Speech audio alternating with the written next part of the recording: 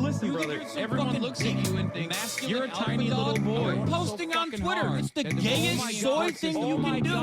Shut the fuck up, you little tater tot bitch. We are 2 minutes and 35 seconds into this video. I'm Just as gay as the rest of us, motherfucker. Feels just the same.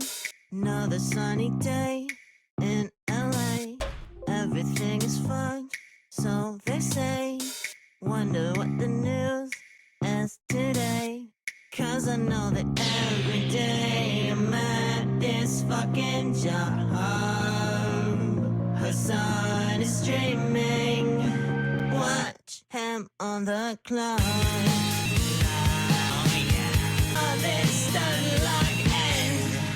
Listen, bro, the Lyra does not need this. Trans people love playing Hearts of Iron 4. Eating pussy is the basic, bare minimum thing you can do. Where did they find these people, dude? And women want to have sex. Your job is posting. You're gay. Okay. God, I hate women so much. But is he really a socialist? He's such a himbo, I can't handle it. He's got it, it's better, and I sit here like everything's fine. That's just me being a fucking hog. Azan is streaming. Watch him on that clock.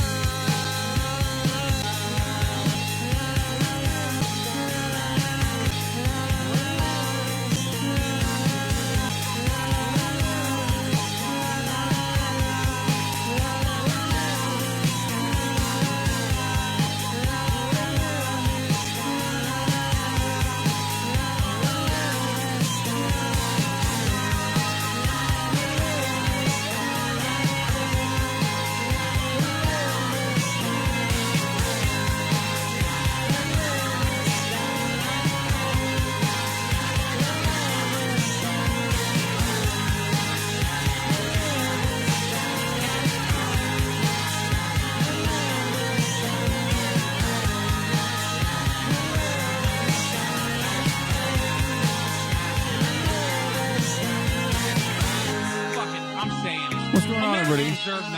I hope everyone's having a fantastic evening, fantastic afternoon, fantastic pre-noon, no matter where you are in the world. I'm Hassan Piker, and this is the Hassan broadcast coming to you live from sunny California, Los Angeles. Folks, we're live and alive, and I hope all the boys, girls, and MBs are having a fantastic one, because today's a beautiful day. Today's a wonderful day. Today is my birthday. That's right, ladies and gentlemen, it's my birthday. It's July 25th, 2024. That's right. 11:16 a.m. I'm right on time, as you guys probably expected. You know, birthday or not, you didn't think that I'd be late, I suspect. Anyway, folks, live and alive, and I hope all the boys, girls, and MBs are having a fantastic one, because today's a beautiful day. Today's a wonderful day. Today is, like I said, July 25th, 2024, and I am 33 years old. The Jesus year is what everyone keeps telling me, and then, like, he died. So I'm like, that's kind of weird that you guys keep saying that, you know? Anyway, folks, this is a part of the broadcast where I tell you a little bit about my personal news about what's going on in the world of Hassan Hassan Piker in between the time period where I press the stop streaming button and press the start streaming button. Honestly, I'm such a normal guy with a massive routine. Everyone always will, like, give me calls on my birthday. Family members, friends will be like, hey, so what are you going to do for your birthday? And I'm like, nothing. I'm just streaming. You know what I mean? Just streaming. What is this? Happy birthday, Sersky. We almost share the same birthday. Yeah, just streaming, baby. Working on your birthday like a true wage cuck. You already know that's how it is, baby. Anyway, happy birthday, blast off image. Okay, thank you. So yeah, embrace your flex against side and take a shot at tequila. I probably won't to be doing that, but regardless, personal news wise, I leaked a before and after finally. It took me 3 years, but I'm like comfortable enough to post the before and after. There's still a long way to go, but yeah, I played last night at the end of the broadcast. This is what I used to look like 3 years ago when I was turning 30. This is from like July 10th in my old house, haven't moved. I hid that shit well, I think. And this is what I look like now. It's from earlier. I played some basketball. I put my fucking same pants on. I never wear those pants anymore. But yeah, shit took 3 years. Active cardio, active diet, active lifestyle. I was super sedentary. I'll get into it a little bit, like But yeah, not even a pump. No, that's post. That's not post pump. That's post ball. Bro, the way your fat accumulates is so lucky. You still have that V taper with high body fat. Dude, this is not a V taper. That's just the bottom of my belly. What are you talking about? I still don't have the V taper right now. This is just like, bro said I had dick V's when I look like this. That's crazy. Anyway, oh, you mean like my frame? You're right. I have a, you meant like my frame? Yes. I have a very broad shoulders. So my shoulder to waist ratio, even when I was super fat, was like pretty solid. So I could hide the weight well. But yeah, folks, Dad bod, the hot single streamer chat hot. So insecure doesn't see facts. Wait, what? No, it's not. What do you mean? I mean, I've, you know, I'm Mr. Body Dysmorphia here. Okay. Chill out. We'll talk about all that in a second, but personal news wise, ended the broadcast last night, went to sleep, immediately woke up at 5:59 again. Cause like old man status. I think that's just how it is now. As an old man, I just wake up to piss early in the morning, no matter what I do. And then I can't go back to sleep. You know, it's just, it is what it is. It's just my destiny. It's just my life, you know? But yeah, I wake up, can't go back, scroll TikTok, can't go back to sleep, try to go back to sleep, can't do it. So what did I do? I went and I balled the fuck up with Nice Wig, friend of the show, Nice Wig, and Greek. For those of you who don't know, these are two Apex legends themselves. I love balling with them. They're both nasty. They're some of my favorite. They're some of my favorite people to play with. Where's the birthday post? I'm gonna post the same like thing on Instagram probably, but there it is. I was balling up with Nice Wig and Greek. That's my teammate. Her name's Cozy. She's a dancer. She's great. She's a lethal shooter. But yeah, I ball with them. I lost to we played King of the Hill first. Us three, me, Greek, and Nice Wig. We played King of the Hill. 3 dribble, King of the Hill. You change possession as soon as you lose. As soon as you can't make the shot, you lose your possession. Swapping out. No, not Greek God X. The real Greek. He's an Apex guy. And Nice Wig's roommate. So, speaking of TikTok, here's you. Might as well turn up now. He gon' pop up unannounced to the trumpets. Do you like the way it sounds? What is this? I can't get enough, don't you? I just want it all. We were able to raise $100,000. You ain't been doing enough.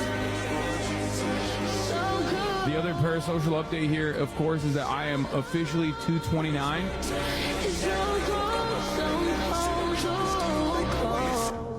cold. Hell yeah. But yeah, look at that, dude. 1 hour and 47 minutes. Active calories, 1,344. By the end, Warger, thank you for the 100 community gifted subs. Bro, what are you doing? Dude gets money from me and then gives it back to me in the form of gifted subs. Like, the fuck? Bro, don't waste your money giving me a gift. The fuck are you doing? This guy, bro, he's flexing in the chat. Get back to work, man. Yeah. Motherfucker's tipping his boss. Anyway, thank you. But yeah, it's your birthday, bro. I'm bad at gifts, okay? It's fine. The 5v5 is not on Sunday, it's on Saturday. Yeah, tomorrow I'll be streaming, and then I'm gonna be flying out to Texas, Austin, Texas for the day. And I'll be balling with the RDC boys. Okay. Anyway, but yeah, as far as personal news goes, I won the 3 dribble King of the Hill, and then me and that other girl played against Wig and Greek, and they cooked us the first 2 games, but then we came back hot and we destroyed them in the last game, finally, because I think we just had better cardio than they did, honestly, at that point. But yeah, Hassan is so old. People are asking him not to run for president. Good one. But yeah, I wanted to post the body transformation as close as possible, to like I literally wore the same thing. Yeah, I just like, after I was done playing ball, I was like, you know what? Super gay unfollowed. That's so funny. Happy 40th King. You don't look a day over 30. Thanks, chat. Thanks, chatter. Young Hasanabi through the previous years. Is that a camera angle or what? Yeah, she really said that. Oh my god, that's... Bro, I've been wearing this I've been wearing this fucking jacket for like literally, look at this. This is in 2019. I've had this jacket since like 2016, bro. This jacket's about to be on its 10th year, dude. That's an ASOS jacket. Okay. Think about that. Like that's fast fashion, right? That's fast fashion. And I'm just out here rocking that shit. Like, I don't even care. I'm just still wearing the same shit. Fuck you. That's right. Right here.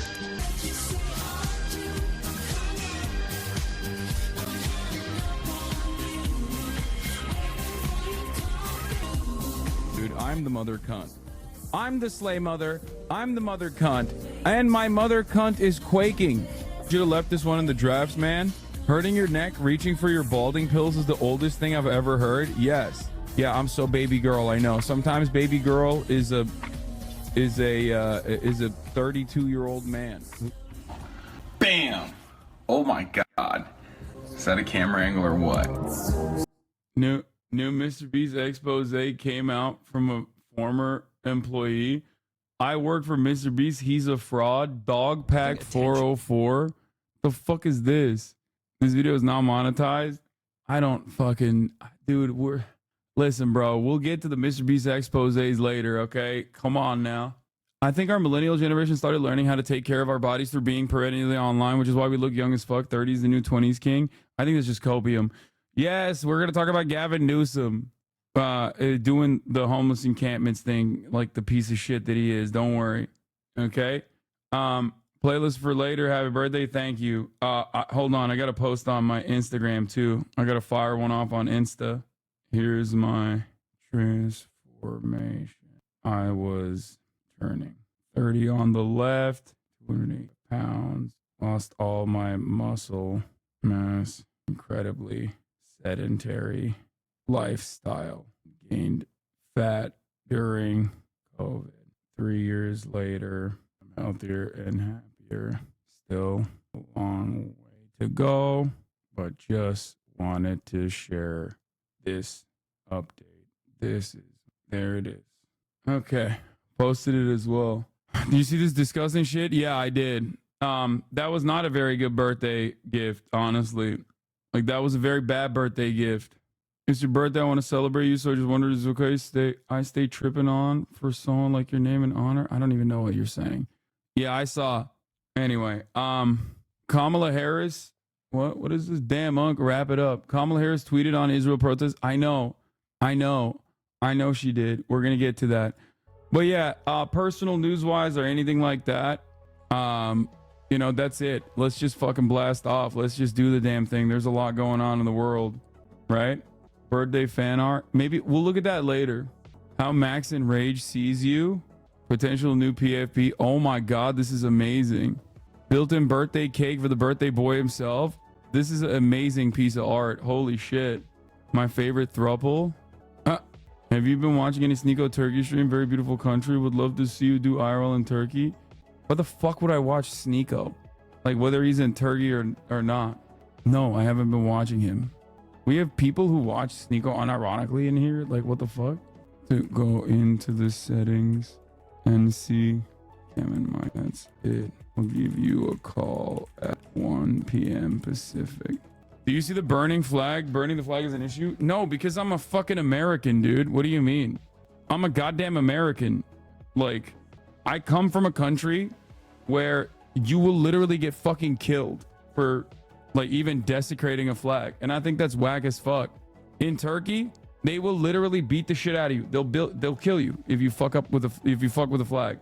Normally, you're not even supposed to wear the flag on a t-shirt or on your underwear or whatever. But in the United States of America, that's a constitutionally protected act of free speech, free expression. And I fucking love that shit. Okay? Republicans love championing the fucking First Amendment and then like lose their minds when someone like when someone engages in an act that is literally protected by the Constitution. People have fought for it too. Like it is constitutionally protected in the sense that like there's a Supreme Court decision that like also has reaffirmed that this is a protected act. And I think people that chirp about the flag burning is just like, yeah, this is exactly what it is. Like I hate it. I hate when people are just like, oh, wow, I can't believe you're like burning a American flag. Like, how dare you? It's like, shut the fuck up. It's my fucking constitutionally protected God-given right. And I'll burn whatever fucking flag I want to, bitch. The funniest thing is when people go, it's public property destruction. It's like, you're just a bitch, dude. You literally are trying to dance around the issue. You just don't like that someone burned the American flag. And now, in the most bitch-ass way possible, you're trying to be like, don't do it. It was public property.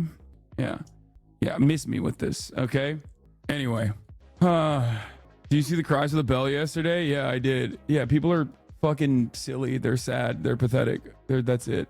They're actively powerless, and they feel like maybe this will give them power. I don't know. Like, it gives some sense of purpose and some sense of power in their lives. Dude, please stop linking this JD TikTok to get me started. I don't know what that is. I'm not going to look at it. Megaphonics, calm down. Stop spamming. Have you endorsed President Harris yet? Fuck no. What do you mean? Why the fuck would I endorse her before I know what she's going to be about? Fuck you mean? Yeah, we got the Twitter API leaks, all that stuff. Here, let me just blast off real quick. And then we'll do the damn thing. We'll get to all of this stuff, all right? Is that promethazine? Yeah. I'm sipping on lean, dude. Anyway, all right. Just want to say thanks for being an ally and an all-around good person.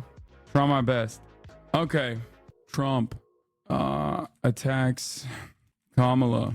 Kamala attacks DC anti-genocide protesters. Republicans stay being weird. What? Reddit says you're not talking about the Ava situation? I literally did. The fuck? What do they want me to do? Just like make this like a Ava only yeah, sorry guys, we're gonna restructure our content and I'm only gonna talk about Ava Chris Tyson going forward. Apologies for everybody else. I know you're like, you know, adults and stuff. I know you guys are like adults. Like I said, it was gross and weird. I don't know what else is supposed to happen in that situation. Drama channel. Whoa, yeah, we're only doing drama channel shit. But we got Kamala talk too. I'm going to talk about that actually, because there's a lot of drama on Kamala on TikTok, which I think is really interesting. So we'll be covering that for sure. There's a lot of back and forth. People are mad at white boys who are not rocking with Kamala. There's also new information on the shooter. Apparently he had a Gab account. We'll be on to Kamala and Biden, Kamala, TikTok, drama, and more. Get in now.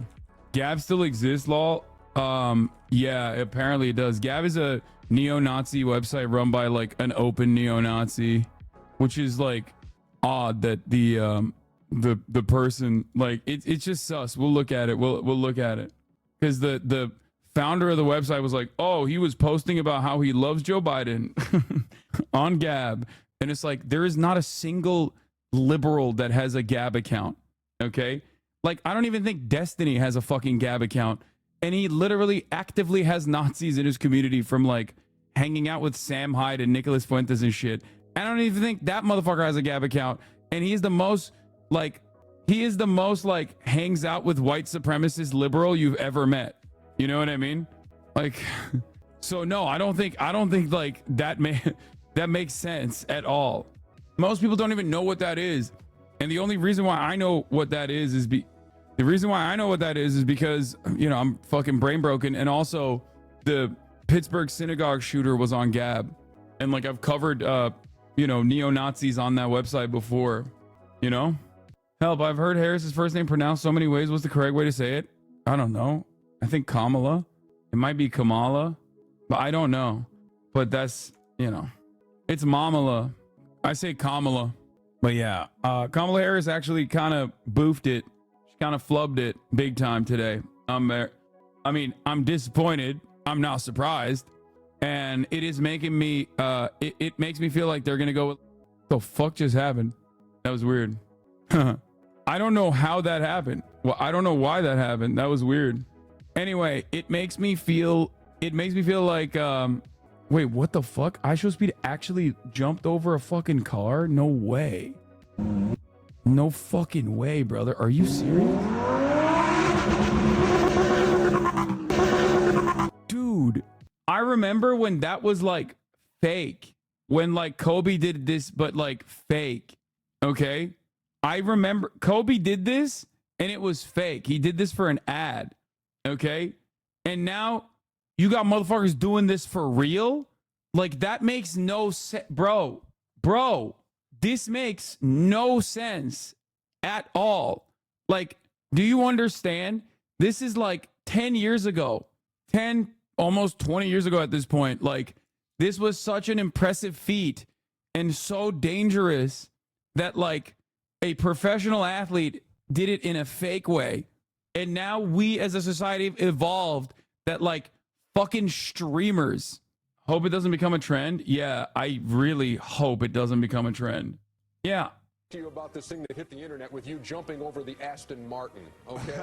Because everybody's wondering, did he really do it or was it all computer? So we're going to roll that, and you can look at your monitor there and tell us, you know, what this was all about. All right, do not try what I'm about to attempt right now. Yeah, these were, by the way, those were probably one of the best shoes.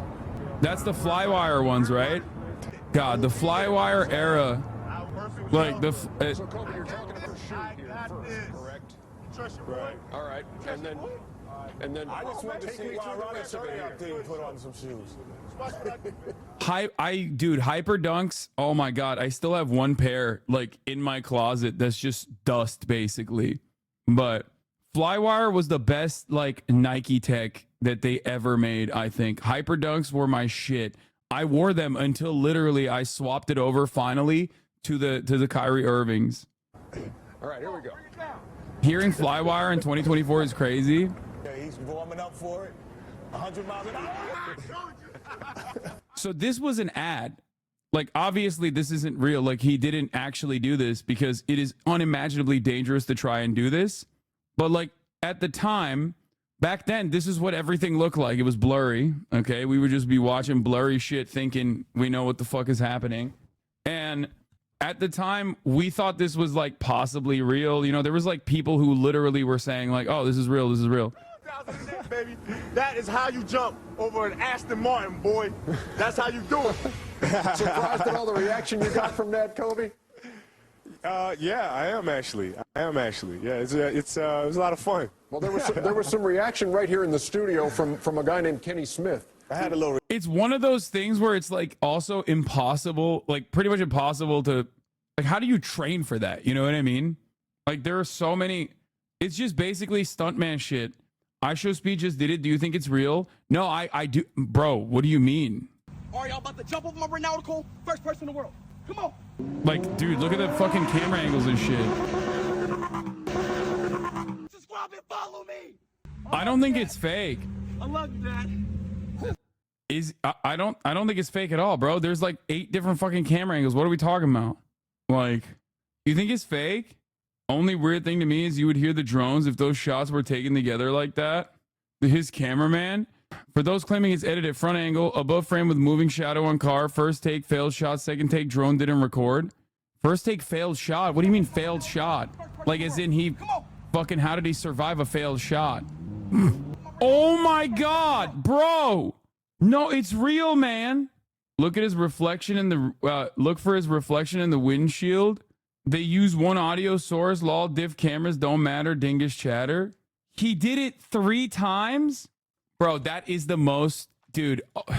No, I'm not, like, I don't know what's going on. I'm not even kidding. I'm telling, like, I think there's something wrong with him or something very right with him. I don't know what it is. I think, like, people talk about Mr. Beast being president. I think the way we're heading as a society, I think Speed is going to be president one day. I mean, you can't really see his reflection. Can you see his? No, dude, this guy is literally straight up an anime character. I've told you guys this before. Like, I've talked about how unimaginably athletic Speed is. It's just weird how fucking out of control athletic he is. Like, bro, dude will wear the fucking Nike.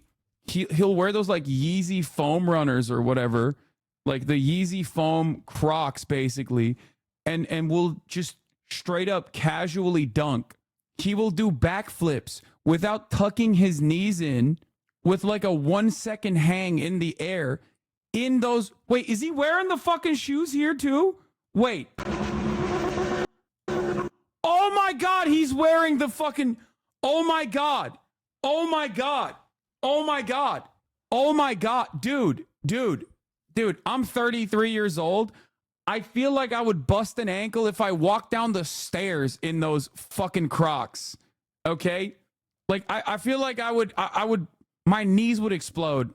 Conqueror's hockey. Yeah, bro, he's got, I don't know what kind of devil fruit he's got in him, but fuck, man, this shit is crazy. This is actually crazy. Check out the third video on that tweet. What he clipped? That doesn't make sense. That's fake, right? That's got to be fake.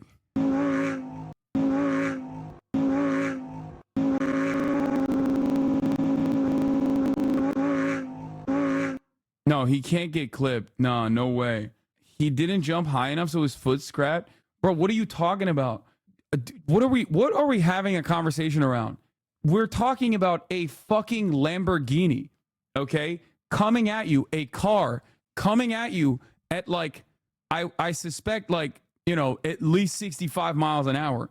You don't just clip the car, okay? Your foot would explode. You would flip. You'd ragdoll in the air. Like, what? Isn't that what happens?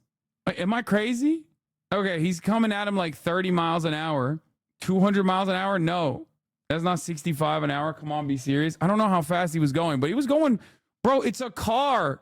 It's still a car. Dude, what? Maybe I'm totally off base with this, but I don't think you can just like get casually hit by a car at any speed, really. Like, think about it, dude. Think about it. Like, most people that attempt stuff like this are oftentimes attempting it with like not hard spaces. Okay? You can casually get hit by a bullet on a car. Yeah, because that's a bullet. It's this big. Like, what? You can't even get hit with a fucking furniture that like has hard, like furniture at that speed and be fine with it. The car is going 70 kilometers. He's not getting clipped. He's scraping the roof of the car with his foot, nothing to drag him along. Here's a guy standing at the exact point when he needs to jump to clear the car. When I was in DC, I had to call 911 because I saw a pedestrian get hit by a left-turning Diplomat. 3 ambulances. The guy got transported. That was like 20 miles an hour. Yeah. Less mass, less momentum, less impulse change, therefore less damage. You can casually hit a parked car by walking into... What? Bro, some of you chatters about to get hit with the 3-minute ad break at the top of the hour, and you are not going to be able to clip it, okay? You can clip that shit as long as you subscribe for $6 or for free with a Twitch Prime, okay? If you want to avoid it, if you want to jump over the 3-minute ad break like I show speed, all you need to do is subscribe for $5 or free with a Twitch Prime, or you can get gifted a sub. Here's the 3-minute ad break now. Mr. Cookies and Chaos, thank you for the 5 tier 1 gifted subs. Yeah. Before I get to the news, I show speed just kind of just cleared everything I wanted to talk about as far as like personal news. Because like I said, today's my birthday. I'm 33 years old. For the past 3 years, every birthday I was thinking like, you know, I'll do a before and after. And I wasn't ready enough last year. I wasn't ready enough. Obviously in 2021, I took the photo when I was turning 30. And then I took this photo on the left when I was turning 30, when I was 29 years old. It was like one of the last days when I was 29. I was 285 pounds. Okay. I was 285 pounds. But it wasn't just the 285. It was like I had, over the course of COVID during the lockdowns, stopped working out, was incredibly sedentary. My mom was giving me all the treats. Okay. I was living with my mom in this 2-bedroom apartment that we moved into so I could just like, you know, I could bring her out to LA. And I was addicted to Grand Theft Auto roleplay, No Pixel, Cheeky Scarecrow, thank you for the 10 gifted subs. So I was able to hide it pretty well, I think. Like I was able to hide it pretty well. But like this is all fat. It's because of my clavicles, because of my broad shoulders, it kind of looks like I'm still, you know, a little muscular. This is all fat. And I didn't even recognize it at the time because like my weight gain wasn't that high. Like my weight gain happened over the course of like 2 years, right? 2019 to 2021. And in that time frame, I lost muscle mass and I substituted with fat.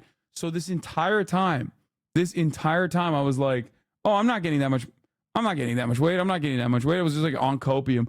Oh, and Gila, thank you for the 33 gifted subs. And Punch Cushion, thank you for the 10 gifted. So basically, I was completely oblivious. And I remember, nothing wrong with fat. No, there's nothing wrong with being fat or gaining fat, okay? But that's not the problem. The problem was I was fucking depressed, okay? I was incredibly depressed because I couldn't stand up. I could not stand up for like 5 minutes without like getting out of breath. Do you understand? And I was like, what is wrong with me? I was so used to sitting down and being sedentary for like 16 hours throughout the day. Okay. For approximately 16 hours throughout the day. So I was just not even like, I didn't even realize that I was unimaginably out of shape. And I was just so depressed by it. So I started working out. Okay. So I started working out. I started training 4 times a week. And then throughout the, I obviously made like diet changes, like severe diet changes, caloric restriction, figured out what works, started also doing cardio, right? And it took 3 years for me to finally get to this. This is from this morning. But like, I'm still not fully there, but I'm now around 227 pounds. I went from 285 to 227, but like, the weight drop isn't all that significant, but you can kind of tell that like it's because of rebuilding muscle mass. I did a lot of recomp, right? I had to get back to like my strength that I used to be at my peak.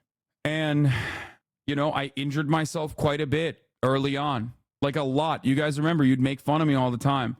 I was constantly hurt. My back would be hurt all the time. And you guys would make fun of me all the time. And that was because I was working out and I was definitely overworking and I was doing shit that like I thought I could do because I could do it in the past, like weight that I could put up during my peak. And over the course of 3 years, I got to a place where I'm very comfortable, very healthy, and very happy. So it wasn't just the training that obviously took place. I trained 4 times a week.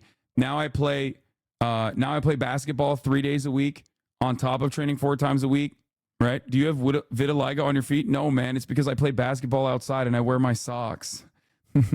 That's why my feet are so fucking white. You bitch. Anyway, so the socks stay on during sex. Yeah. Do you skip leg day? No, I don't. I have massive fucking legs. I'm just tall, so my calves are long. And that's it. Is it harder to lose fat and build muscle in your 30s? I started lifting 25 and now I'm 27, nowhere near my dream physique. Yeah, I mean, it definitely gets harder, but like, it doesn't matter. You just got to readjust. It's kind of wild because I started watching almost 2 years ago and it inspired me to get fit myself. I lost 50 pounds since then and it's made a radical difference in my life. Great work, man. Yeah. The reason why I'm explaining all this is because like, I want you guys to also be inspired by this. I always like give you guys updates on what's going on in my personal fitness journey. Specifically because like I want you to also go out and work out and be the best version of yourself. And that's it. Do you cardio every day? No. That means you literally lost 80 to 90 pounds of fat and like 10 to 20 pounds of muscle. That's insane. Yeah. I mean, I was definitely at my peak. I would say like early 2019, early 2018, I was probably like 230 pounds and I had more muscle than I do now. I was stronger than I am now. I could dunk. But like, I'm still not at my strongest I've been, but overall, like I'm in a much better place. And in spite of my body dysmorphia and fears, I feel confident enough to be able to post this. But, there is no age where this is like too late for you. Okay. There is no age where it's going to be like too fucking late for you to work out. You can always readjust to your own limitations. It's just about trying hard. And more importantly than trying hard, actually, it's about consistency. Did you restrict carbs? Not really. I mean, I restrict calories overall. My diet, because I'm not like a professional bodybuilder or anything. So obviously my diet doesn't have to be that crazy.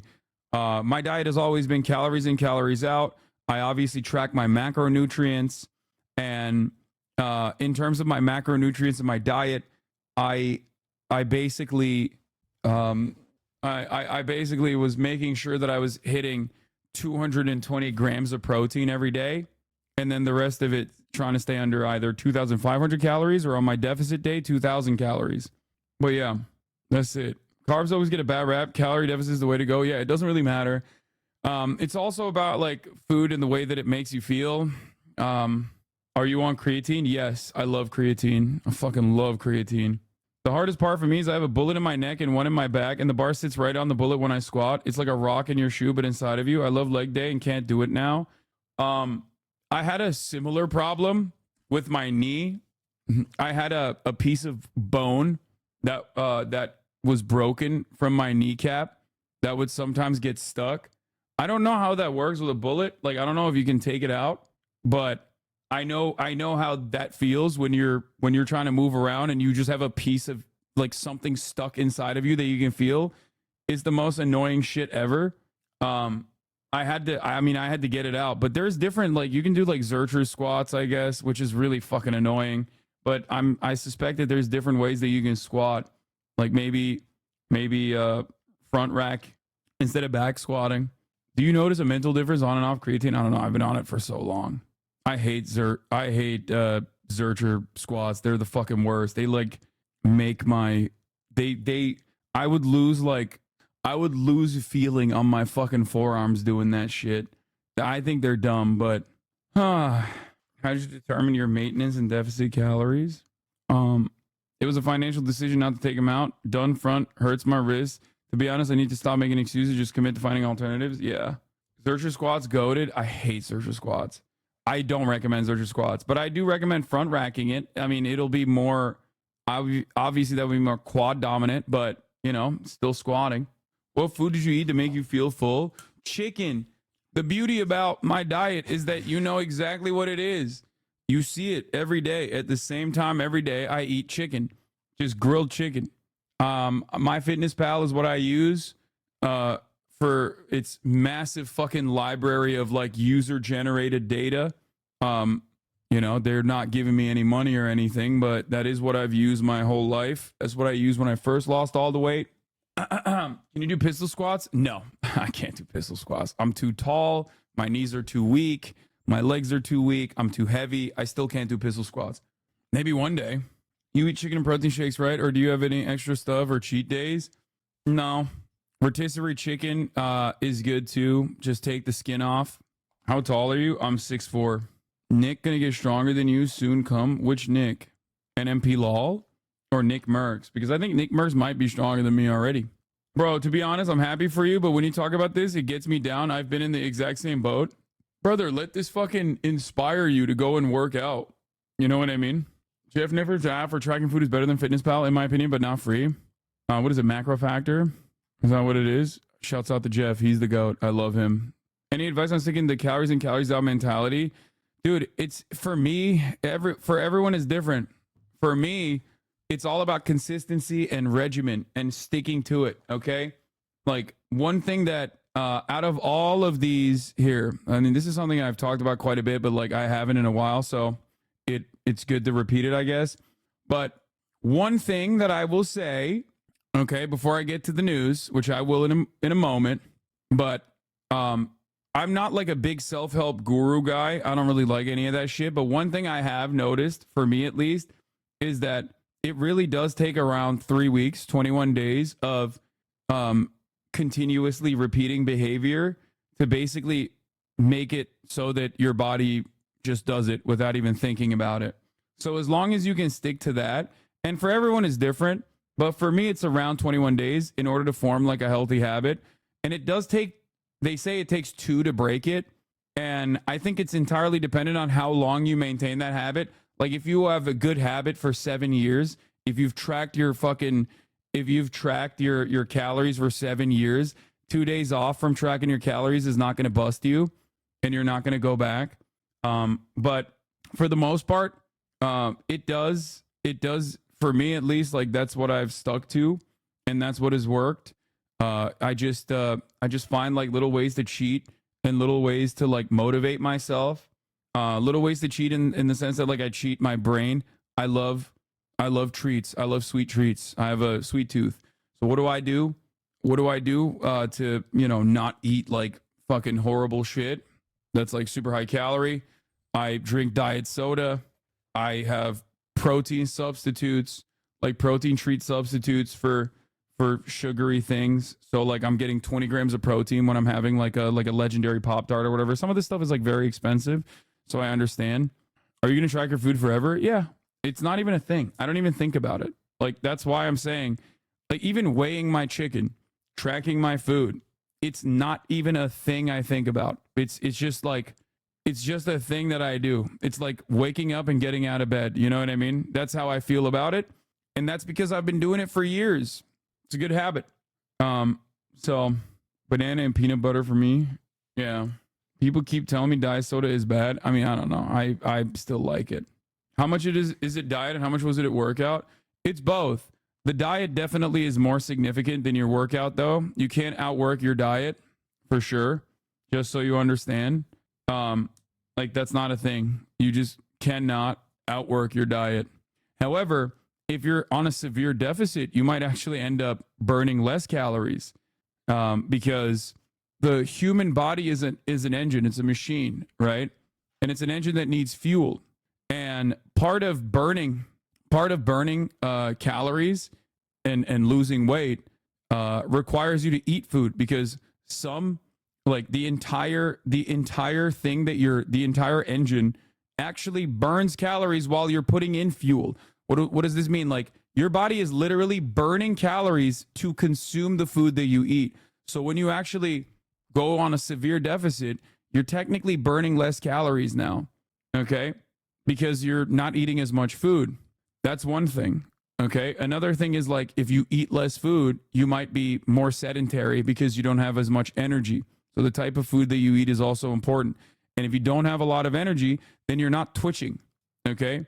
Because that's another way that you burn calories when you're twitching.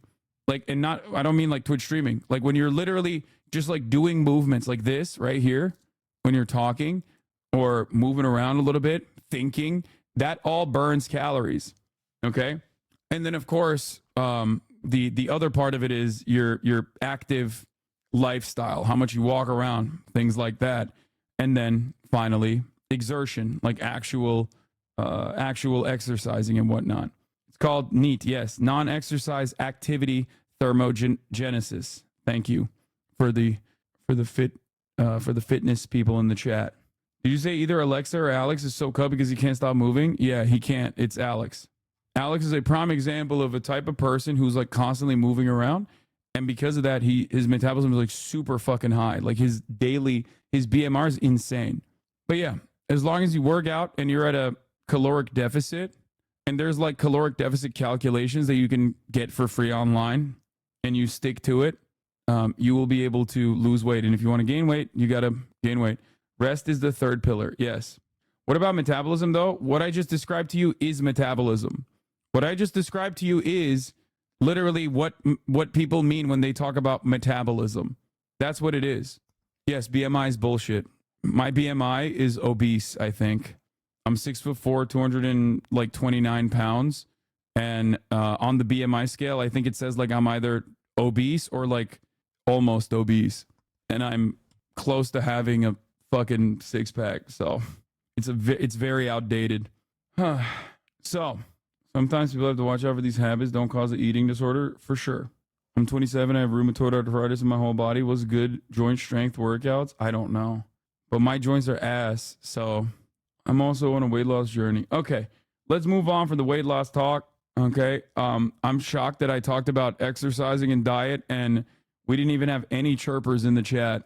Maybe as a birthday gift to me, we didn't have any chirpers in the chat being like, you're triggering my ED, you're being fucked up, and all that good stuff. Yeah, Radlibs have taken the day off, I think. So I'm glad. When do you think you'll be ready for TRT? Depends on when my T levels actually start declining. Okay. All right, Themasius. We're gonna be talking about Benjamin Netanyahu again. Themasius, thank you for the fat playlist as always. Let's get started. War criminal Benjamin Netanyahu spoke to the United States Congress yesterday and basically disrespected the entire nation. He just put his nutsack. He put his nutsack on the Constitution. Okay? That's all he did. It's so fucked that cis men can get hormones when trans people can't. Yeah, I agree. All right, let's see what happened. And obviously people are chirping about like not Benjamin Netanyahu putting his nutsack on the Constitution and basically dog walking the entirety of Congress, damn near the entirety of Congress.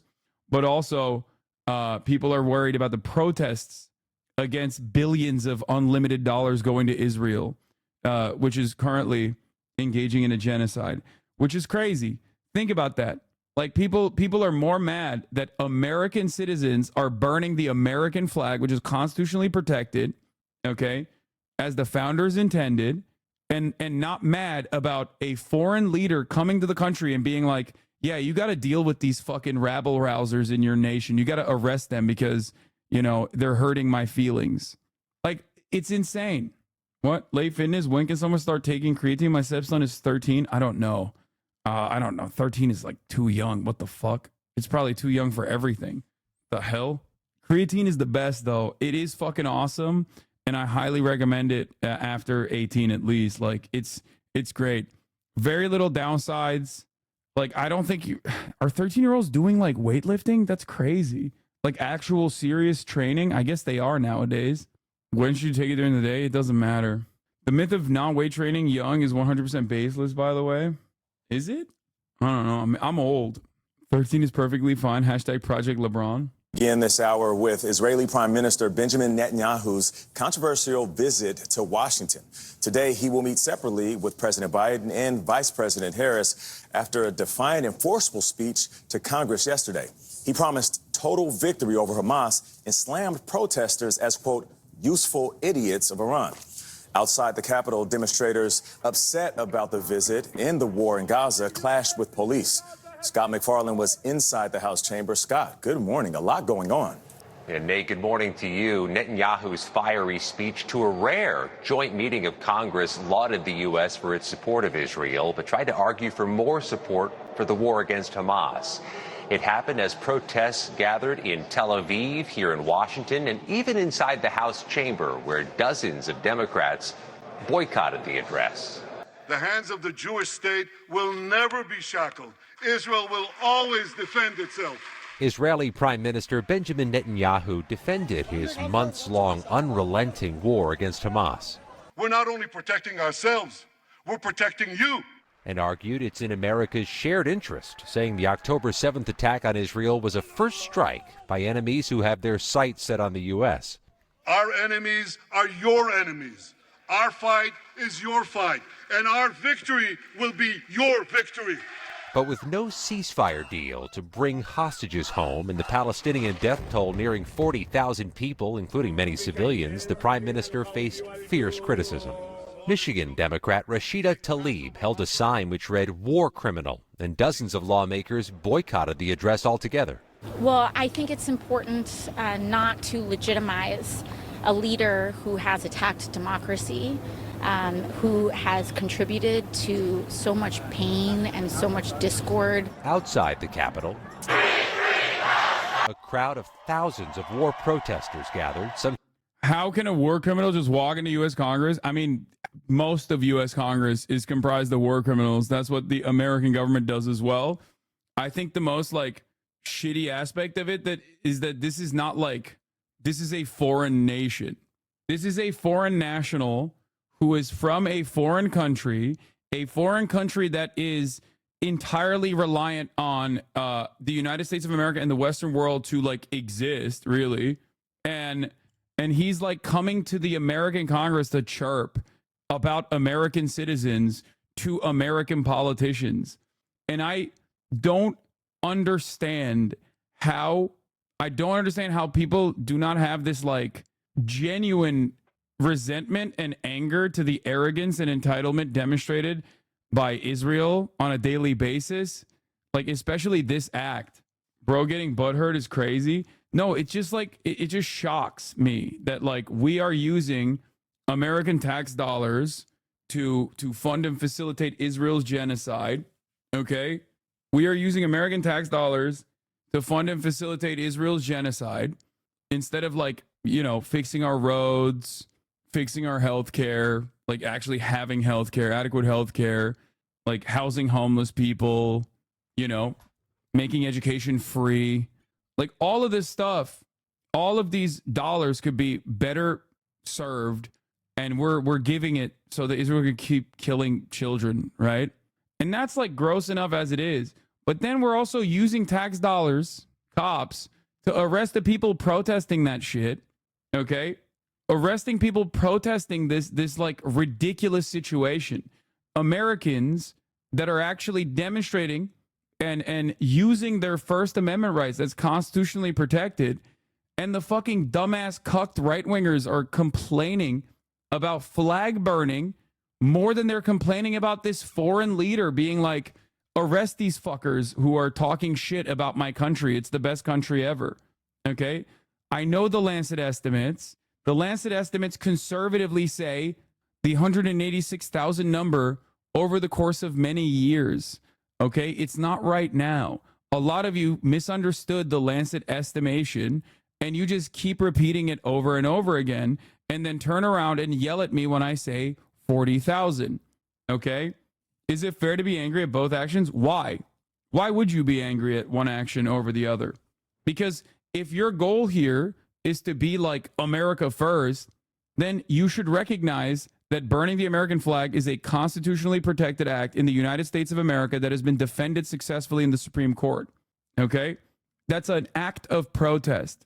An act of protest that says, fuck this shit. Why are we giving our tax dollars? It is, in my opinion, a patriotic act.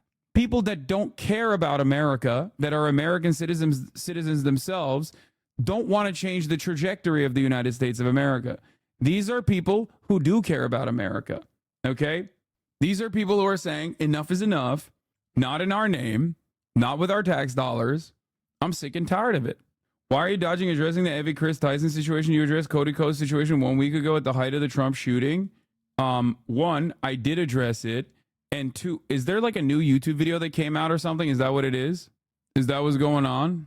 Like, I suspect that it's like there's a new YouTube video or like someone else that is like agitating or something. Because I did address it. It's gross. It's weird and gross. Like I said yesterday. And you have a big following, and I would consider it reasonable. Wait, what? I think it's because Asman and XQC are posting about it a lot. No, Asman just talked about it being on Rolling Stone. If you don't precog the pedos, you're a problem, apparently. No, I just don't understand, like, I mean, a whole video. Brother, I talked about it yesterday. The video is not out yet. What do you want me to do? Whip my fucking editors? Like, yeah. I love when people go, hey, you addressed this thing in front of 50,000 live viewers, like you covered it. Okay? You addressed this thing in front of 50,000 live viewers, but that wasn't sufficient enough for me. And I think you should make like multiple videos on it as well. You should actually stop covering, you know, America's genocidal ambition in Israel or whatever, and just immediately just start talking about Mr. Beast. Just only talk about Mr. Beast.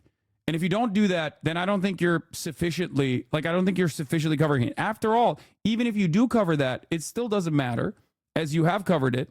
I haven't seen it. Was it clipped? Then it's your fucking problem, dipshit. What do you mean? You haven't seen it. Oh, I'm sorry. Oh, my bad, bro. You haven't seen it.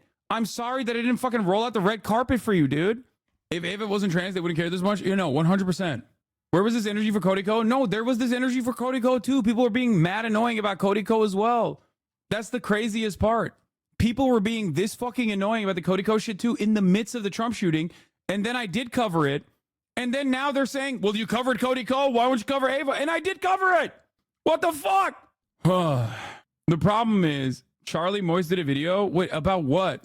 Like streamers that are being quiet about this issue or something? Is that what it is? Because anyone that thinks that like there is like some secret reason why I haven't covered this fucking latest round of YouTubers being gross and weird in the midst of, like I said, a attempted assassination a president replacing themselves, like dropping out of the fucking race, that I am not like, well, all of this shit is like piling on top of one another. As a political commentator, I'm sorry that I'm not sufficiently covering and engaging in like trans panic that you want me to do. Okay? My bad, guys. Like, this is kind of more important. I have like adults and shit that come in here and want to hear my opinion on the news, you know, and hear what's going on. What an insane thing. Yeah, Charlie didn't even talk about Gaza. Yeah, go fucking yell at streamers for not covering sufficiently the ongoing active genocide in Gaza instead of coming in here and fucking chirping at me, okay? It's crazy how much streamers and so many losers on Twitter just farm hate on you. Yeah, who cares, dude? Yeah, and then tomorrow, there's going to be another person. Tomorrow, there's going to be another situation. They're going to be like, why? Why aren't you covering this? You must be hiding the truth or some shit. Like, what the fuck? Charlie's video was about how people were being like this to him too, constantly asking him why he didn't address it when he literally did on stream. Yeah, like I gave it the adequate coverage that it deserves in the midst of like, you know, life-changing, globally relevant events that are happening. And I like that the story here is now like you did cover it, but it wasn't sufficient enough for my liking. And also because I didn't see it myself personally. So I guess I'm just going to act like it's not a real thing. Anyway, let's get back to this. The notion that people who are America first, okay, the notion that like these supposedly America first assholes are more mad about like Americans protesting the American government's misuse of tax dollars to participate actively in a genocidal foreign nation's actions instead of like, you know, fixing a litany of problems that Americans are facing is perfectly valid. Okay. And that includes like defiling a replica of a fucking bell. Like, who gives a shit? You know what I mean? Like, this is so silly. Getting mad about this is the dumbest fucking thing you can do. And it's the only thing you can do, as a matter of fact, because you can't get mad about Benjamin Netanyahu basically fucking flexing his nutsack on the American Congress yesterday, getting a standing ovation. Okay? It's just so hollow. Crying about a replica being tagged as peak disrespect to the U.S. when a foreign leader from a nation that takes your tax dollars and demands more with peak entitlement, who just bullied. Elon's daughter's posting now. The one Elon claims is dead. Yeah, I saw that. We're going to cover that. I need to sound this out. Crying about a replica being tagged as peak disrespect to the U.S. when a foreign leader from a nation that takes your tax dollars and demands more with peak entitlement, who just bullied the American Congress and received a standing ovation, is hilarious. Yeah, the new debate is September 10th. I know, I saw. Way too much of a nonsense. A foreign leader of the most just yelled at and received a bipartisan. Here, this is what I'm going to say. The leader of the most entitled welfare state just yelled at the U.S. Congress for not giving him more money and received a bipartisan standing ovation. And you're crying about a replica bell getting tagged. I think it's better. This is good. To be fair, it was like 80% Republicans, a lot of seat fillers too. Still, the leader of the most entitled welfare state just yelled at the U.S. Congress for not giving him more money and received a bipartisan standing ovation. You're crying about a replica bell being tagged. If anyone's disrespecting the U.S., it's Bibi and his arrogance. That's a good one. There you go. Yo, Hassan, define hypocrisy. I don't know. Hypocrisy is what I care about more than anything else. No values, no moral foundation, no fundamentals whatsoever. Just like the mere appearance of hypocrisy. Yeah, I saw the Jeff Stein tweet. It's actually a banger. I have that. Yeah, Kamala Harris is. All right. You've been privileged enough to have a big platform and earn lots of money from your internet audience. You are obligated to state your standpoint and speak truth to power about how Central New Jersey doesn't exist. It's true, it doesn't. There's only North Jersey and South Jersey. That's it.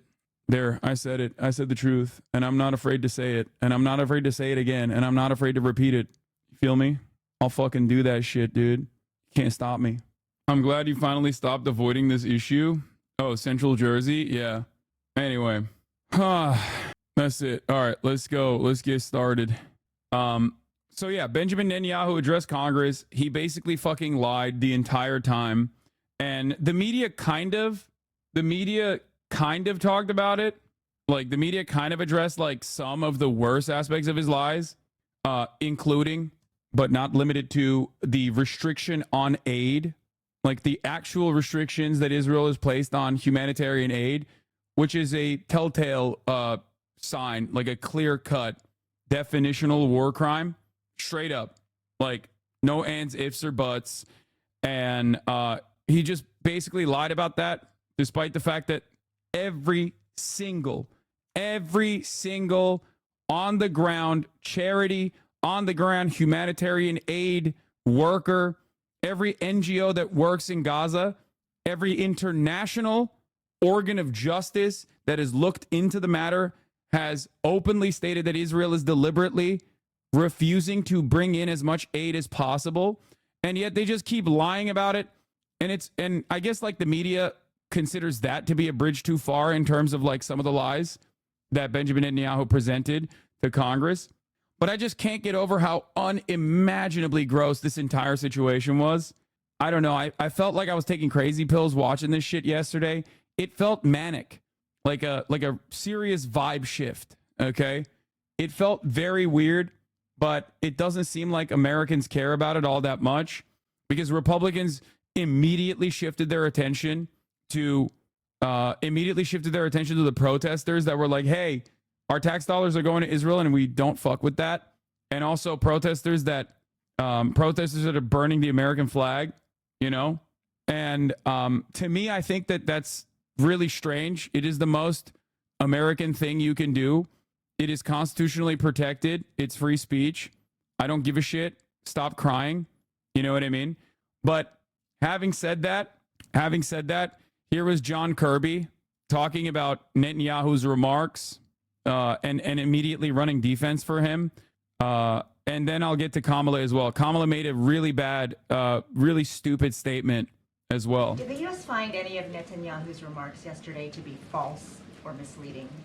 I'm not going to parse everything he said. I mean, he's wearing an IDF dog tag. He's a piece of shit. I mean, he's a monster. He's literally wearing an IDF dog tag. Or, do a fact check here from this podium. He should speak for himself about what his views are. He should, but he had a powerful stage, a joint address before Congress.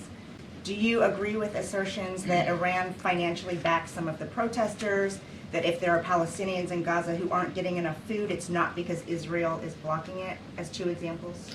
So on the first example, we've said ourselves, the Director of National Intelligence came out publicly and said that we do know that Iran has been funding and encouraging some of the protest activity here in the United States. Some of it. We do not believe that all the protest activity out there on a daily basis is being fully funded by Iran. There's a lot of organic. Also, some of it is. So some of the protesters, like American citizens, okay, like myself, like you guys in this chat, many of you that attend protests on a regular basis, we are not just American citizens and taxpayers who are genuinely angry and upset that it is truly unconscionable that our tax dollars are going to manufacture weapons that Israel uses on Palestinian children, okay? It can't be that. We're actually getting paid. Some of us are actually getting paid by Iran. This is the first step of a Red Scare. Blame a foreign adversary abroad so they can justify denying us our rights. Yeah, this is completely unacceptable garbage, okay? They did this during the civil rights movement. They claimed that, they did this during Red Scare. They did this during the civil rights movement. Every like black liberation group was technically communist. Some of them literally were communist, but they would just basically say like they're being funded by the USSR. The American administration throughout history, they did this for the Vietnam protests as well. American administrations throughout history have always fought back and done some of the most unimaginably cruel and restrictive bullshit whenever people that we now take for granted that we actually hail as heroes go out and protest against injustice. Okay? This isn't new at all. It's just shitty and scary. And I don't know. I just thought that we would have moved past this at this point, but of course not. What about Russia influencing the election, funding bots on social media to spread false info? Brother, I think that is pretty hilarious when we're talking about election interference. While the point of contention here is Israel and people yelling about Israel, if there's one country that actually literally rubs their cock on every fucking seat in every hall of Congress, it is Israel. Get the fuck out of here talking about Russia. I mean, fuck Russia, obviously, but like their manipulation of the American election is so marginal in comparison to the open multi-billion-dollar lobbying that occurs for the state of Israel. I don't know what you mean by this. Like, this Russiagate shit is so it's nothing in comparison to what Israel does in the United States of America. Like, Tucker Carlson talked to Vladimir Putin, if you remember, and Vladimir Putin the entire time was like, why can't we be like Israel?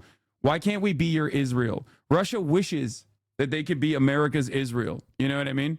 Organic concern out there in the American people about what's going on in the Middle East, and most of these protests are formed and fashioned in that regard.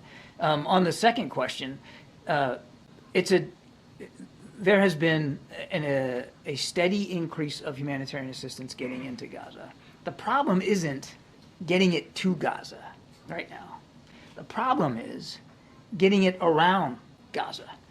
Yeah. No, definitely. Yeah, fuck everyone else that has said that, like, the United States of America, or not the United States of America, sorry, Israel is actually limiting the aid that's going into Gaza. They're wrong. All of them are wrong.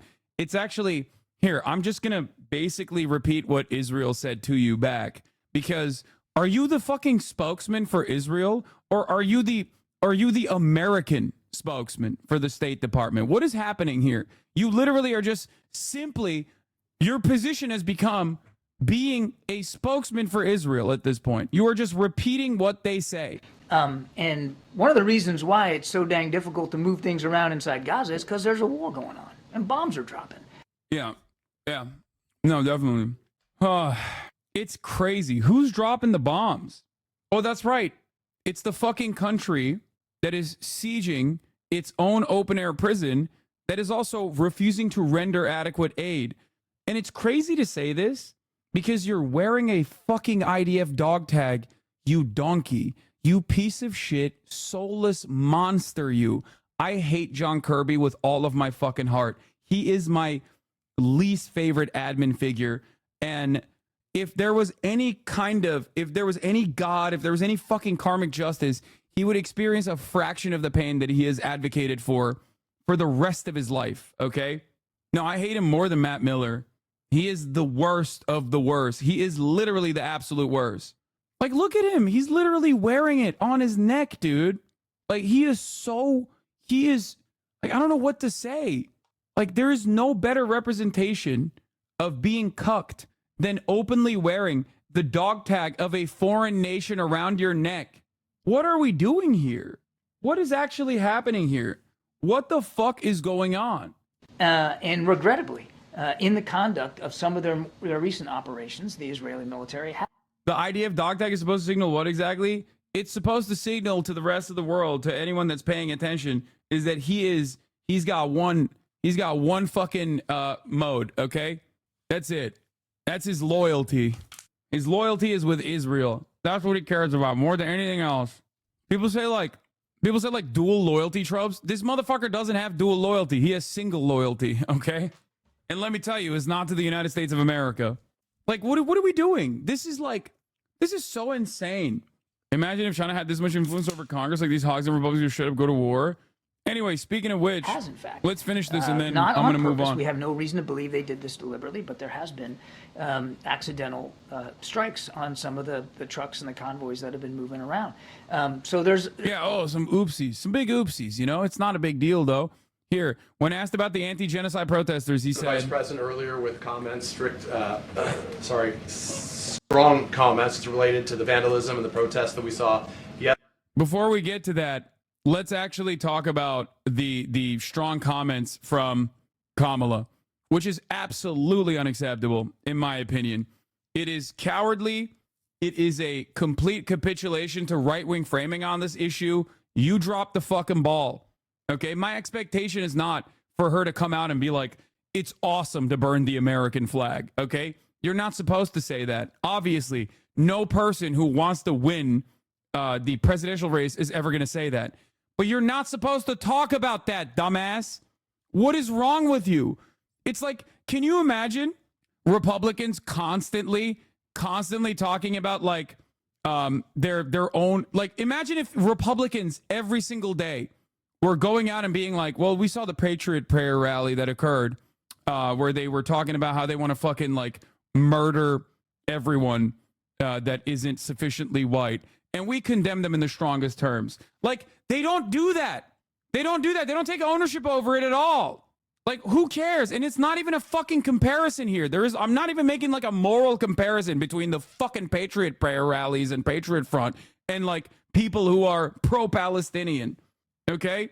It's just so stupid to take ownership over this and to just like finger wag at Republican framing on the issue. This was an absolute dunk. This was an opportunity for her to turn around and be like, Benjamin Netanyahu is Trump in Israel. Benjamin Netanyahu is as unpopular as Trump is in Israel. It seems he's more popular with the Republican Party than he is in his own country. The speech that he delivered to the American Congress was gross and filled to the brim with lies, just like Donald Trump. Okay? Israel is our ally. We are strongly committed to defending Israel, and Benjamin Netanyahu is not the right person for the job, as the Israeli citizens have declared time and time again. So why should we allow him to lie to the American Congress and get a standing ovation from the Republican Party? That's it. Don't talk about the fucking protesters, you dumbass. What's wrong with you? Are you stupid? Is there, like, the instincts that these people have blow my fucking mind.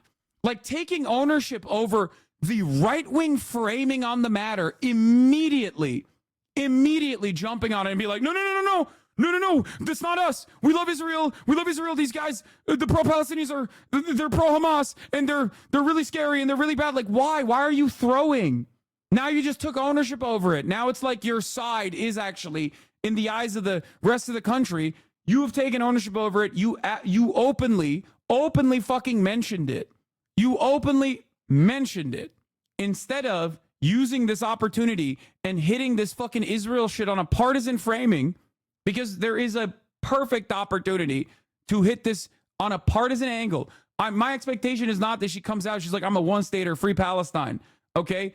But it blows my fucking mind that like she couldn't even do the Nancy Pelosi liberal Zionist line. Okay? Yesterday at Union Station in Washington, D.C., we saw despicable acts by unpatriotic protesters and dangerous hate-filled rhetoric. Like, did a Republican write this? Did Matt Walsh write this for you?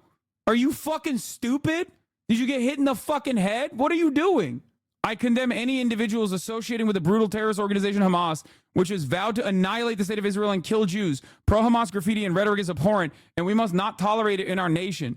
I'm running for president to clean up the streets from pro-Hamas graffiti. Thank you. And it's the worst part about this is that Democrats have this instinct, and they do it all the time. And all it does is give more ammunition to the right. It's like when they sign these messaging bills. It's like when you sign these messaging bills, right? But being like, oh, socialism is bad. We voted. Like Nancy Pelosi and the Democratic caucus votes on a messaging bill saying America will never be a socialist nation. And it's like, hey, stupid. They call you a socialist. You're just basically saying this thing that they call us is bad. And we agree it's bad. They're never going to look at that and go, see, they signed a messaging bill that says socialism is bad, so I guess they're not socialists. They're just calling you communists and Marxists and socialists anyway. Stop leaning into this dumb fuck bullshit. Why are you voting on a bill that says you suck shit? Why are you openly calling the right-wing framing on this matter when your fucking party, half of the members in your own goddamn party, had the instinct not to fucking go to this meeting? It's so stupid. Now you just look like Biden 2.0. You had an opportunity to genuinely build on the youth momentum, okay? And now all you've done is cut that. And before people say, oh, Hassan, this is not that significant, like this is not that significant, I know, but it's significant in key states that they have to win. What is this? What is this? I'm all for peaceful protest, but what happened today is unacceptable. How do you expect to garner support for a cause when the movement is clearly troped in anti-Semitism?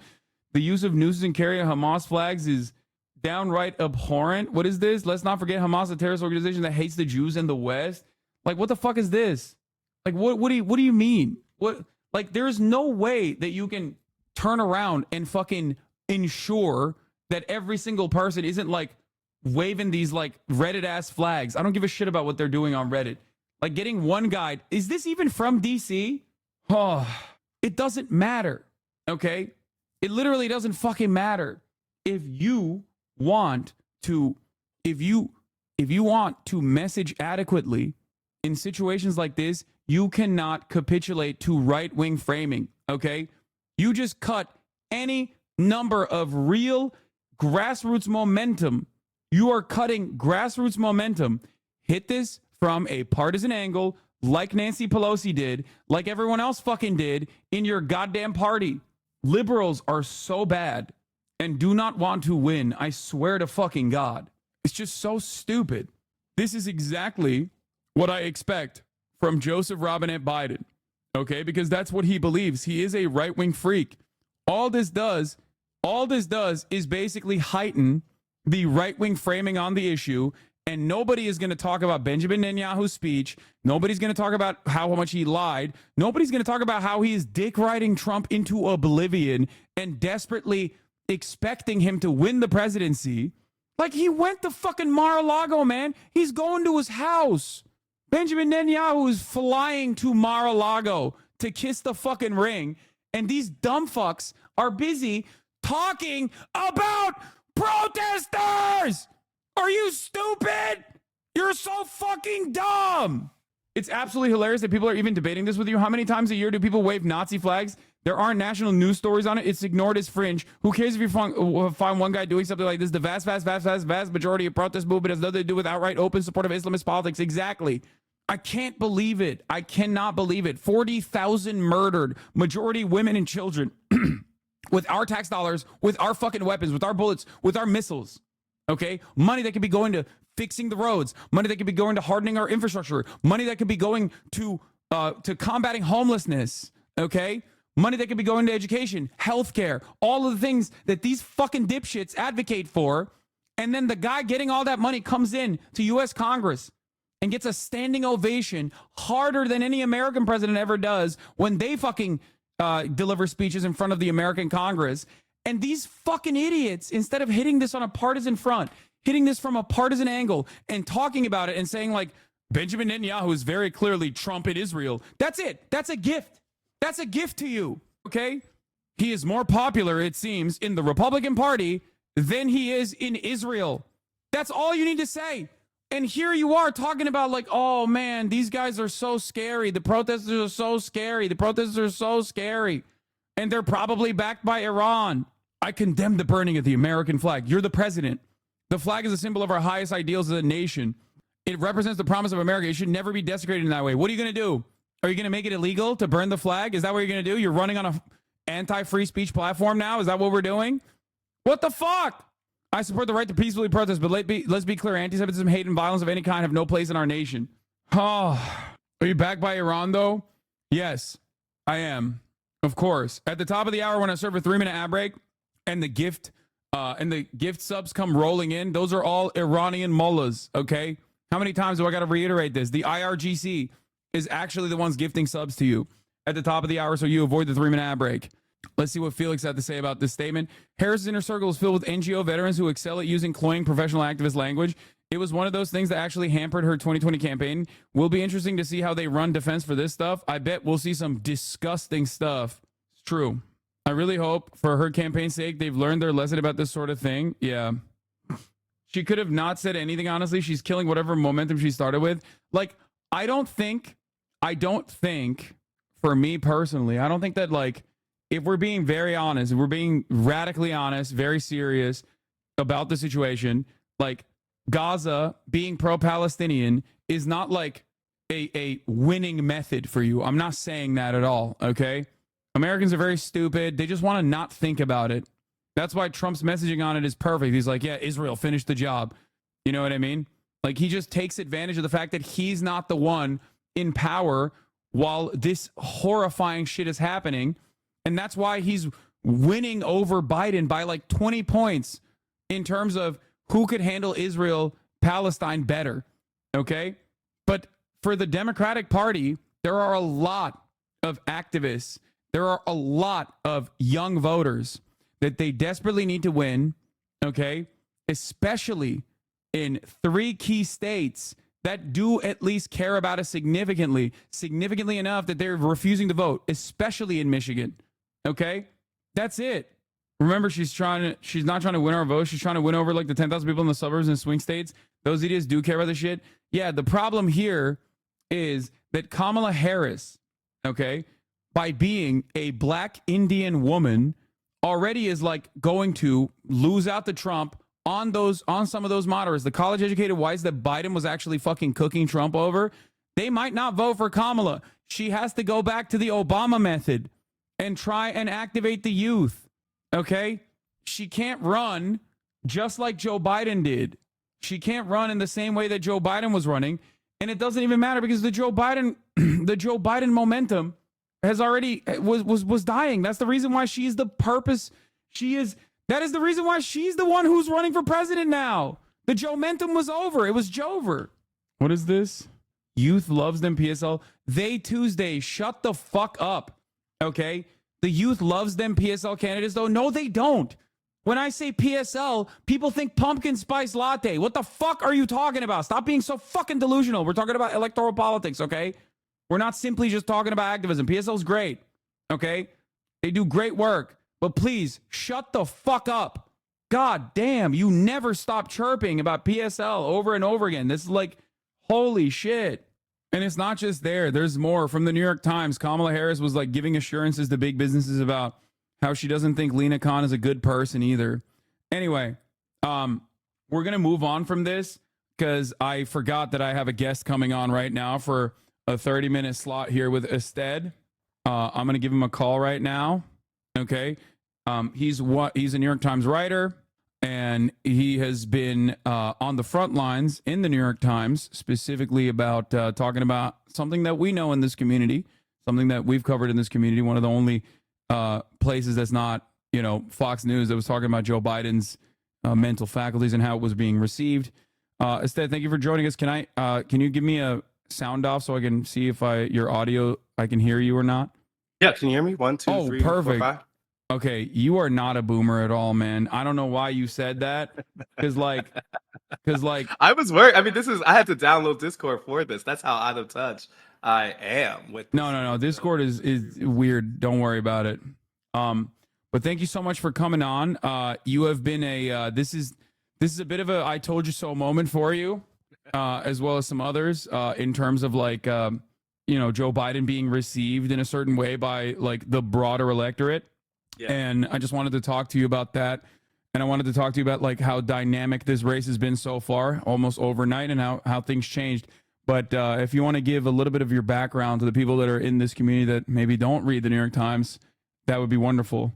Yeah, no problem. I mean, I appreciate you having me on. My name is Ested. I joined the New York Times in 2018. I was at the Boston Globe before that, and I've really been someone who's been focused on trying to cover elections in different ways. When I came to the Times, there was after 2016 where there was a real sense that political journalism had messed stuff up, leading into that election, you mostly had mainstream political journalism missed the Republican primary, missed the Democratic primary and Bernie's energy, and then obviously not point people to the correct result with Trump's win in 2016. And so I was working locally at the Boston Globe as a city council reporter during that time. And I remember telling myself, like, if I am ever in these positions, I'm going to try to, like, include more voices, talk to different types of people, and actually reflect the way politics is being experienced on the ground rather than kind of amongst the insiders. And so when I came to the Times, that was really my job. I, covered the Democratic primary with Warren and Harris and Biden and all the others. But really from the basis perspective, I go to Trump rallies a lot and like do things about ways that that conservatism's kind of shifting on the ground. And then I started the Run Up, which is the Times Politics podcast in 2022, which was really trying to take that stuff in audio form.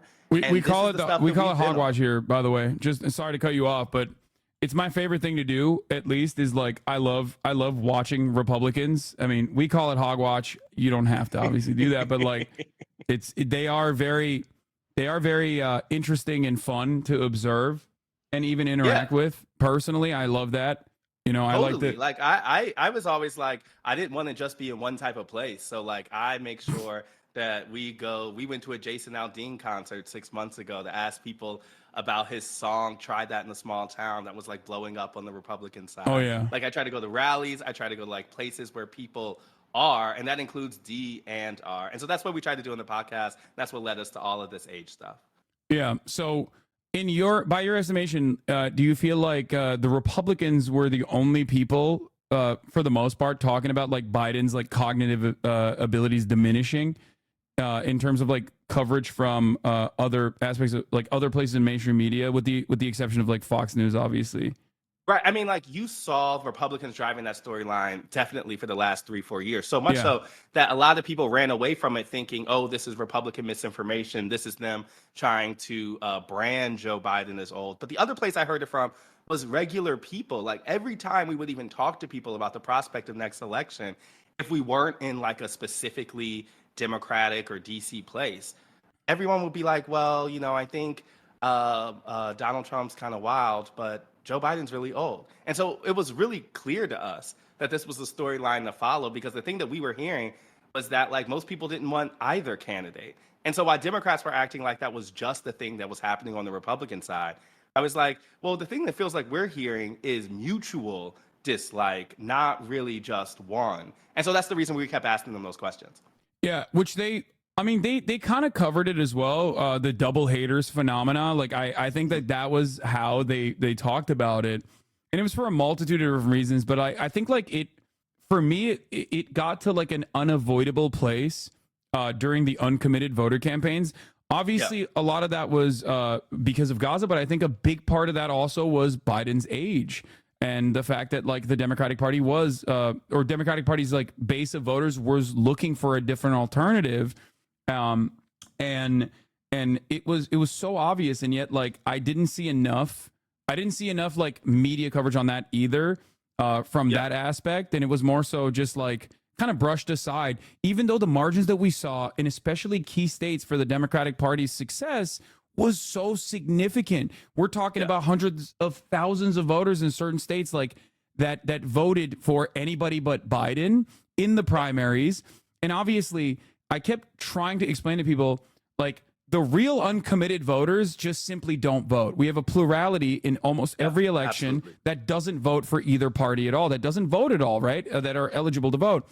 And so that, you know, these people that are going into the Democratic primary, they are the most active base in the Democratic primary. So it's like, it's probably going to be like, obviously maybe not 10x, but I don't know what the exact math equation would look like, but the numbers for the general are going to reflect something much, much worse than the margins that you saw in the primaries, which alone were enough for Joe Biden to lose, because there were more people voting against Joe Biden in the Democratic Party's primaries than the number of voters that Joe Biden won those states on. So that should have been immediate. Like, I mean, I think that the Democratic Party should have, Joe Biden should have been the bridge candidate, and he should have perhaps maybe even had a stronger vice president, or, you know, even with Kamala Harris, in my opinion, shouldn't have made her do side missions that were genuinely unfavorable, like sending her to Guatemala to be like, don't come to America. It speaks to how much they weren't seeing this scenario play out. Like I did a big story on her, and I can say that like for the White House, they were not working under the assumption that she would be the natural heir. And if they were, they would have done stuff differently. Harris did not want that assignment at Guatemala, of the root cause on the border. Joe Biden made her take it. And then partially, like, that was some of the uncomfort. But it speaks to your point about the age denialism overall. Like, they could not set her up differently, partially because they weren't really acknowledging the biggest problem that they had, which is that when most Americans saw them, they didn't think that would be a kind of 8-year option. And it's really crazy to me because, like, having been there in 2020, like, age was a huge part of people's concerns about Joe Biden from the start. It was part of the reason candidates like Pete had a moment, or even Klobuchar had a moment in New Hampshire, Warren and all of those type of people. Castro was one of the first people. All of that stuff was so litigated at the time. For them to act like, oh, he's gotten 4 years older, but no one cares anymore, was always really crazy to me. And it's a denial of like our whole ecosystem. Like, there's a thing that happens in political journalism where people act. This happened. I think the best example is after the debate. People are like, oh, the debate was a bad moment, but he hasn't had a big gaffe since. But meanwhile, a lot of people saw that video of him talking to the wrong woman, and it's somewhat looking like his wife and not. Like, people see all of these kind of like mini viral clips of him walking up the stairs and like looking rough doing it. I'm like, people have been reminded even in this time about this central problem, and they were just completely head in the sand about it. Yeah, there's enough real discourse surrounding Joe Biden's, or there was enough real discourse surrounding Joe Biden's like mental faculties that even like fake stuff would get play and it would just pile on. And I don't think like anybody addressed that at all, like, or anybody in the campaign side was like even looking at that. And it also seemed like they were just allergic to looking at polls at all until the very last moment. And I found it rather funny because it was very Trumpian in many ways. Like you have this like almost narcissistic moment with a sheltered person complaining about leaks and trying to constantly present a different image of competence, even though like people obviously are looking at it and going, yeah, no, I don't see this competence at all. And unlike Trump, there is no solid base of cultists for Biden, which is why I think it's a huge difference. Yeah. So, but obviously, let's talk about the other side of the political equation now. It wasn't just the Biden campaign and maybe some members of the political media that was refusing to recognize that this age issue was going to be a death blow. It was actually the Republicans who were, ironically, for the past 4 years, consistently hammering on the point that like Biden is just incompetent. His brain is doo-doo. It's not working. But then it seems like they had no alternative for the replacement. And they've just been flailing for the past week now. I was at the RNC, and I can say with certainty, they did not see this coming at all. Their whole plan, what was informing their mass confidence over the last several months was the idea that the Democrats were so in their head and so ignoring the core question of Biden's age that it frankly allowed them to cakewalk through November. Now, I mean, maybe that was overstated from where the evidence was, but we knew that Trump was in the stronger position than Biden, and they frankly just thought that would be enough. And so I think it's really true that they've been caught flat-footed on this point. They really haven't come up with like a clear story to tell about Harris. And more than anything, I think a lot of Republicans have been fooled into the belief of thinking that Donald Trump is a strong general election candidate, when that was never really true. He was only looking that way because he was dealing with Joe Biden, who was ignoring a bigger kind of unfixable problem. But everything that we see, and even our own reporting on the road, like the strongest coalition in politics is still the anti-Trump one. Like, he is not popular among independents. He is not popular among swing voters. All of that stuff in trials actually does put people off. There was a sense after January 6th that he was going to kind of go away, and a lot of people haven't forgotten about that. It's just that they weren't being activated on the Democratic side because the party was letting the egos of 20, 30 people refuse to really allow them to tap into that. Now what we've seen over the last 4 days is, of course, that energy is still there because Donald Trump still remains unpopular. They just needed a vessel to channel it through. Yeah, absolutely. I mean, there is no clear indication of Donald Trump's very apparent ceiling, which Joe Biden also had one, obviously, because these are both people that have uniquely been president at this point. One is the incumbent. The other one was the former president, right? They had maxed out their name recognition and people had made up their minds on them. And there's no greater demonstration of Donald Trump's ceiling than the polling that was conducted after he was shot at. And even I was shocked at like the lack of momentum.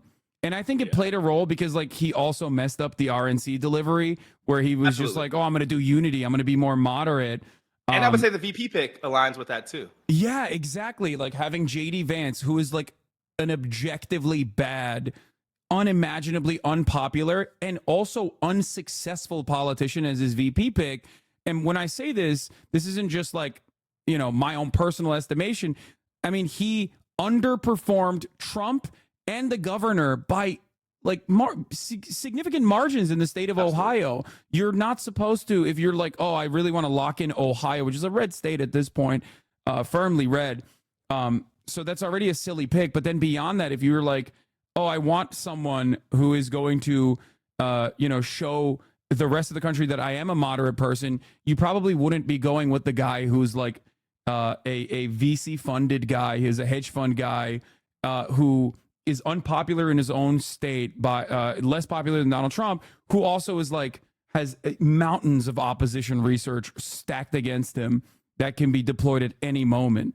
Donald Trump had done a lot of like work to kind of reposition himself on abortion specifically as an issue, and JD Vance blows that up just because he's been so restrictive. He's embraced the kind of national ban. He's against stuff like IVF. They're already having to roll back some of the work that they had done to try to recalibrate themselves on this thing. And then, of course, that's an issue that Harris, I think even more so than Biden, is uniquely suited to exploit. Like, think back to that debate. You know, Donald Trump's answer on abortion was really bad. But what was worse was Joe Biden's response. He started talking about illegal immigration. He was kind of rambling, all of that stuff. We know that if you run that back in the Trump versus Harris debate, she is ready for that answer in a different type of way. And so I'm like, what Democrats were doing to themselves was also not allowing them to optimize the issues that they are best on, because they had a candidate who was not only old, but was not even a natural messenger on abortion, doesn't like saying the words, and that is their biggest issue. And so this could come down to in November. I mean, there's ways that, you know, I've reported on Harris from a lot of different angles, but all of that stuff is clarified now. I think this is going to be a candidate who basically says Project 2025, abortion, and, you know, and that might be it. That might be the whole terms of what they try to make November about. So, I mean, that's like, if that is the case, then it's, I mean, that would require, I think, like a lot of PR and a lot of charisma to be able to drive that conversation. I don't know if Kamala Harris is going to be able to do that. We'll see. I mean, it seems like she's capable of doing that, and she has started on that front. One thing I wanted to point to, by the way, is obviously that like one of the narratives that the Republican Party is suggesting is that this is anti-democratic, and they're trying to claim that like the Democratic Party actually behaving like a competent party for once in at least like all of the years that I've spent covering politics, in a shocking display of competence where they actually responded to the voter pressure. I know that much of the conversation has been dominated by like what the donors were saying, but like obviously this was a unique moment where the donors actually aligned with some of the establishment Democrats and also with the majority of voters. And they're trying to make this narrative stick. Like they're trying to pick apart, you know, almost like a Bernie or Buster style coalition out of like Biden dead enders, not recognizing that Biden has no ideological fissure with the establishment Democrats at all. So like obviously all of the Biden supporters were supporting Biden mostly because, you know, they like the Democratic Party. They are ride or die Democratic Party hardliners. So that is reflected in the massive influx of donations. That's reflected in the polling, the new polling that came out from New York Times. I wanted to point to here. Trump is at 48 and Harris is at 47 among likely voters nationwide. And I mean, this is like immediately Kamala Harris is obviously performing better than Biden was. Biden had a downward trajectory. Kamala Harris seemingly is picking up steam. Do you think that is a consequence of a lot of the positive coverage that she's garnered, and that like she will be able to lean on that momentum and activate different bases of support for the Democratic Party that have firmly been in the double hater category? Or do you think that Like, yeah, go ahead. Sorry.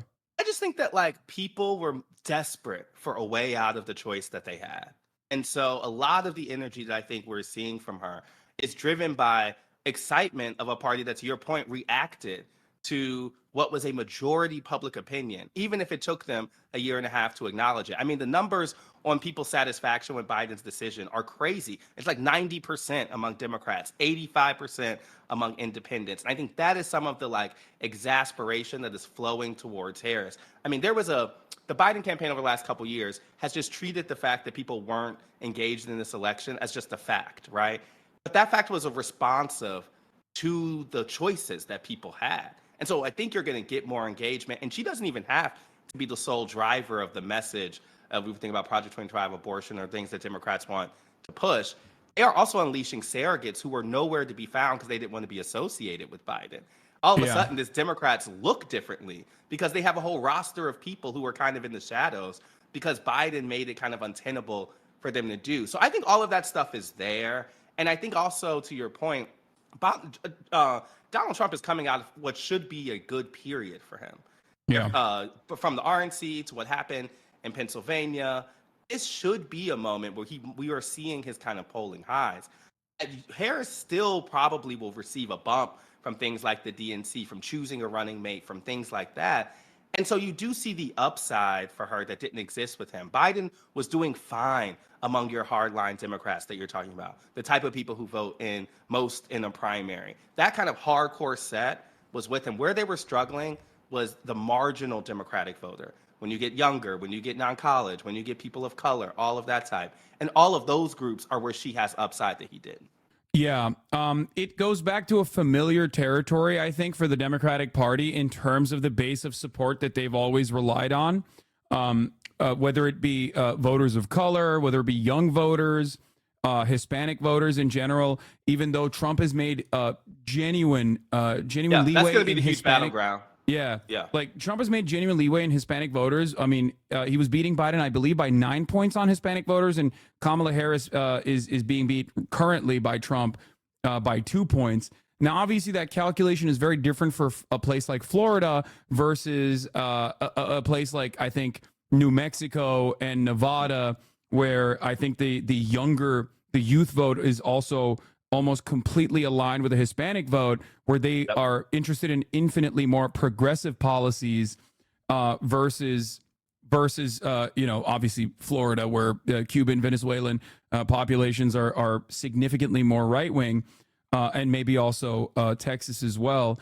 So I suspect that there are two key issues. I think you have the Sun Belt and you have the Rust Belt, right? In terms of the Rust Belt, I think Michigan maybe isn't a must-win state to the same degree as Pennsylvania, but I think it's a pretty significant state.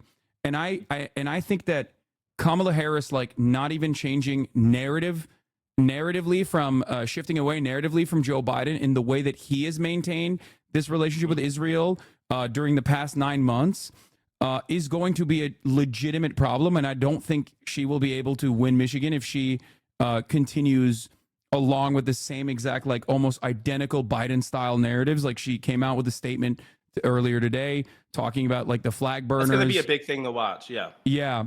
And for the Sun Belt, I think specifically for, like I said, New Mexico, maybe even Arizona to a certain degree. And I want to hear your assessment on this. I feel like the narrative of capitulating to right-wing framing on immigration and not really combating it, when if we look at the last election, which was also fought on the immigration boundaries, Joe Biden was actually a lot closer to Donald Trump in terms of his favorability on immigration than he is now, because the Democrats basically dropped the more progressive approach to immigration and capitulated to right-wing framing on the matter. And I fear that is also kind of toxic for the younger Hispanic base of support within the party. Yeah, I'll deal with the map first and then the issues. I think you're really right that Harris has a wider map than Joe Biden did, of course. Joe Biden was almost principally at this point thinking about those upper Midwestern states, the Michigan, Wisconsin, Pennsylvania, and hoping to cobble together a path through 270 on that front. And it should be said that part of that was his erosion with people of color, with young people. And because those states trended older, wider, more college educated, he was doing better in those places than we think about Sun Belts in Georgia. She improves immediately. We've seen polling improve margins in Georgia or improve margins in Arizona. That should give them more confidence. But to your point, that is going to be an interesting, tenuous relationship to watch. One of the areas that some Harris allies have signaled is that they would hoping. Well, she has sought to create a different tone of empathy for Palestinians than has come from Biden. And there's been some leaks that have tried to say that the folks around Harris were kind of signaling that she would have a different kind of tone, even if that didn't reflect in literal different policy. That Selma speech that she gave, which was endorsing a kind of temporary ceasefire as part of that. I think that pressure is going to ramp up on. Even her team like very cleverly leaking that like she actually wanted a permanent ceasefire, but then they like changed the narrative to make it seem like it was a temporary. So all of that stuff was those signals, and I think that pressure on her is going to ramp up. So we're going to get a sense to see if she's going to try to signal some distance from Biden, because I think that's going to be a huge deal. But I think immigration, they can't run from this. This is going to be where Republicans try to most focus on. And because of the kind of, we can say that it wasn't a technical border czar position, she's kind of placed in the middle of here. The House voted today to condemn Kamala Harris's handling of the border, and 7 Democrats voted with the Republicans. A lot of those were those Latino Democrats on the border in places like Texas. And so I'm saying that's going to be a big question, is if she can reverse the favorability on that issue, or if other issues just start mattering more. We were in Arizona for the show a couple months ago, and everyone kind of agrees. If this comes down to immigration, Donald Trump has a better shot. But they also have an abortion rights referendum on the ballot in November, which is making that issue just as much of a priority for people as immigration. And if they're neck and neck, if there's a different reason to motivate people, then you see the chances for Democrats all across the board. But they can't run from Gaza. They cannot run from immigration, because I do think those are going to be the 2 areas where people are looking for her to set a more affirmative vision. And she hasn't really done that yet. And so that pressure will come. Okay, I want to run this by you. I was a big critic of the crime hysteria narratives that set in through all the way from Sinclair Broadcasting to even, mainstream media, even to the New York Times a little bit, in terms of I won't disagree with you. In terms of how much panic was happening. And now that's obviously cast aside a little bit. Crime statistics come out all the time. Everyone is saying, well, what's going on? What's the reason why Americans are so fearful of crime, when in fact they keep reporting that their own personal towns and their own personal states are actually much safer, but it's elsewhere. Crime is happening elsewhere. Now, I believe that this hysteria was obviously backed by the media for the most part, and the apps like Nextdoor and Citizen or whatever, and Ring, that was because crime is a constant issue. It's impossible to just have zero crime. That's never going to happen. But when it's in front of you all the time, because it's such an emotional thing, you just have a tendency to assume that it's happening a lot worse than ever before. And beyond that, there's also so much that people associate with crime, homelessness specifically, so much poverty that makes people think, oh, crime is all around me at all times. I see homeless people everywhere. And those are the 2 reasons, in my opinion, that there was this hysteria. And now I feel, and not even now, but just every 4 years, every 2 years, that hysteria changes to immigration. Donald Trump has tried to repackage this immigration conversation alongside crime and angled it from the perspective of national security, which is kind of new, I would say. It's never been to this degree. Immigration used to be an issue of the economy. They're coming and taking our jobs. That was a common meta. That was a common narrative on immigration. And since 2016, it seems like the Republican Party has completely adopted the position that immigration is not just about the economy. As a matter of fact, it's actually a national security problem. And And there's a very scary reality when you look at polls on this issue, specifically when you have 60+% of Americans saying mass deportations are actually favorable, like a favorable policy. You have Donald Trump talking about, a term I will not use, but Operation W word, and with positive terms, saying this mass deportation of 1.3 million Mexicans and Mexican Americans and Latin Americans from the United States of America in the 50s was actually a good thing. It had signs at the RNC, mass deportations now. Yeah.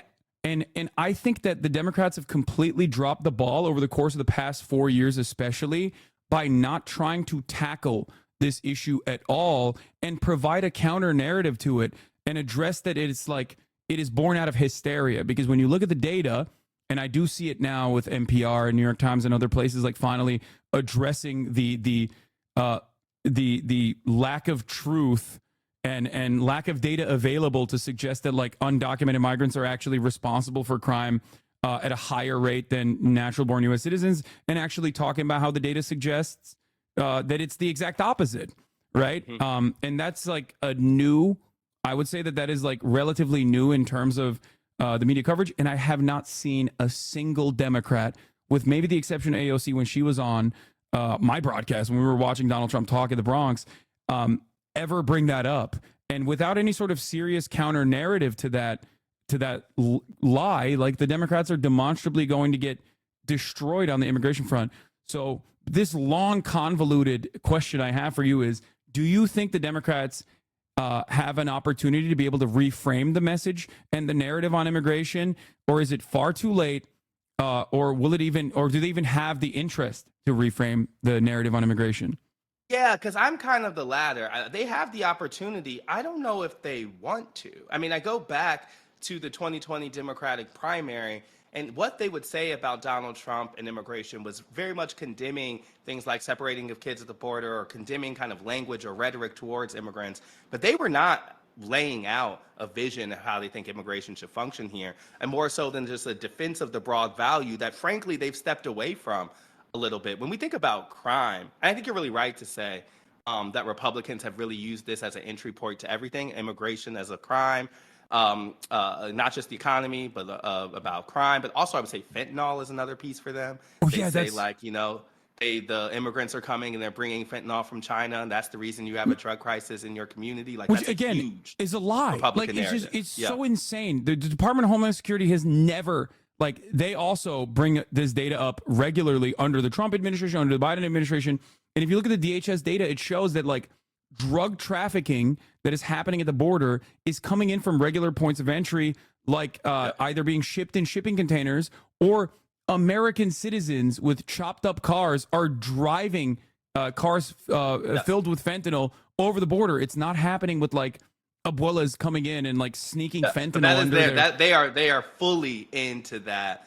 And the thing I would say though is, like, in my experience in media, and I do think you're right to call out the media narratives on this front, you could feel the backlash from 2020 to 2021, because I think the hysteria that you're talking about was frankly a media reaction to what they felt was an embrace of a defund, overly progressive criminal justice reform language that happened in the George Floyd summer. And then you saw people just, I think, reaching and grabbing for kind of anecdotes to respond to that. When in reality, even as someone who reported through the 2020 moment, you know, when we think about Black and Latino communities, they were never united on the idea of even defund or something like that. Those were open conversations about what you should do to react to a problem. But the way it was kind of reported as like fully in one direction led to this media backlash in another direction, where I think by the time in 2021, we were cherry picking crime stats to try to say something is true. And I also think it was so regional, you know, in places like New York, there was a real reaction to crime, and I think an increase in migrant, what Eric Adams describes as a migrant crisis. There is a reaction to that I think was growing in these places. But then you have some of that written as a fact nationally, when that isn't a fact nationally, nor does it square with we know what the statistics are. And so I do think we need to check ourselves as like a media, as like a reporting on these fronts, because even in the election context, I need to make sure that like what is talked about here is not necessarily what is being talked about elsewhere. And even the border or immigration is experienced very differently in very different places. And so all of that becomes like really true. But I think to actually answer your question, the Democrats have not shifted their language to kind of defend the like kind of progressive view of immigration on this front, because they're not united around that vision. Yeah. I like, you know, if you polled the caucus and gave them a secret ballot, I think a lot of people would agree with more Trumpian language around immigration than we may admit, even among the Democratic Party. And part of that is because I think a donor class, a more affluent Democrat, has also become more conservative on those issues in the last 3 or so years. And so I think it's frankly, I don't know where someone like Harris lands as a response to the immigration charges that are going to come from Republicans, because they have conceded the point of the crisis. And they've conceded the point of like of a thing that we need to deal with in this way. Their only reaction has been, well, Republicans haven't worked with us in Congress. You know, Yeah, that's been basically it. That was insane to me. Like, I was losing my mind when I watched that happen, when like the supposedly bipartisan bill, which was just a Republican bill, like Democrats in the past have always played tit for tat on immigration. Yep. You get DACA, but then you do like mass apprehensions or whatever, right? E-Verify, all of those type of things. Yeah, like, and there was no tit for tat in this situation. They didn't even want like they were barely advocating for like faster processing, and most of the anti-immigration bill was written with Republican language, with Republican policy measures, and the only benefit that the Democratic Party was going to get from that was going to be, oh, look how hypocritical the Republicans are. They don't actually want to solve this problem, which is like the worst possible instinct you can have.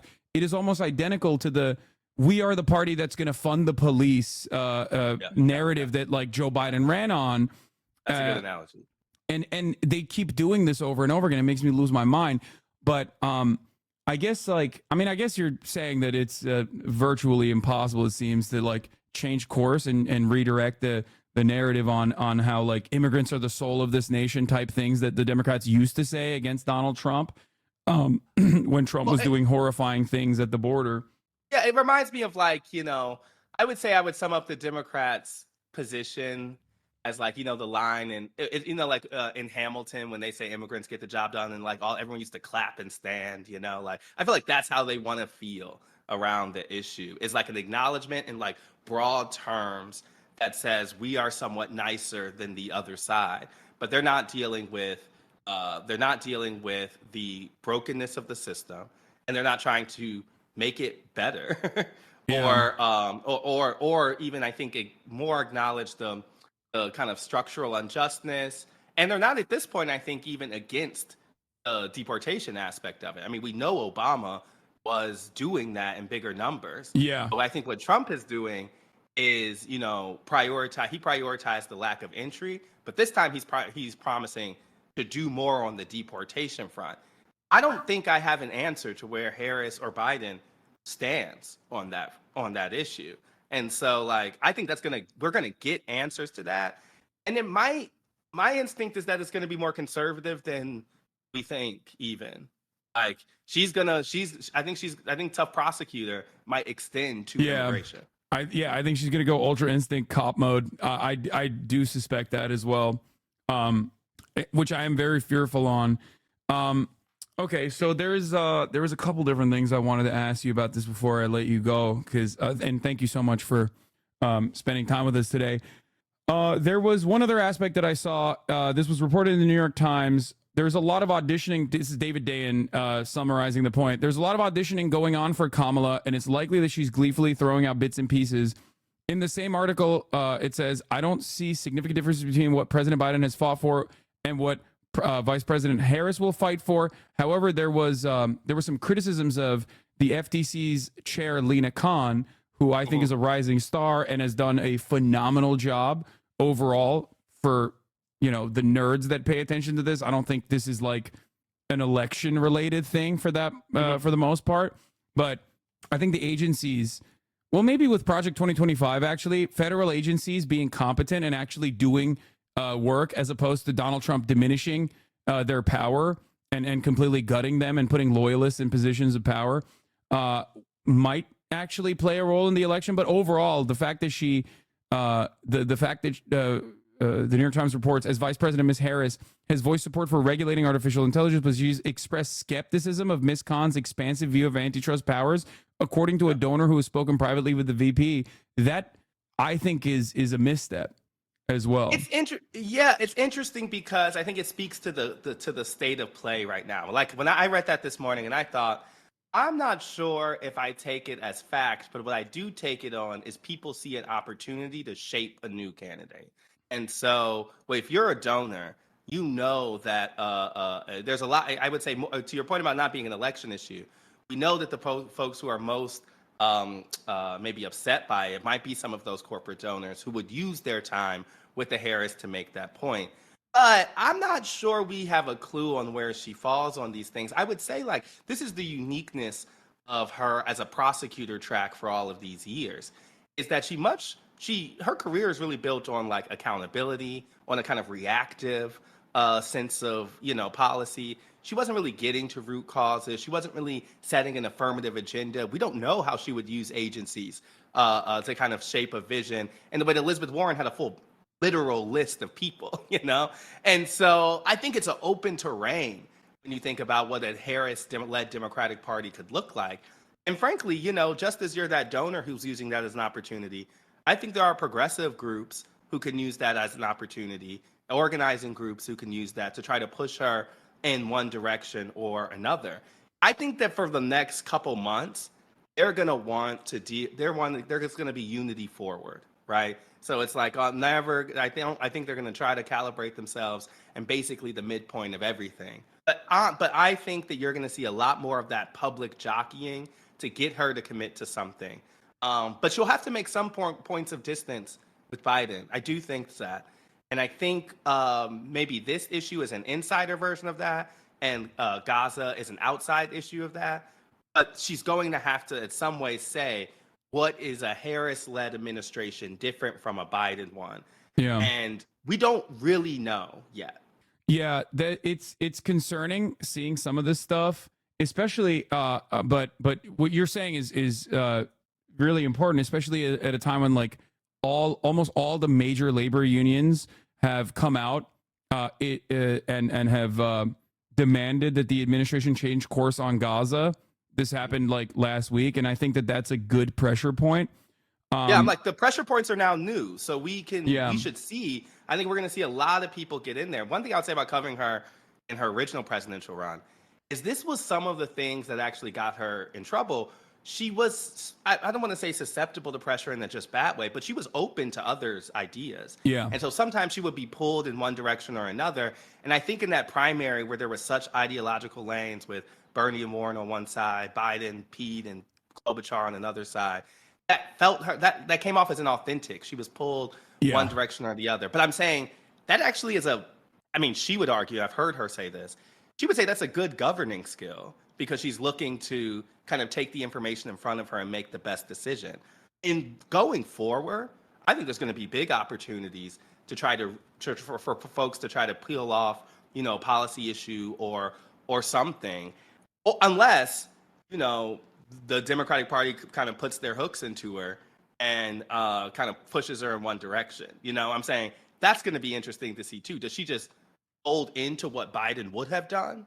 Or do we see someone who actually creates a different type of space for themselves? Yeah. Especially when considering like her track record. Obviously, Democrats love presenting themselves as like radical Marxist Leninists under a Trump administration, or like when they don't have any power, her advocacy for Medicare for all and whatnot, which now the Republicans are trying to use as a line of attack, and even like pairing her with Bernie Sanders, who, historically has been one of the most popular congresspersons in America. So I think that that's like a failure on their part. But I do fear that what you just described is exactly the reason why Kamala Harris will do the classic Democrat thing and be like, no, I'm not for any of these socially progressive policies, which will cut away at the momentum from all of the from all of the usual constituencies that she needs to win in order to defeat Donald Trump. Because while Donald Trump is obviously a weak candidate, demonstrably so. I mean, he lost, right? He lost to an objectively old man. Ultimately, it's like the Joe Biden dynamic is very different in terms of like activating or trying to go after the suburban college educated whites. Like they need to, I think that like she needs to go back to like an almost Obama style strategy. But I fear that she won't do that with any kind of pressure because it's perceived as a weakness. Like one of her weakest points is how liberal she is, right? Like that's the only line of attack they have on her.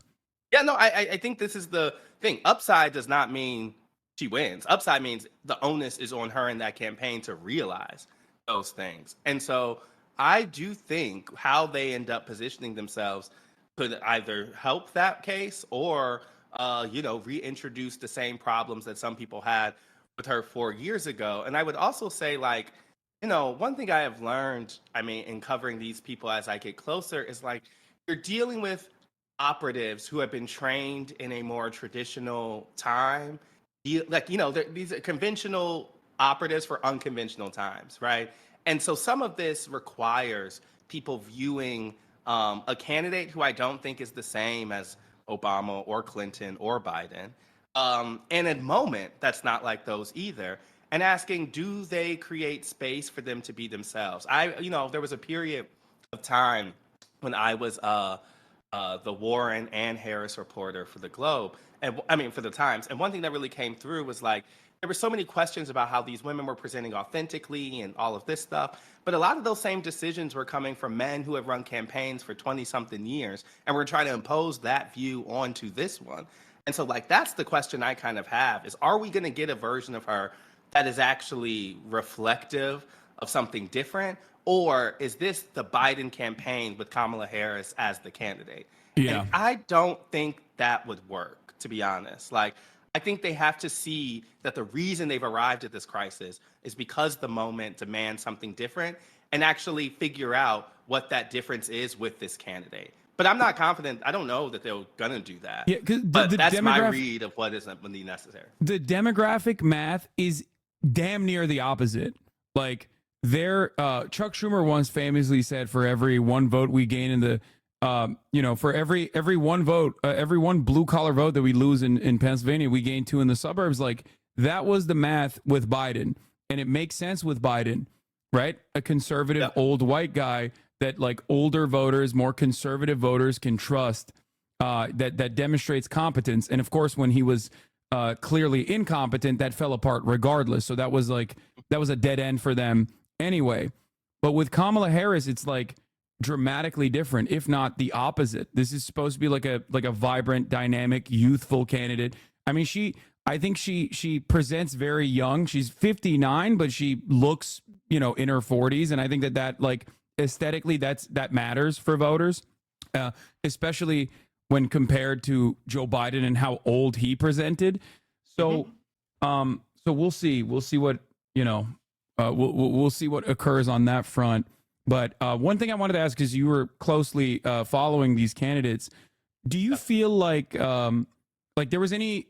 Do you feel like it was more so political posturing and wanting to present herself as a progressive candidate when she was actually signing on a lot of progressive measures when she was a California senator, or do you think that there is like a genuine ideological lane for her? Because you did mention that she's kind of malleable and sees that as a strength, which is like, again, very Democratic Party to be like, no, I find myself in the center. Almost ironic enough, it's very much like Joe Biden and his entire a different career. View of like how where center is, but he was kind of doing center in terms of bipartisanship in DC.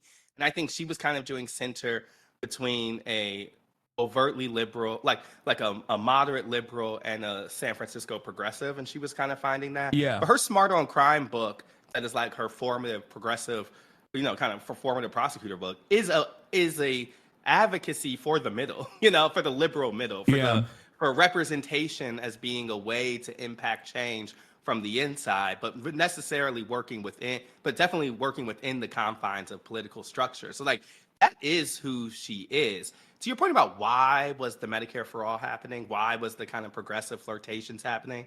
I think like the real answer is like there was a fundamental misread of the electorate by most Democrats going into 2020. And I think they thought, and this has benefited Joe Biden hugely, because they thought that there had been a kind of page turn on some of the traditional issues. And so you were frankly trying to engulf some of Bernie, but one step back, I think. And so that led people to sign up for Medicare for All in that 2019 year into 2018. And she was the first person to do that. And part of that was posturing against what they thought was going to be Bernie, Warren, other people taking them on. And so when she gets in the race, and it becomes very clear that her principal problem was not Bernie Sanders, but was that Joe Biden was sitting on black voters of the South. I think there was a big kind of recalibration among those people who kind of assumed the primary was moving in one direction. The other thing I would be like is it drove her away from her authentic message, right?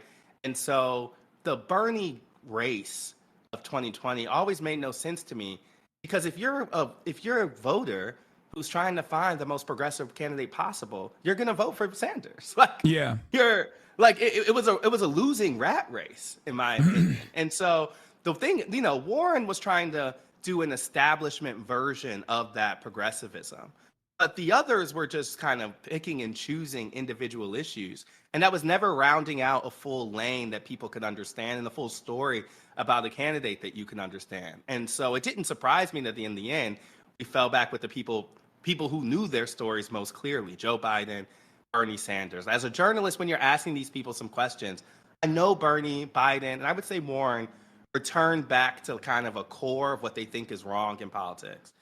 Even no matter the answer, they know kind of the premise in which they're working from. You never really got that with Harris. You felt her thinking and kind of wheels spinning in real time to try to find what she should say. I don't think that's going to work this time around. And so, she has a lot of issues that are more naturally in her wheelhouse. I think the Dobbs decision clarified stuff. Oh, yeah. Of like, she now can own being a prosecutor because that's easier to do with Trump on the other side. So that stuff is all helpful. But when it comes to immigration, when it comes to some of this stuff, what is going to be the story that she tells about root causes and fixes? That's still where my head is, because she hasn't been answering those throughout her career. She has not answered those questions well. Yeah. Okay. Last question for you. What do you make of all of the media coverage talking in a state of panic, and maybe even like hyperventilating a bit about like black people, specifically black men, voting for Trump? The marginal shift is, I think, indicative of like the Democratic Party's inaction and maybe like taking the black vote for granted. But I do find it rather insane that like people talk about it like Donald Trump is winning the black vote by like by like majorities or something, and it's always very frustrating to watch. But what do you think about it personally as a journalist? Yeah, no, I also am somewhat frustrated too. It's always the place I start when this stuff comes up. It's like, I think if you talk to the Trump campaign, their goal would be maybe like 30-40% of black men, at the max, that they would hope for. And that would still make, even if they were to achieve 30%, that would still make black men a more blue voting demographic than so many other ones. So we're talking about a small group of people. Yeah. But have they successfully appealed to that small group of people? And more importantly, have Democrats eroded among this community? Absolutely. Yeah. And some of that is changes over time that predate, I think, Joe Biden. There was a drop-off since 2012. There's lack of party identification that's more true of young black voters. They're less likely to be religious, which, a lot of those old relationships between black church and Democratic parties were really real. I think overall, we've seen Democrats fall off among people who haven't gone to college more broadly. So some of that stuff crosses race completely. But I'm like, Donald Trump also makes a specific appeal to a version of masculinity. that cuts across races also. Yes. And so when we would talk, we had a focus group around Black men for our show. And some of the stuff that comes up is the same type of same type of Me Too backlash, or same type of conservative kind of anti-LGBTQ language that we see in a lot of other places that have taken hold among some groups of, men across races. And so that's actually, I'm with you that I don't think it's surprising that we have seen them make a little marginal gain, but I also don't, it's not meaningless. I would say that Harris, though, creates a new opportunity on this front. That's not to say that misogyny among Black male voters doesn't exist. I've heard so much of it when it comes to her candidacy specifically. But I'm saying it creates a different type of upside, energy, and organization among Black communities, which I think might bring these people in for different reasons. I thought the way the Biden campaign has talked about its relationship with Black voters has been so haughty and has been very, I think, paternalistic for a while. And what the evidence tells us is that they do well among your most committed type of older Black Democrats. And that was always where they were most doing well. They were never doing well among sub 40 Black voters, even back in 2020. Oh, so that's actually one thing I wanted to bring up. The only interesting piece of analysis I've seen on this is proximity to the civil rights movement. The further you get away from that, which is obviously one of the most consequential gains made by the Democratic Party for Black Americans, the less the further you move away from that generationally, the less likely you are to have any kind of commitment or loyalty to the Democratic Party, because the modern Democratic Party has done nothing for you. And sure, there's always a defensive posture and church networks and everything that you just mentioned, but beyond that, there is no reason for a young Black voter to make the calculations about harm reduction that these mythical voters are supposed to be making at all times, which has been a fundamental plank in the Democratic Party's election, their re-election chances every fucking cycle. They've held Black communities at hostage with the same kind of lesser of two evils argument for a long time. Yeah. And I think that for a lot of people who are further and further away from the kind of sense that you must vote because of this, because of the ways that the right was earned so recently, that argument was hitting less and less. And that's happened, I think, a couple cycles, and I think was definitely true in this one also. And so it frustrates me, though, because, Black communities vote for Democrats in disproportionate numbers than any other racial or ethnic group. But does anyone think that means that Black people don't have any problems with Democrats?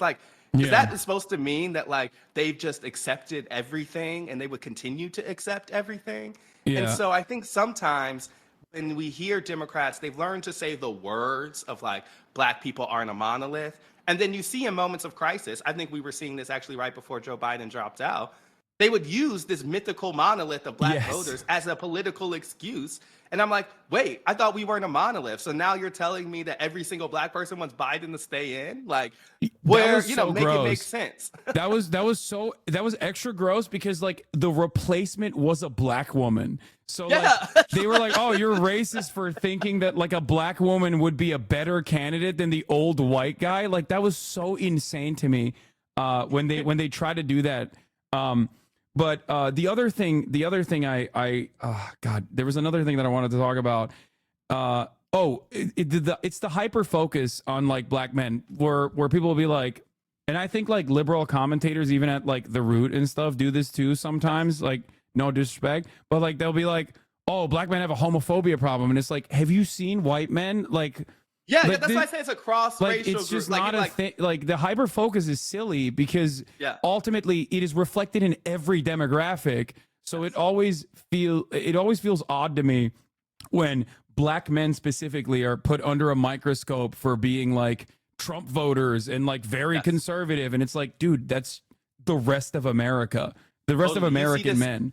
You see this across men of all types, more likely to be business owners, one to feel less dependent on government, gun owners. Some of these conservative qualities just have a higher percentage of men. So especially when Donald Trump is making a more forward masculinity appeal, I think it's no surprise he drops off among women. And it's no surprise that he raises among men of a lot of types. I think on the Black point specifically, one of the things that sticks out is there's a huge gulf between the Black political class and the unity among them on a specific message, and I think a more diverse Black electorate. And so in the time in which Biden is leaning on these figures to make the argument about Black voters overall, it can be easy, I think, for particularly mainstream or white media to let those go unchallenged. And so I'm not saying that they are misrepresenting the community intentionally. I just think they have a political incentive to make this argument the same way that a lot of politicians have political incentives to make an argument about a lot of groups.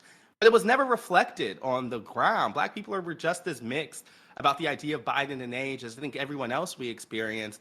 And then more so, you saw a lot of the fears about process and chaos that could come from him leaving lessened because of the idea of Harris. And so, you know, I actually think that the story overall with her is an interesting one to me because Biden did not have to, the DEI language around her and the kind of tokenism that has surrounded this position, partially because Democrats made these identity first pledges, I think have definitely like hurt her in terms of being able to be seen as her own and on her own, right?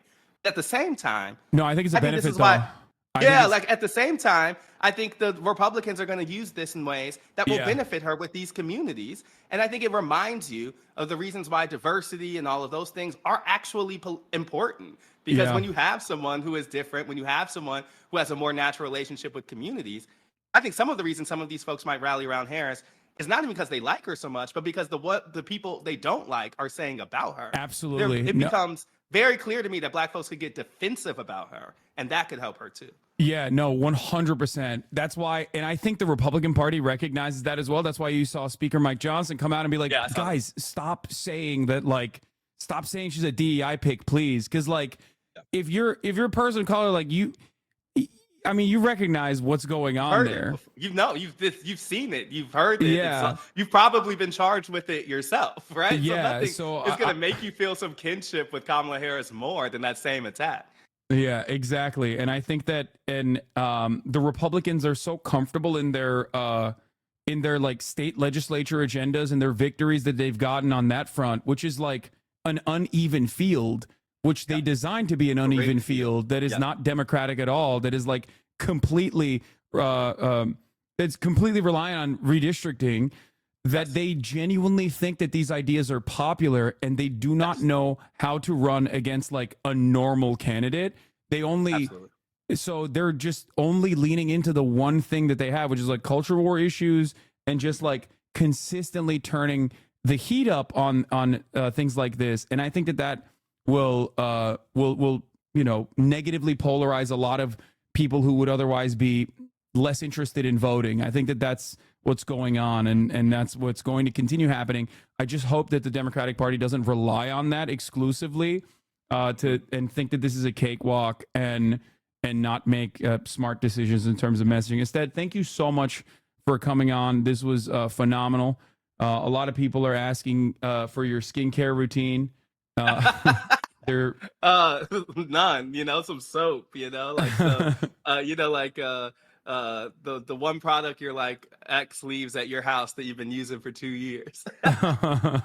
Okay, well, thank you so much for coming on. This was wonderful. There was an embarrassing DM I sent you many years ago during the South Carolina primaries, because I think you tweeted about me or something, because I was talking about because I was talking about like the black vote or conservatism in the black vote in the South or something, and I think it got clipped out of context, and and I was like, hey, would you please come on and inform my audience about it? I wasn't even like being contentious. I was like genuinely interested in your perspective. It was actually really nice. I just didn't see. Yeah, I'm glad that you didn't see it because it's very embarrassing.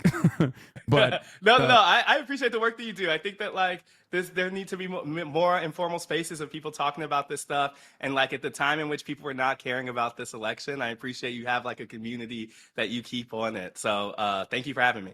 Yeah, thanks for coming on. All right, bye. Bye. All right, ladies and gentlemen. Wow, what an incredible guest. What an incredible guest. That was phenomenal. I love it when you have journalists on, super informative and somehow entertaining as well, seeing you kind of out of the streaming bubble. Great guest. Yeah, that was Ested from the Run Up podcast of the New York Times. And Ested Herndon. He's a legend. He's phenomenal. Great work overall. I like having journalists on who know what they're talking about, because You know, it's I think it also like reiterates some of the points that I make with like, you know, from a position of authority to a certain degree. Sucks that he's a Spurs fan though, is fine. Okay. And remember, this is why I love this is why I always say, like, look, I criticize the New York Times all the time. Okay. I criticize the New York Times all the time, but that doesn't mean that there aren't, like, you know, people doing very good work at the New York Times. It's still one of the most most significant aspects of journalism that, you know, that happens. But he's right when he says it's an informal space. You know, ain't nobody else is serving 3-minute ad breaks at the top of the hour and just kind of sneaking that in. Spurs are the proletariat team of the NBA, not like you West Coast elitists with your Lakers or Golden State. True. I can't believe New York Times would employ anyone that isn't a Knicks fan. I don't think that's how that works. Oh, he's talking about Tottenham Spurs. Oh, you guys, I thought you were... All right, anyway. Kamala Harris is live after meeting with Benjamin Netanyahu. We're going to go to it right now to see what her instincts are. But seeing Benjamin Netanyahu, the demon, smile ear to ear makes me think potentially... Wait, that's it? Are they not going to get together and talk? I thought this was supposed to be a closed-door meeting. Oh, God, I hope she doesn't reaffirm her commitment to, like, Israel or whatever. That would be not great. I don't know what that was. It's a private talk. Okay. It's actually cool seeing you guys so excited about Kamala Harris while hating her guts. I mean, I wouldn't say I'm, like, excited about Kamala Harris. But when changes like this happen, it's so funny the New York Times can print you're a huge spreader of misinfo, then 4 days later have their star reporter on them out. I mean, you have to remember there's like someone in the chat said 8% of journalists are hired by the New York Times. 8% of American journalists. That's a lot of fucking journalists. The thing I'm more excited about is the prospect of the Democratic Party actually doing something that's like competent. Do you see what I'm saying? Because that's like legitimately unique. That is something that you don't see ever. That is something that I don't see ever. So that was what was actually shocking about the last couple of days, like the Democratic Party getting together, responding to voter pressure, and doing something that is like objectively competent. So, you know, that's what I think is like unique in this situation. So that's what I think. Anyway, not just excited, it's just a tiny bit hopeful. I mean, my excitement comes from, like I said, the Democratic Party being like somewhat remotely competent. And I'm also interested in seeing like which direction they go. Do they follow on this momentum and actually will they follow on this momentum and lean on like objectively good measures, like maybe a changing of the narrative in terms of like two key issues where they're like pretty weak on. And when I say pretty weak, I don't mean like my own personal opinion in terms of like what I think about Gaza or what I think about immigration. I'm talking like election wise. Like these are weaknesses that the Democratic Party has. I hadn't put together at first that this was an official VP statement and not something her campaign put out. She wouldn't break with Biden in her official role. Shitty but boilerplate Dem, worthy of criticism. Nah, I think it's still silly. She can't do that. Honestly, I think the weakness goes border, economy, Gaza. Well, the reason why I don't actually talk about the economy is because seemingly voters are not putting the economy on her and they're simply keeping it to Biden, which is crazy. There have been polling on the matter and like they actually don't hold Kamala Harris responsible for the economy at all. There's two different reasons for it. One, because like the economy is rebounding. Okay. But the other major reason is because they like kind of blame Biden for it. And that might be because they kept calling it like Bidenflation. You know what I mean? Internal stuff, econ is really weak, at least on messaging effectiveness. Yeah. I mean, that makes sense. But all I was speaking on was like how the economy stink is not transferred specifically to Kamala Harris in the same way that it was impacting Biden. Kamala debt, am I right? Yeah. Probably because Biden himself called it Bidenomics. Yeah, the worst part about it is that Bidenomics wasn't bad. It's just the worst possible place to do like Bernie style change, when like it's your weakest issue. No, it wasn't bad. A lot of the stuff that he was advocating for in terms of Bidenomics was literally like, it was boilerplate Bernie. Okay. It wasn't bad. Like, Bidenomics was a perfect example of good policy and bad politics. Yeah. He was a bad messenger for it, and it was the wrong moment to do it. Does that make sense? The tariffs on China was terrible. We're not even talking about the tariffs on China. That's new shit. We're talking about when he came out with Bidenomics. When he came out with Bidenomics, it was like infrastructure spending. It was like expanding child tax credits, shit like that. Expanding Medicare, Medicaid access. Like, it was literally, I think that was genuinely a Bernie Sanders Jr. coalition, like junior partner in the coalition shit. Yeah, it wasn't bad stuff at all. Anyway, let's get back to this. Antitrust lawsuits, yeah, stuff like that. Clashing with police as some burned a U.S. flag and others wrote "Hamas is coming" on a statue. In Tel Aviv, CBS's Deborah Patta was there as demonstrators watched Netanyahu's speech. Like, the Hamas is coming shit is like cringe, okay? Make no mistake. I think it's cringe. It's unproductive. It's unhelpful. You have to, like, you cannot be fucking so callous in your defense of Palestinians, right? You're not like going to normalize Hamas. It's just not going to happen, okay? And as an American, when you say stuff like that, other Americans are going to look at you and be like, well, you're a terrorist, okay? But hyper focusing on that is so dumb. Like, why? Why would you ever, as a Democrat, as a progressive, as anyone, ever spend any time on that? Just avoid talking about it. The fuck is wrong with you? Don't ever bring that up. Never. Like, never, ever, ever bring that shit up. There's no reason. There is no reason. And if you have any anger to what I just said about, like, the Hamas is coming for you stuff, right? If you're ever mad about that, look to the messaging discipline demonstrated by the fucking college protesters as the way to move forward. Okay? They still yelled at them and said they're pro-Hamas, they're pro-Hamas, they're pro-Hamas. And it, like, you know, those guys were so on it. And they had like almost no fucking leaks whatsoever. So yeah, there's no reason. Like, if you fucking focus on that, you're a dummy, okay?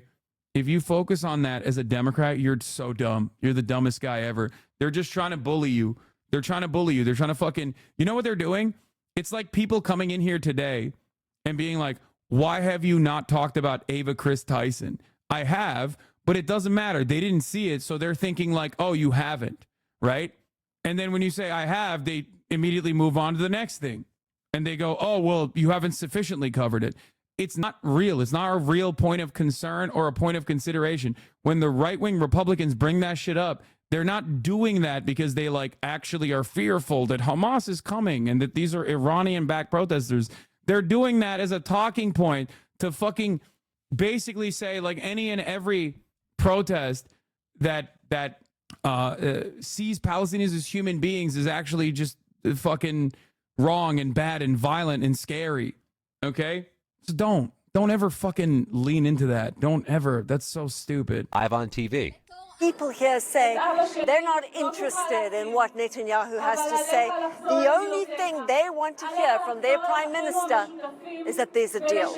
Maya Roman was outside the House chamber in Washington and feels the same. She has a relative who remains a hostage of Hamas.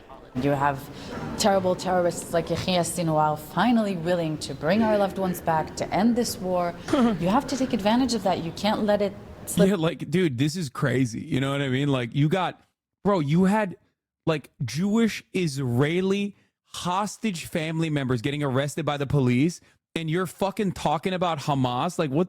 Are you fucking brain dead? Are you insane?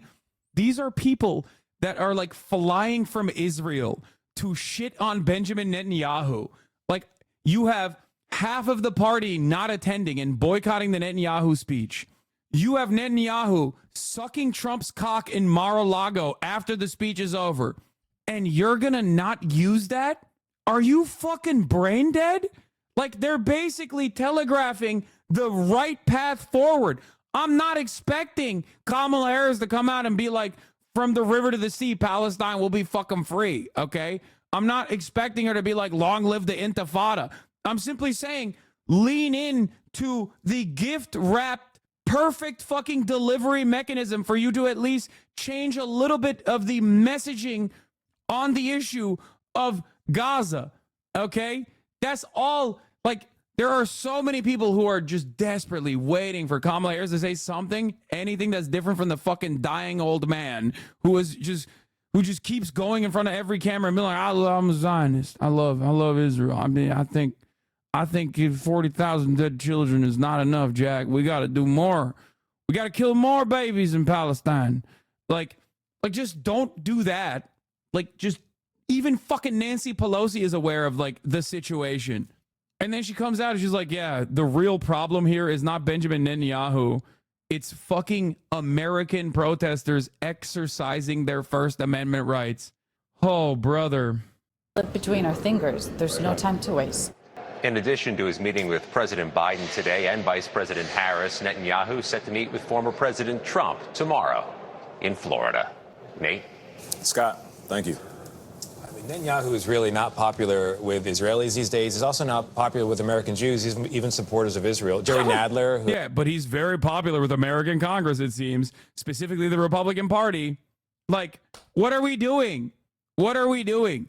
All you needed to do was be like, Benjamin Netanyahu is literally more popular with the American Republican Party than he is with Israelis. That's all. That right there is just, that's it. That's all you got to say. That's all you got to fucking say. Like, you are biased because you're Muslim. Ignore the Christians. They are just vibing. Netanyahu's homes in the U.S. but denies Gaza that same right. I mean, no, I'm not biased because I'm Muslim. Okay, that's a fucking ridiculous assessment. Like, Islam has nothing to do with this. Fucking crazy. I'm not even making the point. For the record, I'm not even personally making the point. He said, sorry, bad joke. Okay, everybody calm down. The person was just saying, like, this is what people will say to you.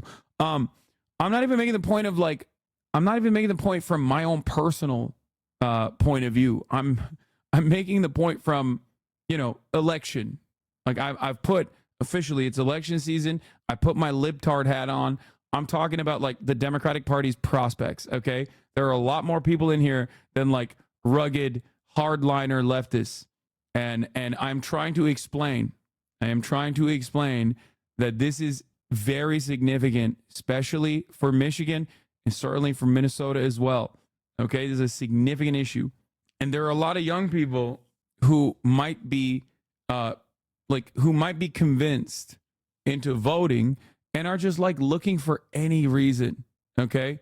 Looking for any reason to turn around and be like, yeah, no, I love Kamala Harris, okay? She's great. She's so much different than Joe Biden on this issue. There are so many young people. Representative Jerry Nadler is like the dean of the Jewish caucus. He said the day before Netanyahu spoke that he's the worst leader of Israel going back 2,000 years in history since the sacking of the Second Temple. So it's not a great moment for Netanyahu. It might be time for him to exit the stage. Yeah. Why would he, dude? He's dunking on us. Benjamin Netanyahu's farting on us, dude. Okay? He's farting on America. Why would he exit the stage? As a matter of fact, we just gave him a lifeline. What do you think this visit is? This visit is basically him going back to Israel and being like, oh, yeah, you guys don't like me? Well, guess what? Daddy likes me. And it's not even daddy at this point. I'm daddy. That's what he's doing here. What do you think is going on? What do you think this entire visit is? This entire visit is like, I'm here to fucking show the people of Israel why you keep voting for me for the past 30 fucking years, okay? That's what this is. Every fucking clap is another Knesset seat for Likud, okay? Every clap in the American Congress was another vote for Benjamin Netanyahu in Israel, an objectively unpopular politician who is able to literally flex his manipulation of American Congress as a massive benefit. Netanyahu and Harris refrained from giving a statement, Prime Minister to families. Both Biden and Harris avoided joint statements with Netanyahu and contented themselves, saying that we have a lot to talk about. Before that, Prime Minister and the President met with the families of the abductees who said they received hope that something will happen. Kaya, place. Do you see Mayor P's brain dead take? Grave concern for the humanitarian catastrophe in Gaza cannot justify defacing federal property with Hamas slogans. Passionate differences are ground for a fierce battle and meaningful parts. It's not intimidation and certainly not support for terrorism. Dude, what are you saying? He literally personally recognizes that there's a genocide happening and like, or at least makes inferences to like atrocities occurring. And then he goes, but you know what the real atrocity is? Markers, okay? Markers on federal property. Shut the fuck up. That doesn't even make sense. That makes sense in no on no planet does that make sense. So stupid. Anyway, you see Shapiro own himself? Damn, his dad must be spinning circles in his grave. Yeah. Israel only existed for 76 years, but he's the worst Israeli prime minister in 3,000 years. Yeah, I mean, all right, let's see. I gotta pee.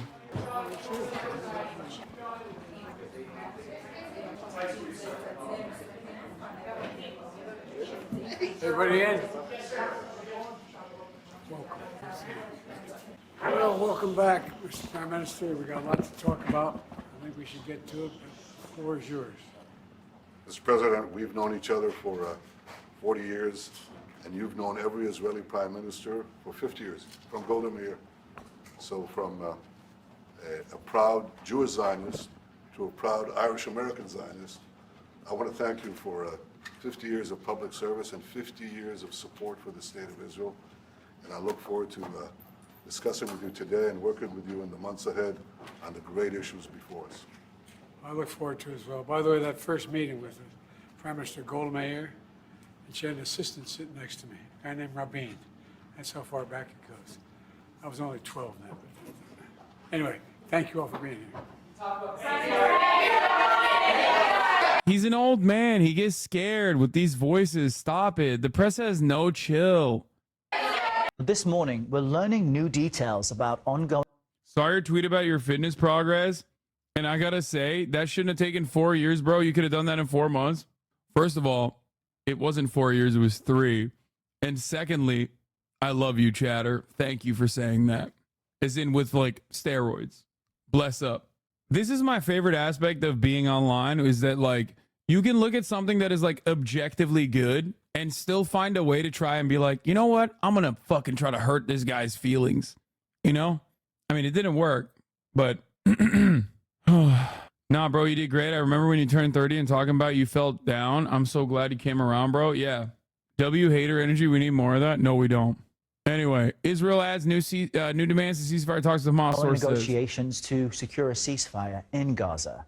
A diplomat familiar with the talks tells CBS News Israel has put forward new demands that include what you see on the screen there. Israeli forces staying on what's called the Philadelphia Corridor.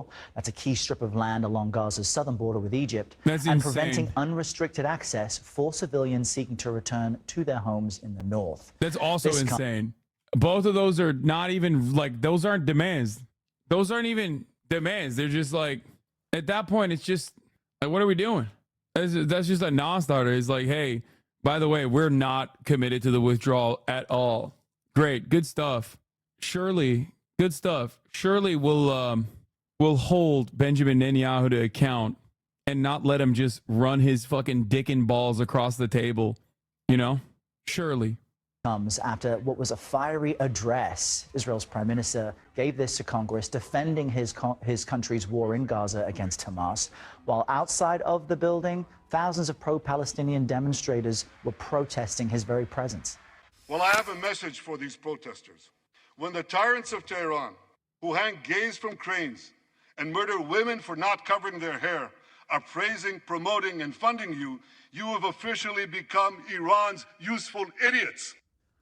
Like, it's so gross.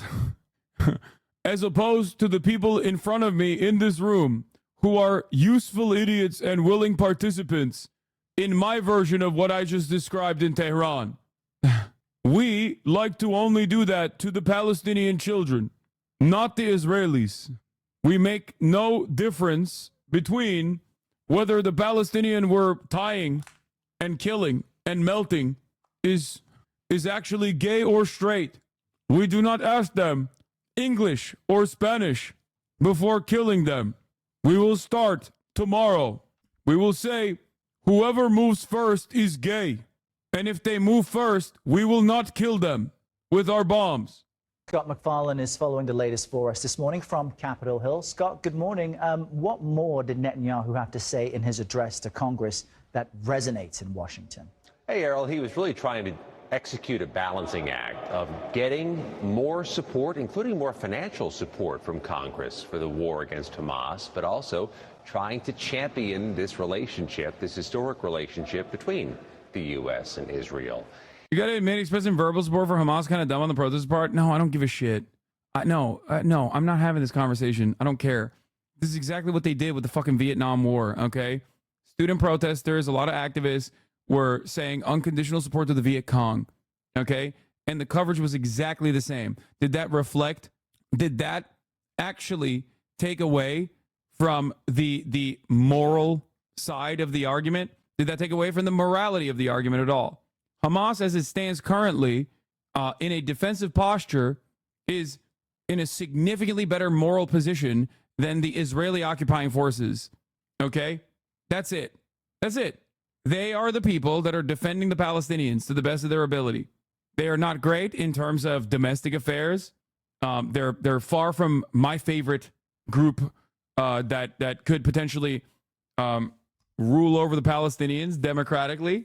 But that's not the equation right now. The equation is that there's a fucking genocide going on, okay? Now, if you were to have this conversation in terms of like how that reflects upon the movement across the board in the Western world, yeah, I mean, I get it. It's just, it's a bad look, sweaty. There's a reason Fatah is universally unpopular amongst the Palestinians. Exactly. How are you supposed to build a bridge with Israelis if you support Hamas? How are you supposed to build a bridge with Israelis if you support the PLO? How are you supposed to build a bridge with the Israelis if you support Palestinians? How are you supposed to build a bridge with the Israelis if you support the UNRWA, which was also declared a terrorist organization? How are you supposed to build a bridge with the Israelis if you support Fatah, but also simultaneously not like the Palestinian Authority, which, you know, they change back and forth on whether or not it's a terror cell or not. Yeah. What you should be asking is like, how are the Israelis supposed to build a bridge with the people that they're fucking murdering? You know? Can you read this? Yes, I read it. I did. There were protesters, as you mentioned, not just here in Washington, D.C., but in Tel Aviv and to a degree right there in the chamber, because there were dozens of Democratic House members and senators who boycotted attending the address. Some of them told me they don't want to take this moment to give Benjamin Netanyahu this platform as he tries to work on political interests of his own back home, as he tries to rally his own conservative base back home. Obviously, there are also concerns about how he is executing this war, the number of civilian deaths, the number of casualties overall. There's a mixed reaction to Congress's plans to continue providing billions of dollars to Israel. And there are deadlines coming, Errol. There's a spending deadline, September 30th, in which there may be more aid needed or more aid proposed. That's the backdrop upon which Benjamin Netanyahu addressed Congress yesterday. Yeah, back home in Israel, he's seeing protests against his handling of the war as well. Do people never stop to think how history will look back at this moment with so much disgust? Sometimes I think that's copium. Sometimes I think that's a valid take. Sometimes I think it's copium. We'll just look back at it like the indigenous genocide, a lost chapter in American history. You know, if Israel succeeds, then we look back at it like, oh man, we'll be doing like land acknowledgments for the Palestinians in 100 years. You know, this hedge fund was built on stolen Palestinian land, that type of shit. If they fail, then yes, we will look back at it like we will look back at it unkindly. History doesn't even look back at Hitler that negatively anymore. Yeah, that's the other problem.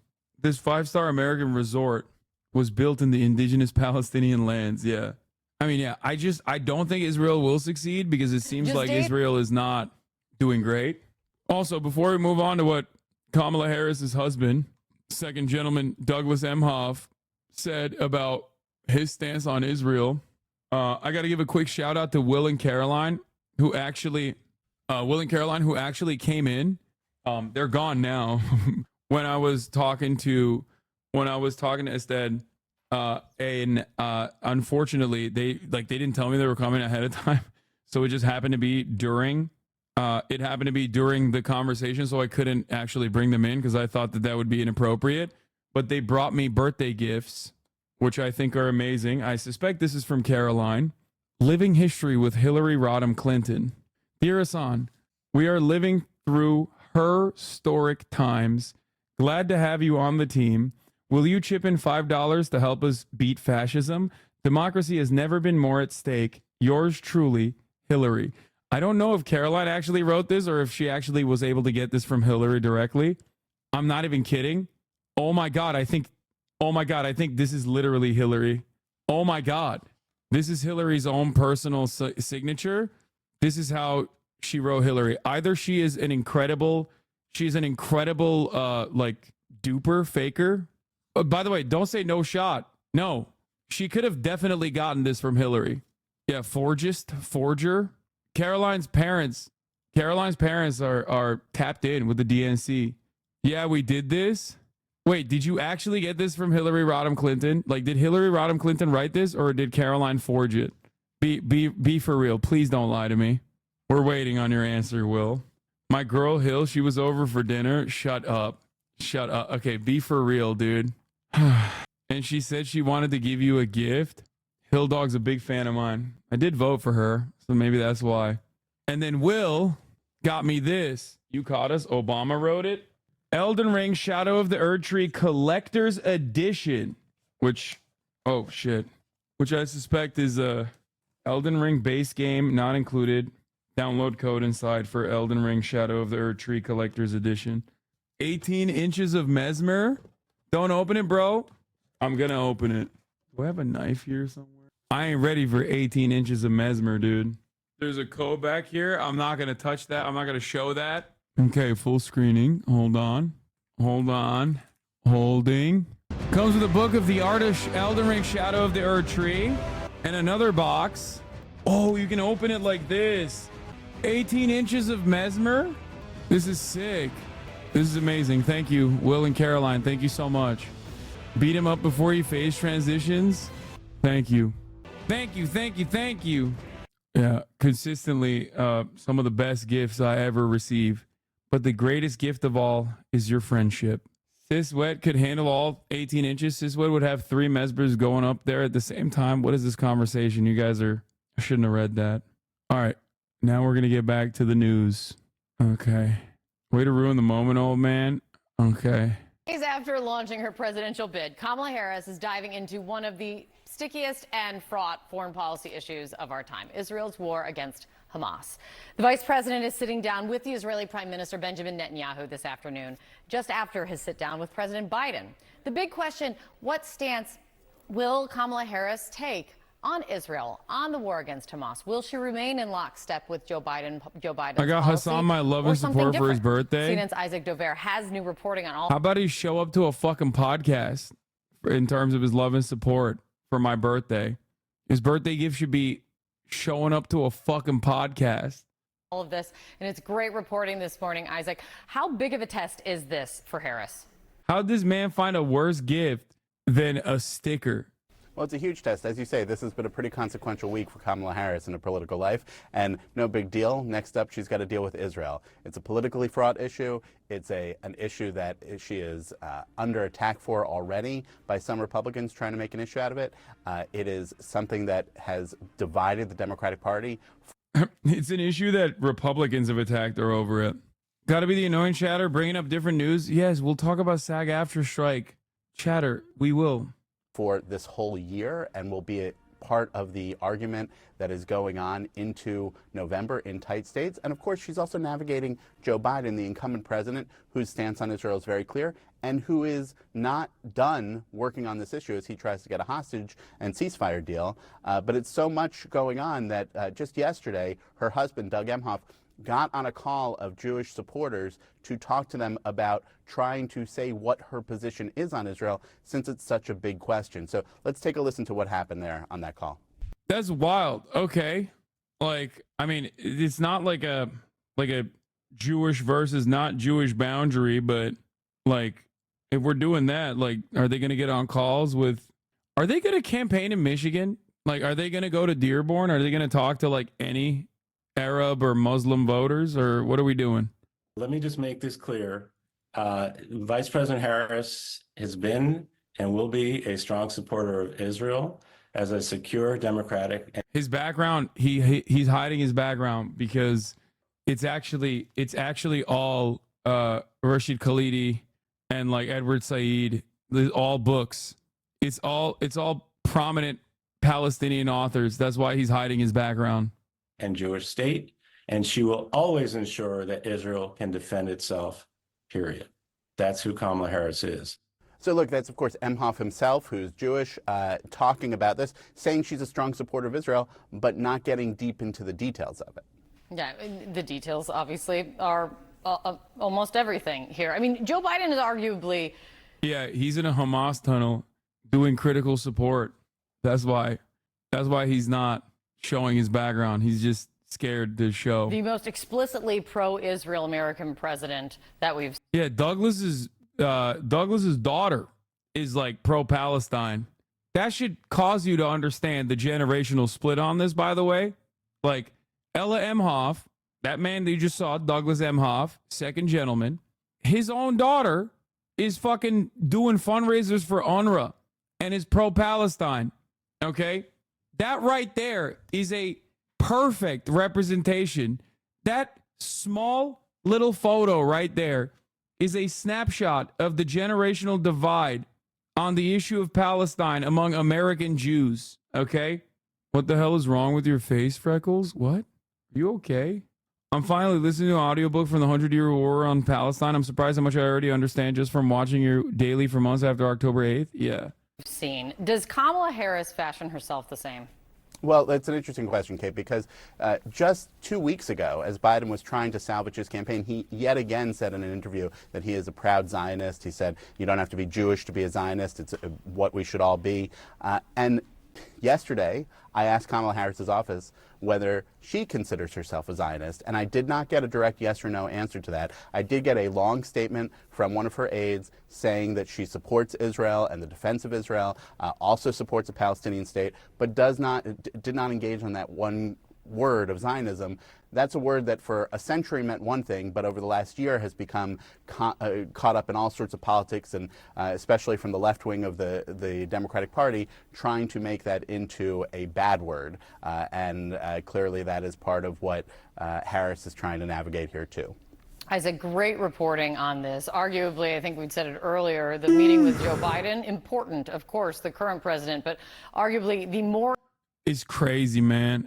It's crazy. Like, the boundaries of acceptability for like even liberals, the progressives, supposedly quote unquote progressives, is just like, are you unconditionally committed to the death and destruction of Palestinians, or are you like kind of committed to it? Like anything outside of that, you're fucking anti-Semitic and you're a monster. I mean, I guess it's good that she didn't say she's a Zionist, but like, holy shit. More important sit down today would be the Israeli Prime Minister. Yeah, the leftist Democrats are trying to turn Rhodesian ultranationalism into a bad word. Yeah, it's like crazy that the leftists have turned colonial genocide, settler colonialism, and genocide into like a bad concept. It's kind of fucked up. Maybe we should dial it back. It's giving anti-Semitism. We made it a bad word. Britannica describes Zionism as Jewish nationalist movement that has had its goals as the creation and support of a Jewish national state in Palestine. So what the fuck? Yeah. You don't understand. We made it a bad word because, like, what he means by that is people used to not give a shit about it, and now people are aware that it means like 40,000 dead Palestinians, which, you know, that is the real calculation here. She supports a Palestinian state. That's good, I guess. So does Joe Biden on paper. Joe Biden literally says he's a Zionist. And then we'll also say, hold on, my door is ringing. Okay. Calling settler colonialism bad is anti-American, obviously. I mean, yeah, it is. You're projecting. Totally unbiased reporter. What do you mean? It literally always was a bad word. These people are the ones trying so hard to make it a good word. Yeah. Mr. Sitting down with the VP now. It's good to see you. Sarah. That's a great point. Washington Post columnist Josh Rogan is joining me now to discuss more on this. You just heard from Isaac Dovere. You know, Kamala Harris is meeting with Netanyahu today. She was the first person in the Biden administration to publicly call for a ceasefire Do you expect her to be harder on Netanyahu than Joe Biden has been? Sure. Well, you couldn't have imagined a month ago when Speaker Johnson invited Prime Minister Netanyahu to speak to Congress that Kamala Harris would be the presumptive nominee and that Joe Biden would essentially be a lame duck. And now that she has this new role, what she says in this meeting with Netanyahu will be extremely important. And what her office is already putting out is that she's going to deliver a tough message, that she's going to warn him that if he doesn't shift his policies to be more in line with both what the Biden administration wants in terms of securing a ceasefire. Yeah.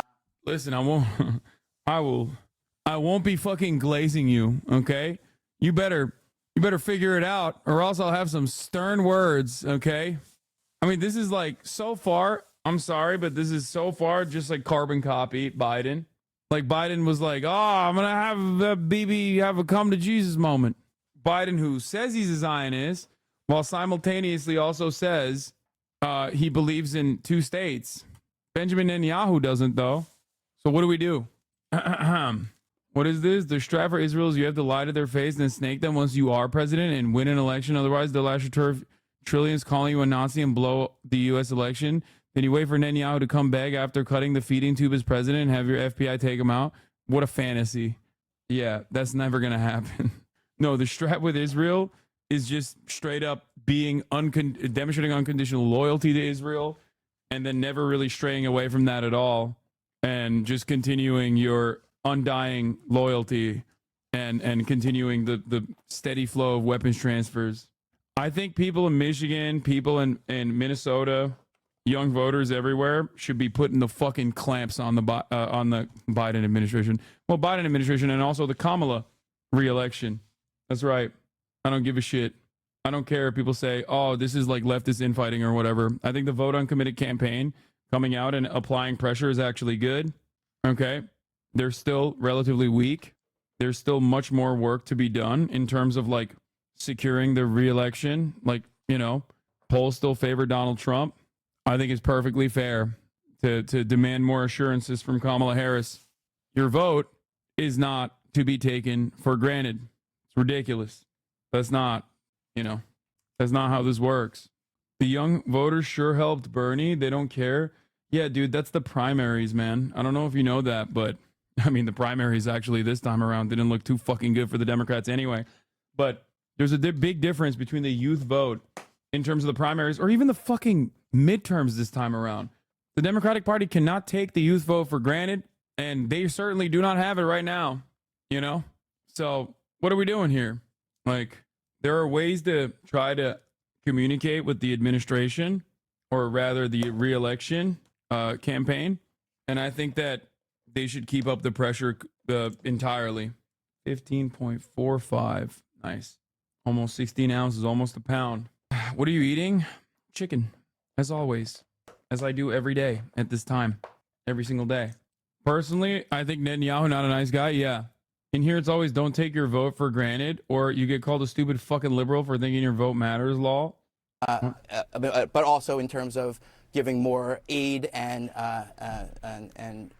dignity and agency to the Palestinians in Gaza, that the policy could change under her watch. That they're not saying that, they're just signaling that. And that's something that Netanyahu has to take very seriously.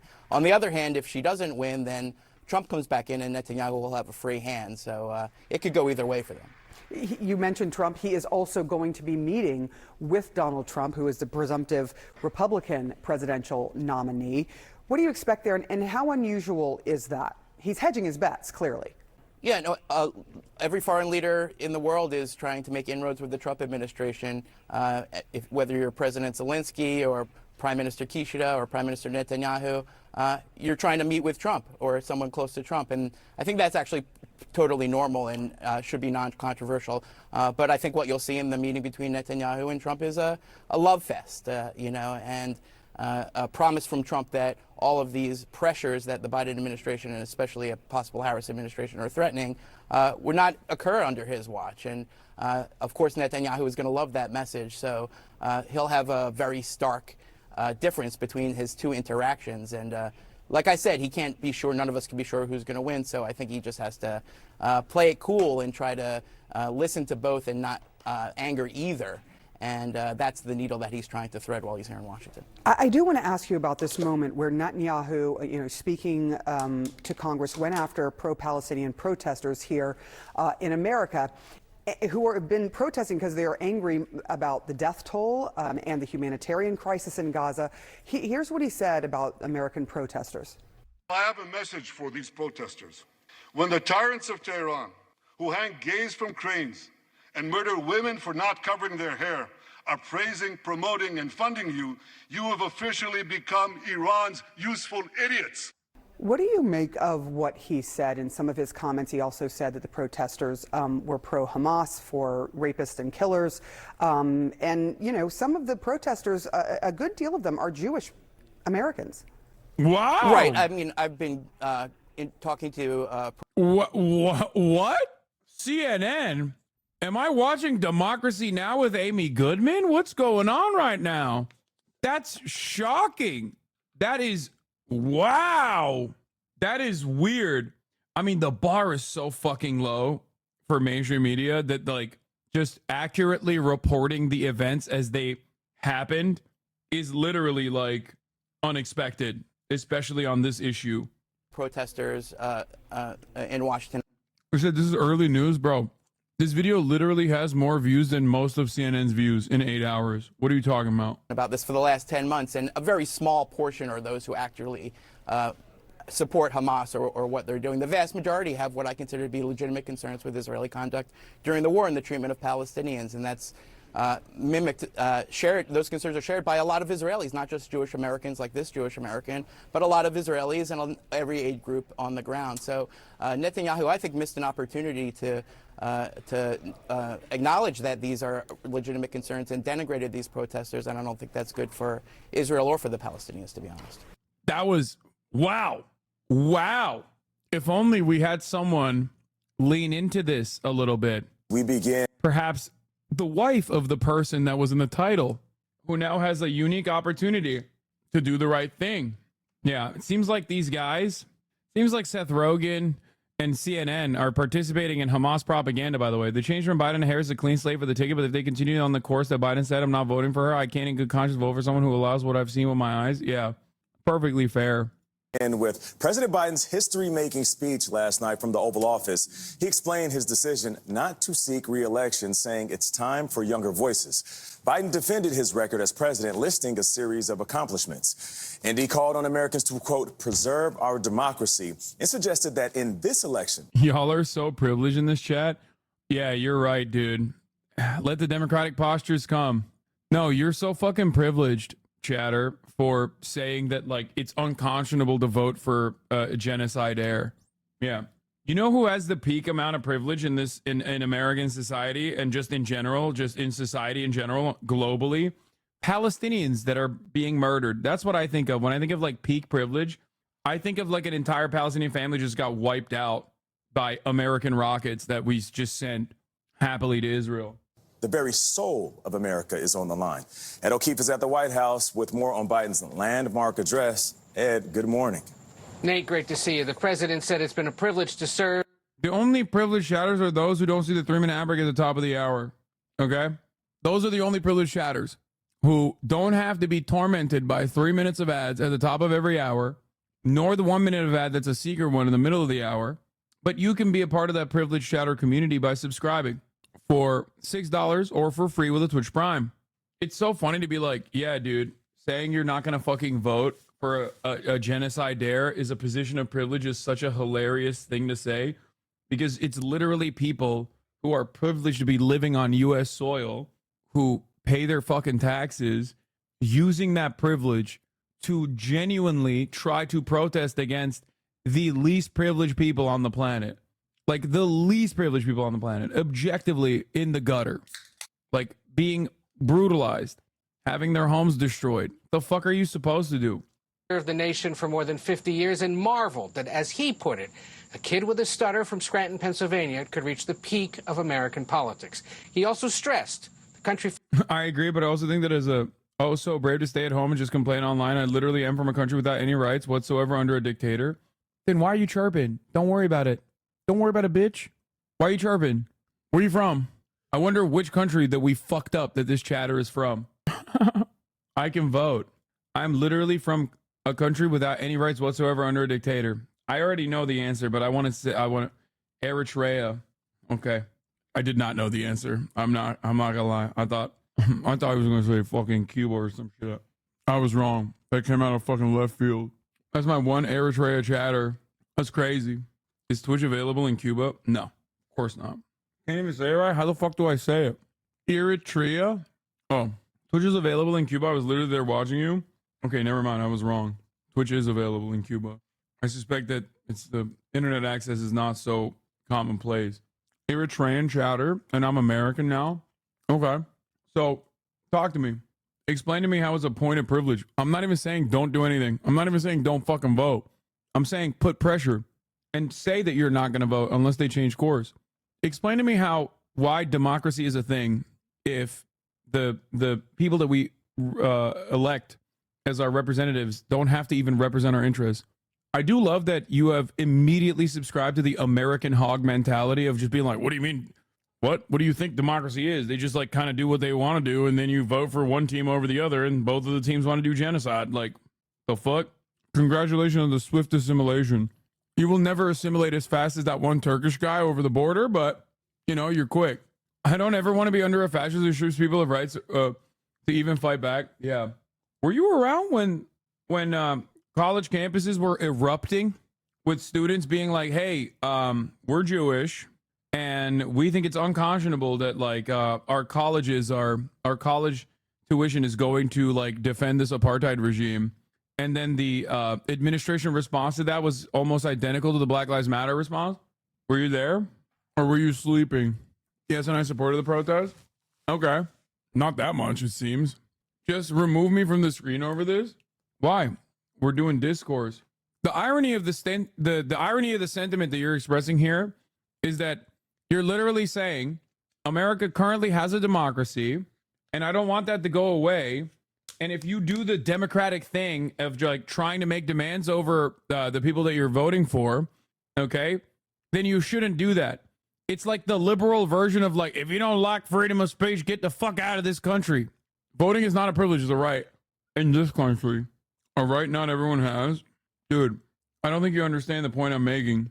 You're saying, don't exercise your democratic muscles because democracy might go away. Do you not understand the inherent flaw in this argument? Like, please, it doesn't make sense. Anyway, we'll get back to you when you figure that out. Faces some big choices in the months ahead. I revere this office, but I love my country more. Speaking from the Oval Office, President Biden explained his decision to end his campaign and support Vice President Harris instead. You know, there is a time and a place for long years of experience in public life. There's also a time and a place for new voices, fresh voices, yes, younger voices. And that time and place is now. The president praised Harris as she watched from the campaign trail in Houston. She's experienced, she's tough, she's capable. While he never explicitly mentioned former President Donald Trump, Biden did say this. We have to decide, do we still believe in honesty, decency, respect, freedom, justice, and democracy? Now, he said he plans to focus on what he can accomplish in his last 6 months in office. They'll continue to lower costs for hardworking families, grow our economy. I'll keep defending our personal freedoms and our civil rights, from the right to vote to the right to choose. He also cited hopes to focus on gun control, address climate change, fight cancer, and said he'll soon share ideas on how to overhaul the Supreme Court. Wednesday's address capped weeks of strife that began in early June when key meetings in Europe coincided with his son Hunter's federal gun possession trial. With the COVID, And the disastrous debate performance that followed in late June uncorked fresh concerns about his age and ability to win. Look, if we finally beat Medicare. Bitter about being backed into a corner by fellow Democrats, he stunned the world on Sunday, signaling he'd realized, on his own time, that it's time to go. I believe my record as president, my leadership in the world, my vision for America's future, all merited a second term. But nothing can come in the way of saving our democracy. That includes personal ambition. The president was joined in the Oval Office by the First Lady, his children and grandchildren who were seen emotionally embracing him. And afterward, they headed out to the Rose Garden, where hundreds of White House staffers had gathered to watch the speech. On Monday, he's headed to Austin to visit the library of the last president to forego a re-election campaign, Lyndon B. Johnson. He'll be there to mark the 60 years since passage of the Civil Rights Act. Ed, thank you. States, who wants to be the 47th, the GOP presidential nominee, President Trump. Mr. President, welcome back. We used What the fuck is his title? to do this before you were running for office. Now we're back doing it with the stakes much higher than who's going to win The Apprentice. But let's talk about that speech last night. Do you think we learned why Joe Biden decided not to run against you? Well, I think it was. Can you explain why specifically Israel's in the wrong? Is it mostly because they're blocking humanitarian aid? I'm Jewish American and Jewish echo chamber. It's hard to understand why exactly people are siding with Hamas. So Hamas on October 7th, Hamas is Hamas has a militant wing and a political wing. The political wing is what is in charge of Gaza. So like they administer the health authorities, like the health ministry. There's like a civil part that's like policing, education, all that stuff. So on October 7th, it wasn't just Hamas, but it was the entirety of the Palestinian resistance groups that got together and facilitated what is a military operation. The operation was due to Israel's own incompetence in terms of its own security, despite fair warning, time and time again from other regional actors, including but not limited to Egypt. Israel was so hyper-focused on its own interest in the West Bank and like further instituting pogroms in the West Bank that they moved their resources over there. Even years ago, former Shin Bet leaders were saying, you know, you can't do this. You're gonna, everything that you do in the West Bank, all this violence that you contribute to in the West Bank is like pissing off Palestinians in Gaza. They are going to, you know, they're going to retaliate. This is going to be a problem for national security, interior security. Kamala press conference on Israel. Okay, we're going to get there, but I will explain everything else to you as well, chatter. But I want to see what Kamala is saying. Wait, what? No, that's a spoiler. Give me the fucking actual video. Everybody chill. Sometimes chatters just like, chatters are genuinely asking questions, okay? Not every person that's saying I'm genuinely asking questions is like not genuine. And the Palestinian people can exercise their right to freedom, dignity, and self-determination. There has been hopeful movement in the talks to secure an agreement on this deal. And as I just told Prime Minister Netanyahu, it is time to get this deal done.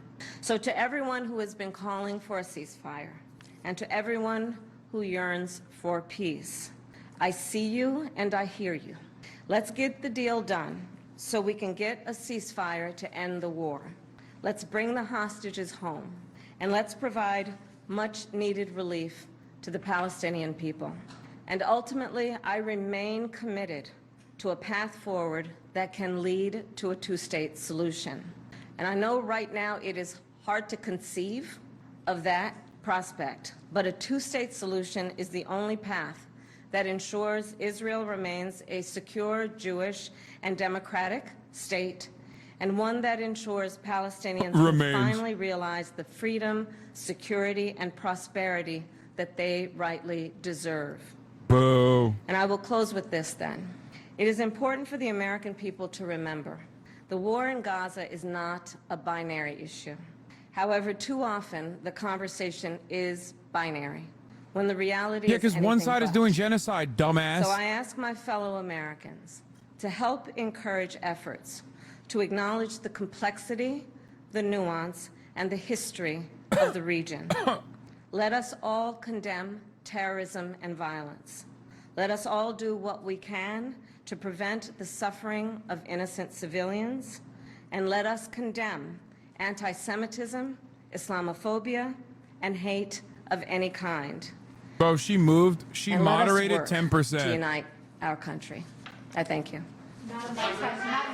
She fucking moderated 10% on the issue from Biden. Biden is also committed to the two-state. Biden does, however, say it's all the death and destruction is on Hamas. Time to get a deal done. Alex Marquardt joins us This is now ass cheeks. again. Grateful for you standing by for us. I mean, look, she was quite forthcoming, or forthright, I should say, in that statement, but also made it clear that the message is coming time and again to Netanyahu that they're expecting this ceasefire will get done, if not in the coming days and in the coming weeks. And Paula, these were remarks that were scripted. This was not something that was off the cuff. This was not; these were not answers to questions from reporters. She didn't take any there, and so that really drives home the point that this was a message that she really wanted to deliver and make understood. And I am struck by several parts of it.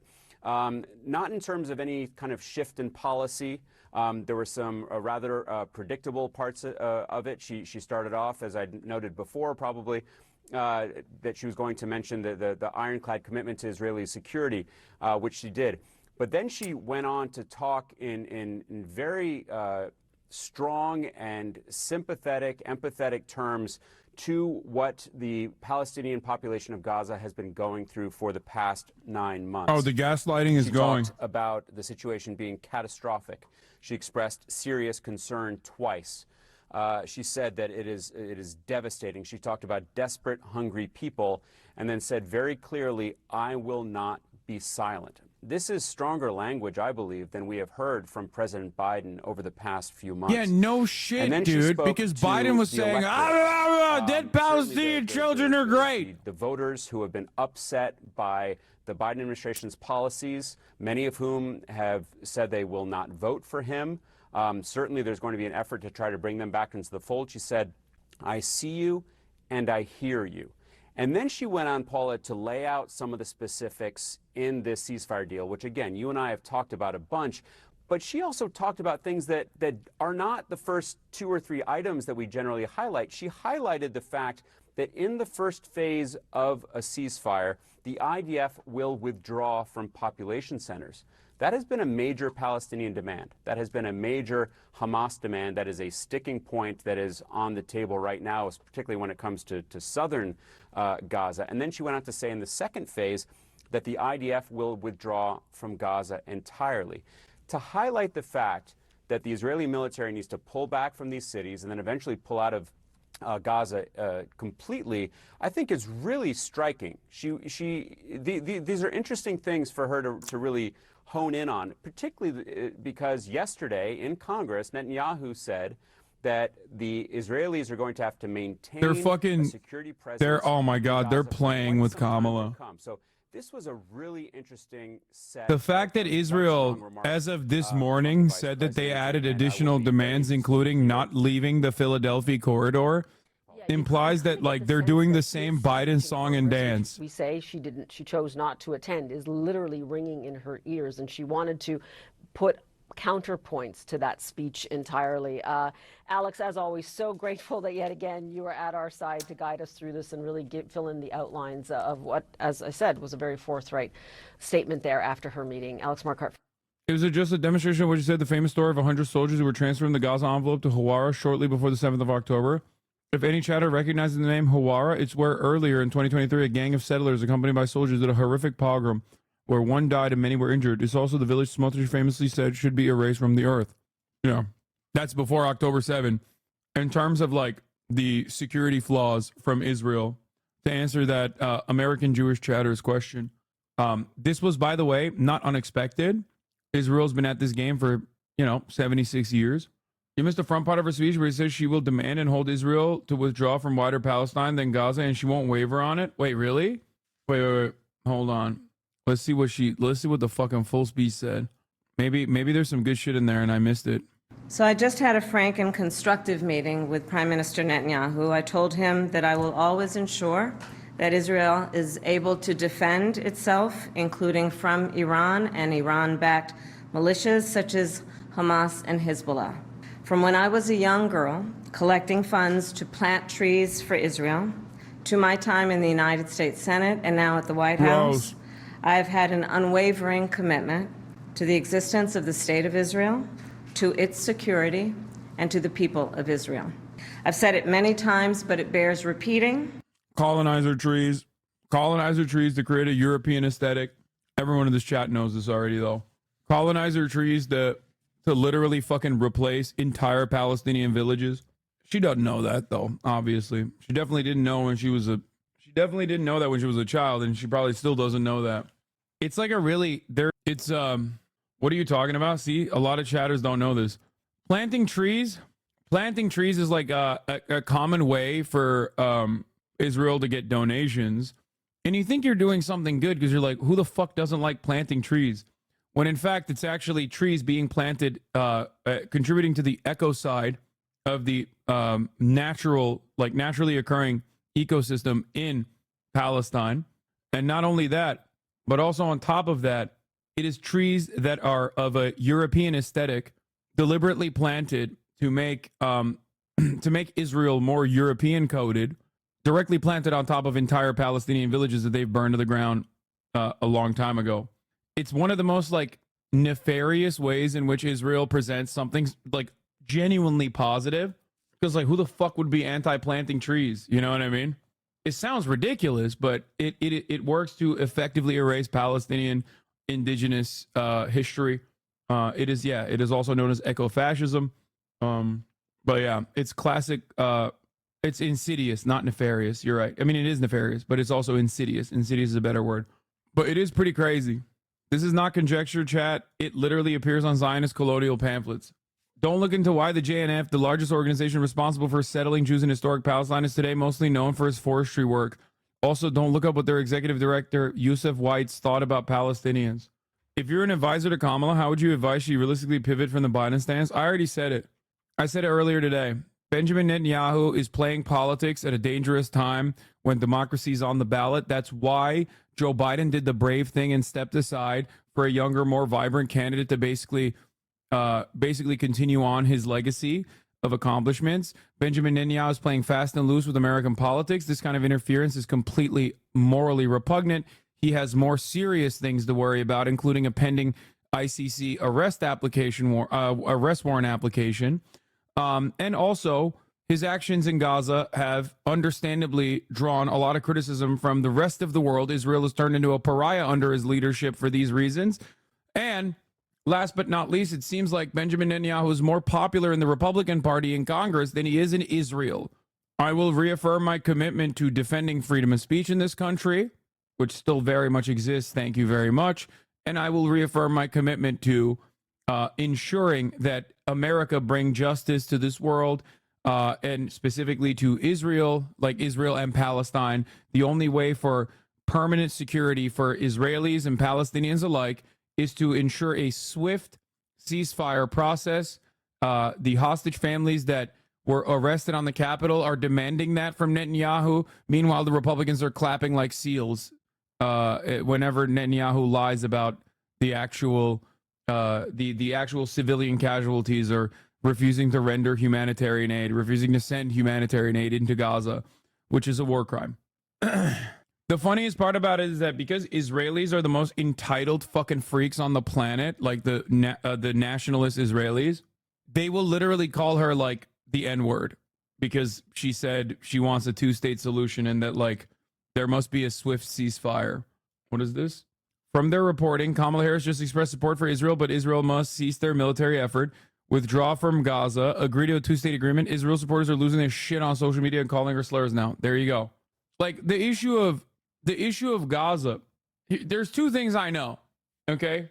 Well, three things. One, Americans don't give a fuck about foreign policy until it becomes the main point, and that's all they care about, like the Vietnam War, right? However, you can use that to your fucking advantage if you want to do something right. The other part of this, the other thing that I do know is that Americans actually like doves, whether they are Republican or Democrat, more than you would think. Maybe not immediately after 9/11, but they do actually like doves. Donald Trump has consistently presented himself in the last 3 election cycles as the peace candidate. Now, of course, it's not real, but he's still selling himself as that. And people can't fucking comprehend how good that is as a talking point. That's what's so frustrating. Like, Americans don't give a fuck about foreign policy, but I promise you, you will not get electoral consequences for being pro-peace. That is not a thing. Americans just don't want to think about it, okay?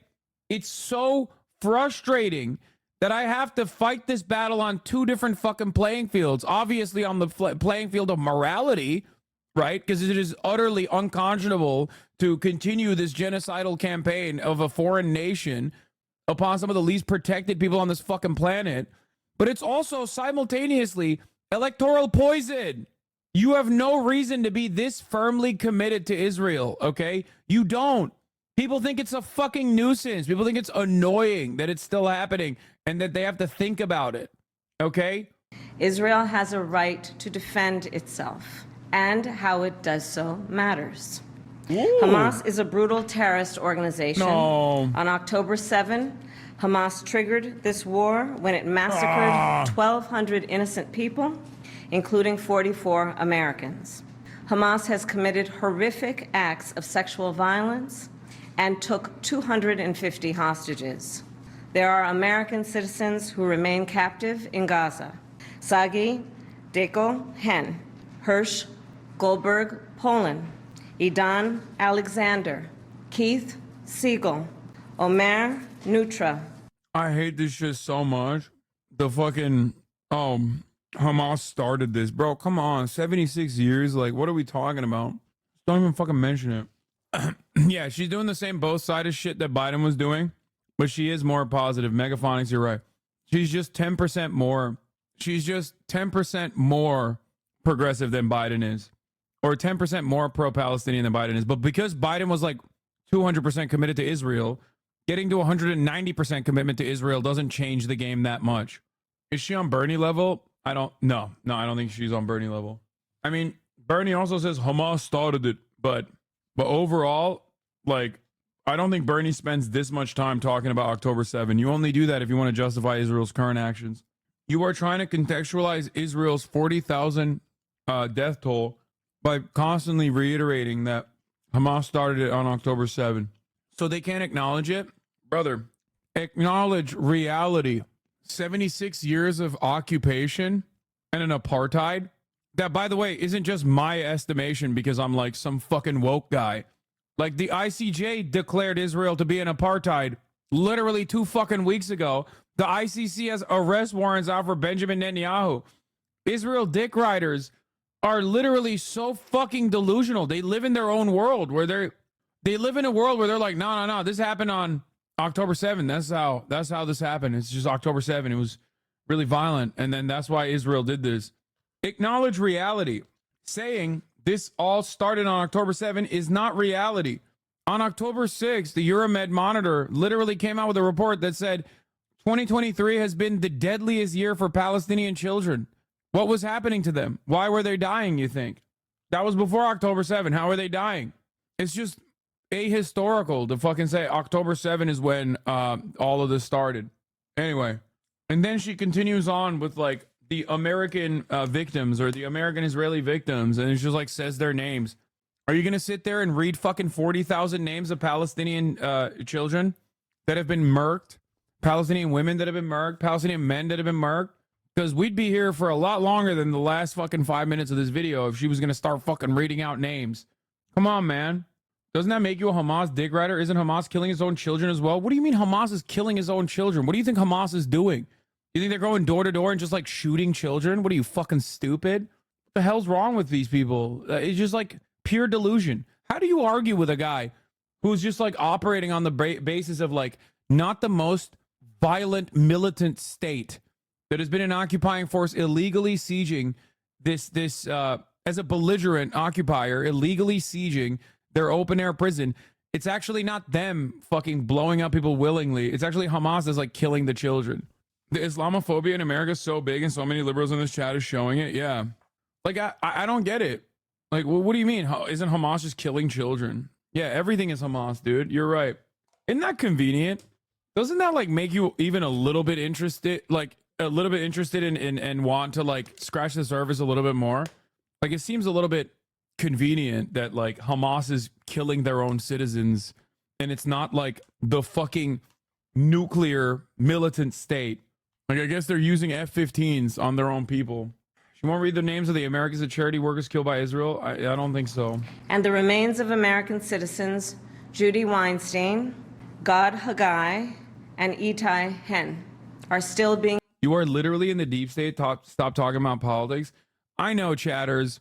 I know that like all of your fucking edgy rightoid, alt-right adjacent, sometimes centrist commentators like to posture against like women in gaming or whatever, and that's why they're bold and brave warriors of free speech. But suspiciously on this one issue, they never actually have that same level of smoke for a Jewish ethno-state that is currently engaging in ethnic cleansing, claiming that they're doing it for Judaism, which is a lie, by the way. Why is it that so many of these edgy content creators always have the smoke for like random fucking trans people on the, like, no, I'm not even talking about like Ava Chris Tyson or whatever. It's just like regular trans people living their fucking daily lives. They're all pedophiles. Oh, I'm just edgy, bro. What do you mean? And then when it comes to Israel, they're like, wow, Hamasabi at it again. It's giving anti-Semitism, sweetie. Someone should do something about it. Like, get the fuck out of here with this, like, oh, you're being edgy. Or, I mean, sorry. Oh, you're a Fed. What fucking federal agent is doing this? People are objectively cowards on this, okay? Objectively. And my expectation isn't even that they say anything about it, right? Because God forbid you don't appear brand friendly, okay? But when they actually course correct and hit it from the other side of the issue and like defend Israel with full loyalty, unconditional defense to Israel, we must attack Israel's haters. That's when I lose my shit. I'm like, you're such a fucking boner, dude. You are such a fucking little bitch. Like, you're supposed to be this like edgy guy, right? And then, oh my God, you talk like a fucking 75-year-old neocon when it comes to Israel. Nah, Islam is actually so disgusting. A side is way overdue. Like, think about the callous indifference that this person demonstrates when talking about genociding the entire Muslim world. There's more than 1 billion people on this planet. That's got to be a Euro chatter, by the way. The European mind is astounding. The Angloid brain is like 3 steps removed from Hitlerian politics. Bro, there's only 2 sides of this coin, man. It's either you hate Islam or you do not care what the faith say they are, and your support, you side with the side more. Then he proved your point. There's only 2 sides of this coin, man. It's either you hate Islam or you do not care what faith they are, and you support your side with more. There he proved your point. Anyway, this is advocating for a genocide. That's 0 steps away from Hitlerian politics. No, I'm saying like he's advocating for a genocide, which is Hitlerian politics. But it's like 3 steps removed before he said this. If you look at his fucking commentary, I'm sure. Oh, never mind. It's his first statement. Russell is so fat. Russell would be ashamed to have you in his fucking chat. Dumb fuck. Like, think about, like, there is no world where you could say this for anybody else. People still do, but you can't say it. Like, the consequences for saying this for Islam and Muslims in general are so marginal in comparison to saying it about any marginalized group. Okay? It's actually crazy. Like, you could just straight up say, you know, Islam is disgusting and it's warranted to genocide all Muslims. And it's not like seen in the same spectrum of like saying that about Jewish people, saying that about black people. Being held in Gaza. I have met with the families of these American hostages multiple times now, and I've told them each time they are not alone, and I stand with them. And President Biden and I are working every day to bring them home. I also expressed with the Prime Minister my serious concern about the scale of human suffering in Gaza, including the death of far too many innocent civilians. And I made clear my serious concern about the dire humanitarian situation there, with over 2 million people facing high levels of food insecurity, and 500,000 people facing catastrophic levels of acute food insecurity. What has happened in Gaza over the past 9 months is devastating. The images of dead children and desperate... Yeah, the Surfs is right, by the way. The Surf said, this is like markedly better than Biden, and this is literally just bare minimum shit. That like this is bare minimum, and it's on a different playing field as Biden. Now that I look at the whole speech, and that isn't to say that she's doing a great job. She definitely is not. That is simply to point out how unimaginably ruthless Biden was. It is wild. Acute food insecurity pisses me off. Yeah, it's starvation. It's like deliberate mass starvation as a weapon. Hungry people fleeing for safety, sometimes displaced for the second, third, or fourth time. We cannot look away in the face of these tragedies. We cannot allow ourselves to become numb to the suffering, and I will not be silent. Thanks to the leadership of our President, Joe Biden, there is a deal on the table for a ceasefire and a hostage deal. And it is important that Why were the protesters there spray painting Hamas coming on stuff? Because they're fucking edgelords and they're LARPers. During the BLM protests, there were people saying like, fry them like bacon, you know, cops are pigs, fry them like bacon. Did that change your attitude or your opinion about police brutality in this country? When I get mad at right-wing protests, I don't just get mad because there's like some Nazis at the protest. I get mad because the entire movement is fundamentally fascist, okay? You have to look at the actual reason for why people are protesting. What do fucking right-wingers protest? They protest like not taking out a Confederate statue. You know what I mean? Why would you want to have a Confederate statue up there? Why did the Confederate statue get built? These are things you have to think about.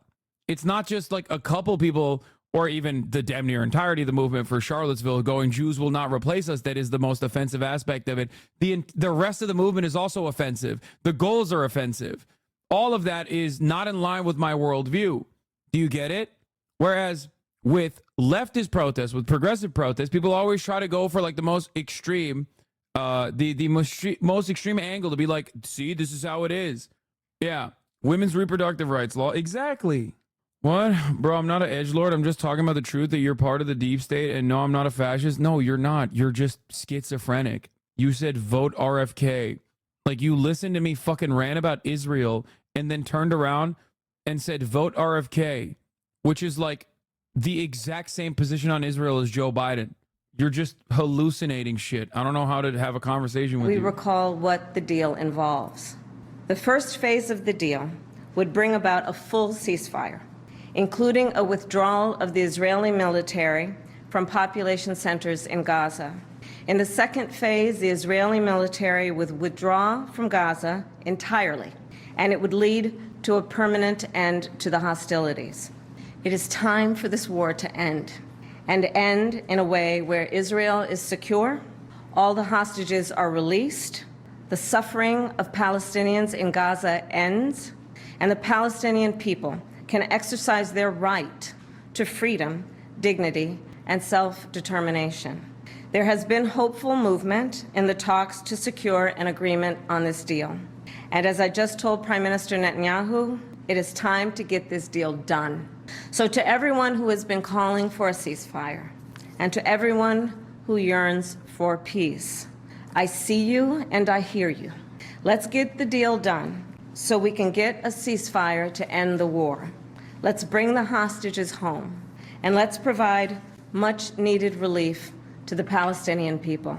And ultimately, I remain committed to a path forward that can lead to a two-state solution. And I know right now it is hard to conceive of that prospect, but a two-state solution is the only path. Who's fucking up the talks, Kamala? The admin can't hide behind Biden's age at this point, you know? The admin could have hid Biden for the most part and only fucking trotted him out every now and then to be like, Israel, the best nation on earth, and the Palestinians have an ancient bone in their brain that makes them anti-Semitic. It's an ancient anti-Semitism. I hate it. Jack, we beat Israel, Jack. Like, he would say shit like that, okay? And then the media would, you know, pick up whatever they wanted to fucking hear from that psychotic nonsense. Hold on. Hello, cutie Cinderella. Hello. You're on happy stream. Birthday. You're on stream. Happy birthday from all of us to you. We wish you happy birthday. So the party's you. Okay, thank you. What are you doing for your birthday? I'm streaming, and I'm not really doing anything for my birthday. I'm just streaming. I'm talking about politics right now. Oh. What the fuck?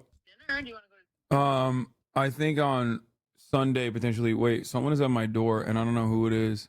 Drama alert. Yeah, I don't know what's going on. 1 second. Okay. Oh, it's just delivery. Hold on. Unlocked it. Oh wait, I think you just. delivering something? I think you just tossed it over the door. Wow. Yeah. Okay. Fuck. I don't know. I don't know what he did. He might have just left it outside. Hold on. I might have to go grab it. Anyway, what's up? That ensures Israel remains a secure Jewish and democratic state, and one that ensures Palestinians can finally realize the freedom, security, and prosperity that they rightly deserve. And I will close with this then. It is important for the American people to remember the war in Gaza is not a binary issue. However, too often the conversation is binary, when the reality is anything but. So I ask my fellow Americans to help encourage efforts to acknowledge the complexity, the nuance, and the history of the region. Let us all condemn terrorism and violence. Let us all do what we can to prevent the suffering of innocent civilians, and let us condemn anti-Semitism, Islamophobia, and hate of any kind. And let us work to unite our country. We could have made a birthday cake on stream. Yeah. I mean, we could still do that if you want. I didn't know. Well, when? I don't know. Well, I guess. You can do it Sunday. Yeah, sure. Is that what you want? Yeah. No, I like that. I like that idea. What will make you happy? You sound depressed. I'm not depressed. I'm talking about depressing things right now as a part of my job. That's what it is. But I'm not depressed at all. Genocide. Oh. Yeah. Awkward. Oh. You're leaving DreamCon and to Chicago? No. Wait, what? No, I'm not going from DreamCon to Chicago. Why would I go to Chicago? The DNC's happening in August, like 15th or something. Yeah. All right. Well, what could we do? I mean, I guess we could do it tomorrow. I'm gonna do a shorter stream tomorrow before I fly out to Texas. If you're down, if you're available. I just have a thing at 3:00, but I could do it after. I could do it. No, it would have to be before, maybe, or right at that time, actually. Right at 3:00. All right, let's do it. Let's do a Sunday. Sunday after the podcast. Yeah. Okay, let's do that. Wahoo! Birthday party Sunday, chat. Bring your hats. All right. Thank you. Bring your freaking hats, chat. Bring your stuff. Bring your balloons. Someone's calling me a communist and a Democrats are in control, meaning that you were in the control of the deep state. He's not invited. Know what any of that means. That Bro, guy can't come to the party. Yeah, he's not invited. He said, bro, I'm not schizophrenic. I'm just high, okay? Got problems being high makes you self, and self-awareness makes you smarter, and that makes me clear that you are part of the deep state. Right. Okay. Trust me, I've seen files from the War Thunder Discord servers. It says that you are part of the deep state. Right. All right. This is the type of shit I deal with on a daily basis, not just on my birthday, but every day. If you're wondering why I sound down. I do try not to hang out with you. Oh my God. That's fucked up. Okay, now you done made me sad on my birthday. Ruined his birthday. Now I'm actually sad. All right, everyone, put your hats back on. Put your hats back on. Wahoo! Party on Sunday. Birthday party. Everybody, put your hats back on and subscribe because at the top of the hour there's a 3-minute ad break. Decorate a cake. It's gonna be awesome.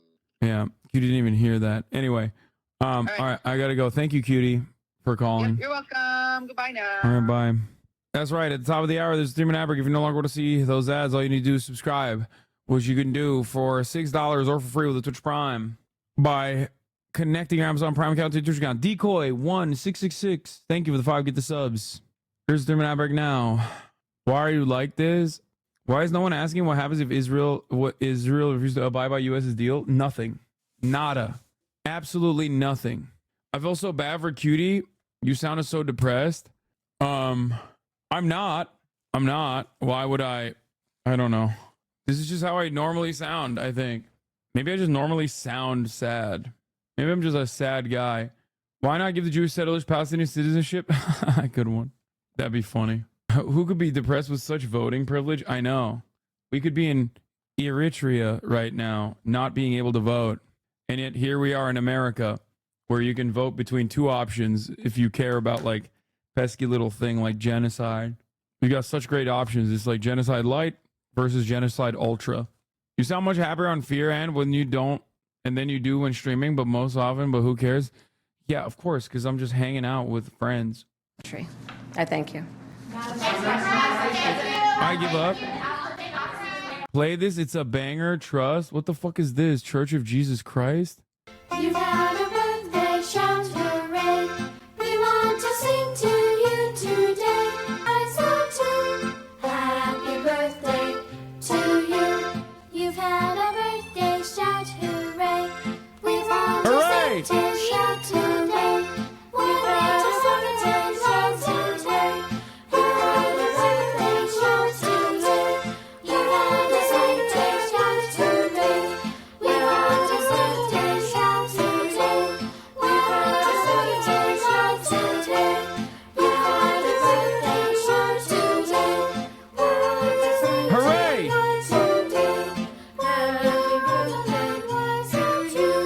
Happy birthday to you.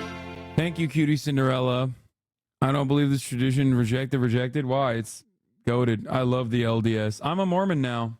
This may be too parasocial, but your mannerisms kind of my autistic brother sometimes. Okay, guys, I'm fucking locked in. Okay, when I'm locked in, I'm not going to come across very cheery. Okay, there's friend mode and then there's locked in mode.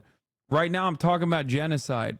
It's a little different. Okay, that's what it is. It's not like autism. It's not a million different things. Okay, it's just I'm fucking locked in on my news coverage. 5 hours in, talking about fucking Israel committing a genocide and talking about American support for it and what must be done in order to change the trajectory of American foreign policy.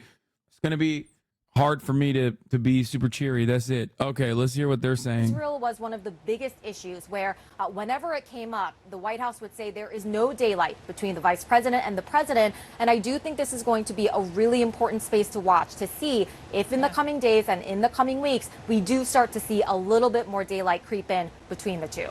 All right, MJ, thank you very much. And here for our conversation, Ested, let me just start with you. Oh, it is, shit. Interesting. That's crazy that Ested was just on Austin Broadcast. Now he's on CNN. Because of being vice president, she can be in that room and then look like a commander in chief, right? That's and to so take that, funny, and bro. she did it, and she sees it, and she went immediately to do that. So, what are you hearing from your sources to this fundamental question? And I know there's not necessarily a definitive answer right now, but is this burst of exuberance come and on. full surge? Does it have longevity? I'm fucking goated, dude. Holy shit. Holy Harris shit. gets the benefits of incumbency as she's in the office right now, because I think we're going to see the White House intentionally lean on her in these big moments to be able to show her someone who's grown over the past several years. I remember when I was reporting on her last year, they would make a point to say that she was more respected globally than even she was appreciated domestically by Democrats. And that's been a place where she's seen a lot of emphasis. I think they're going to try to roll that out. And I do think that even if the policy and differences between her and Biden and Gaza are small, the rhetorical differences and the kind of empathy for Palestinians that she's made a point to show over the last several months might be the kind of tonal difference you see between her and at the top. But to the point about does this last, part of that is the question of whether she can capitalize the upside that she clearly has in differences from Biden. The groups that are most marginal Democratic voters, younger people, Black and Latinos, folks who are outside the process, they're clearly more favorably see her than Joe Biden. The question will be, does that turn into preference that actually moves votes consistently? Right. And I think that's going to have a policy question behind it that we haven't really gotten to yet. Right. Now, and Alyssa, to this point about commander-in-chief, and Netanyahu happens to be the man of the moment. The commander-in-chief got a meeting, the would-be Democratic commander-in-chief, and now, of course, he is going to go meet Trump tomorrow at Mar-a-Lago. So he's going down there, and that's significant. What are the optics of that, especially when Trump came out and actually said, thought it was interesting, they got a PR problem. Sorry, I'll stick with the streamer whose guests are mostly banned everywhere. Thanks. Well, yeah, that's how you know I'm deep state. What happened, that it was going to be Joe Biden. Netanyahu came to give this address yesterday thinking it was Trump versus Joe Biden. And now you've got Kamala Harris as the person running. I think it was incredibly savvy of her to give these remarks. And I would say this. They were nuanced. There was a little something for everything. She condemned sexual violence by Hamas. She said it committed unwavering support, but then also leaned into saying she recognizes the plight of the Palestinians. This is, I think, where most of the country is, and something that Joe Biden has kind of struggled to articulate during this crisis. It'll be interesting to see how tomorrow goes. There's a lot of bad will, I would say, between Trump and Netanyahu. Trump never got over the fact that he congratulated Joe Biden when he won the election. But I also think that that relationship can be healed. David, so let's just throw the poll up again from the New York Times. That's the one that shows Harris statistically tied with Trump. He gets a post-convention bounce. She gets obviously significantly more than that because Biden was down 6 points in the same poll. So what do you think, David, in terms of how real this is? I mean, it's a moment in time. Is it more than that? Well, I think it's real. The question is it sufficient? What she is doing is she's beginning to coalesce the Democratic base that helped elect Biden 4 years ago, and that Democrats need to win national elections. And that includes enthusiasm and participation and support from younger voters, from the African American community, from Hispanic voters. She's doing better than Joe Biden was. Those voters were drifting away from him, which accounted for a lot of his problems. So that is a good sign. And the fact that she's closed this gap so handsomely in just a few days is a good sign. But if the election were today, she'd still lose, and she'd probably lose by a significant margin in the Electoral College, because Democrats have to be ahead in the national poll to win because of the way population is distributed around the country. But this is certainly good news for her. And the question is, can she expand beyond it? One other point, she does open up new fronts in the electoral map. You know, one of the reasons why she has suffered in the Sun Belt states is loss among African American voters, loss among Hispanic American voters in places like Nevada and Arizona, even New Mexico. And the fact that she's doing better among those voters is a good sign that she might be able to fight her way back into those states. And that would give her more options on the path to 270 electoral votes. Mayor Bottoms, you know, do you think that opening of the electoral map, I mean, how huge do you think this is going to be for her? I mean, Biden had essentially given up on, I think it's fair to say, North Carolina. I would say Georgia too. And now, are these really states she can win? Absolutely. No one believed that we could win Georgia in 2020, and here we are. And in fact, the vice president is returning to Georgia again on Tuesday. She has been here multiple times. There was a whole list put in today's Atlanta Journal-Constitution newspaper of all of the visits that she's made to Georgia. And she's not only focused just on Atlanta, but also some of the metro areas and some of the other cities in the state.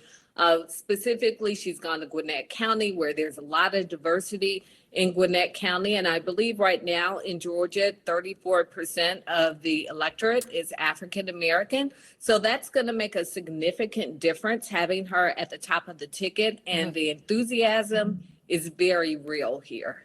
Instead, you know, the Harris campaign, Trump's interview, they responded to it. They said, 78-year-old criminal. AIPAC right? at it Emphasizing two again. important points there, age and conviction. AIPAC at it again, by the way. Cory Bush already being outspent $10 million to $2 million. People who were doing the Biden campaign. And that is just not something that would have been said. Or I don't even know if it's even... AIPAC, but I suspect it is. I'll look into it. Where are they coming? Oh, nope, it is. Yeah. United Democracy Project. No, that's Fair Shake, Mainstream Democrats PAC, DMFI. Where's the money coming from? New FEC F24 Fair Shake. Democratic Majority for Israel PAC. That's a AIPAC one. Working Families is pro Cory. Anyway, let's get back to this. I'll look at the Cory Bush race in a second. And kind of own that most specifically. And I really think the third thing is the Dobbs decision gives her a chance to be most offensive on the best issue for Democrats. Y'all heard this already. Joe Biden was not capitalizing on that broadcast. issue in the same way that a lot of Democrats are across the country, and she is better suited for that. Well, she caught the Trump campaign flat-footed because I think they were expecting progressive left Kamala Harris, somebody who supported the Green New Deal or somebody who ran away from her law enforcement credentials. And she is running a general election campaign. She is running as a centrist Democrat. Her message, if you watch, she gives the same stump speech every time she speaks, which works in a 3-month race. She's talking about paid family leave. Can Cory overcome this? Yes. Building the middle class. It's an economics message, a hint of reproductive rights, and then character over a criminal. Like, that's a message that resonates. She's not going through a litany of left-wing priorities, and I don't think that's what they expected from her. And that's where she's most comfortable, where she is right now. She was uncomfortable 4 years ago when she was trying to appease the left. David, what do you think is the backstory here to President Obama? Of course, he's going to endorse her. He'll probably do it with great fanfare, but that doesn't change the fact that he's the last one to do it. And, you know, he didn't just jump in the water feet first.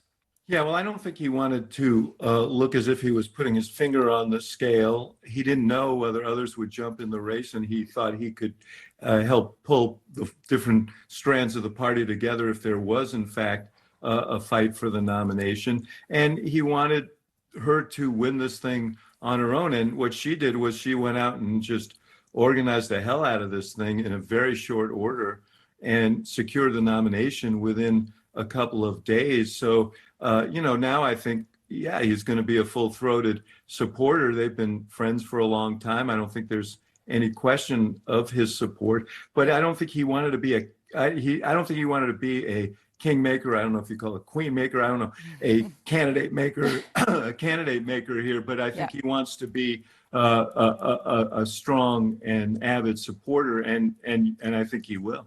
Mayor Bottoms, what's your single greatest concern right now? Voter turnout. That's always the biggest concern, making sure that we get people out to the polls. It's great that we're all excited. I think the other great part about now candidate Kamala Harris is she does get to keep her day job. So we get to see someone who's well established on the world stage. She's met with more than 150 world leaders, traveled to 20 countries. Now we just got to make sure that we are getting people to the polls. For as enthusiastic as we all are, if we don't get people to turn out, I mean, it's a turnout game. That's it. Every election is Which is a really turnout amazing. game. I mean, I'll just take a step back on all this and say it is amazing in the world that we're in this country, that it is all ultimately still comes down to turnout. Thank you all very much. I appreciate it. And next, J.D. Vance getting pummeled by the left for his comments about childless cat ladies. Jennifer Aniston speaking out. This one was very poignant, as Harry Enton has some new numbers on just how helpful Vance may be or may not be to Trump in what for Trump are the must-win Rust Belt states. Plus the breaking news, we've got incredible new reporting tonight from inside Team Trump as they are scrambling to take on Harris, and their surprising admission about Harris's appeal. And just in, new video of U.S. fighter jets intercepting Chinese and Russian bombers flying together off the coast of Alaska. It was a first, but what does it mean? Friendship. I personally think friendship should be allowed. United Democracy Project is the top spender against Bush, 7 million out of 10 million today. They are hard labeled pro-Israel PAC. It's led by Chris Delizio, who was formerly a leader of AIPAC. I think United Democracy Project is like one of those AIPAC subsidiary groups that just like hides behind the username of not being AIPAC, like directly affiliated with AIPAC. Why does the media think it's better to be centrist? I don't know where to begin with that one. Okay. Can you explain why it is that the U.S. backs Israel without question? I know part of the reason we have to do strategic location along with research packs like F-35, but there's has to be more. That's it. What do you mean? It's literally one of the most significant, most consequential relationships we have. It's a resource-rich region. You have the Suez Canal right there, and it just happens to be smack dab in the middle. That's it. Like, what more do you need? Israel is our attack dog in the Middle East. It is a military base that we can use. It has its own espionage facilities that we oftentimes collaborate with, and that's it. So, centrism appeals to liberals because there's like, have you ever encountered a dumb guy that always like misunderstands the mean, the golden mean, and will often say things like, well, there's a little bit of fucking truth to both sides of every equation, right? That's what it is. You're appealing to the lowest common denominator. It's it's a classic dumb guy position. That way you capture the attention of the dumbest guys. Okay? That's it. It's a way to feel smart and level-headed without having to confront any hard problems. Yeah. Now, the problem is, you say there's little downside. The Dems shift a bit on Israel-Palestine, at least on partisan grounds, but what about DMFI and all these PACs that go after Dems as they see too sympathetic to Palestinians and attacks on them on issues other than Israel-Palestine? What are we talking about? We should be held hostage to a fucking foreign entity that gets to literally operate as a foreign lobbyist without any sort of FARA violations? No, slap the foreign agency registration on them immediately. Okay? What a wild situation.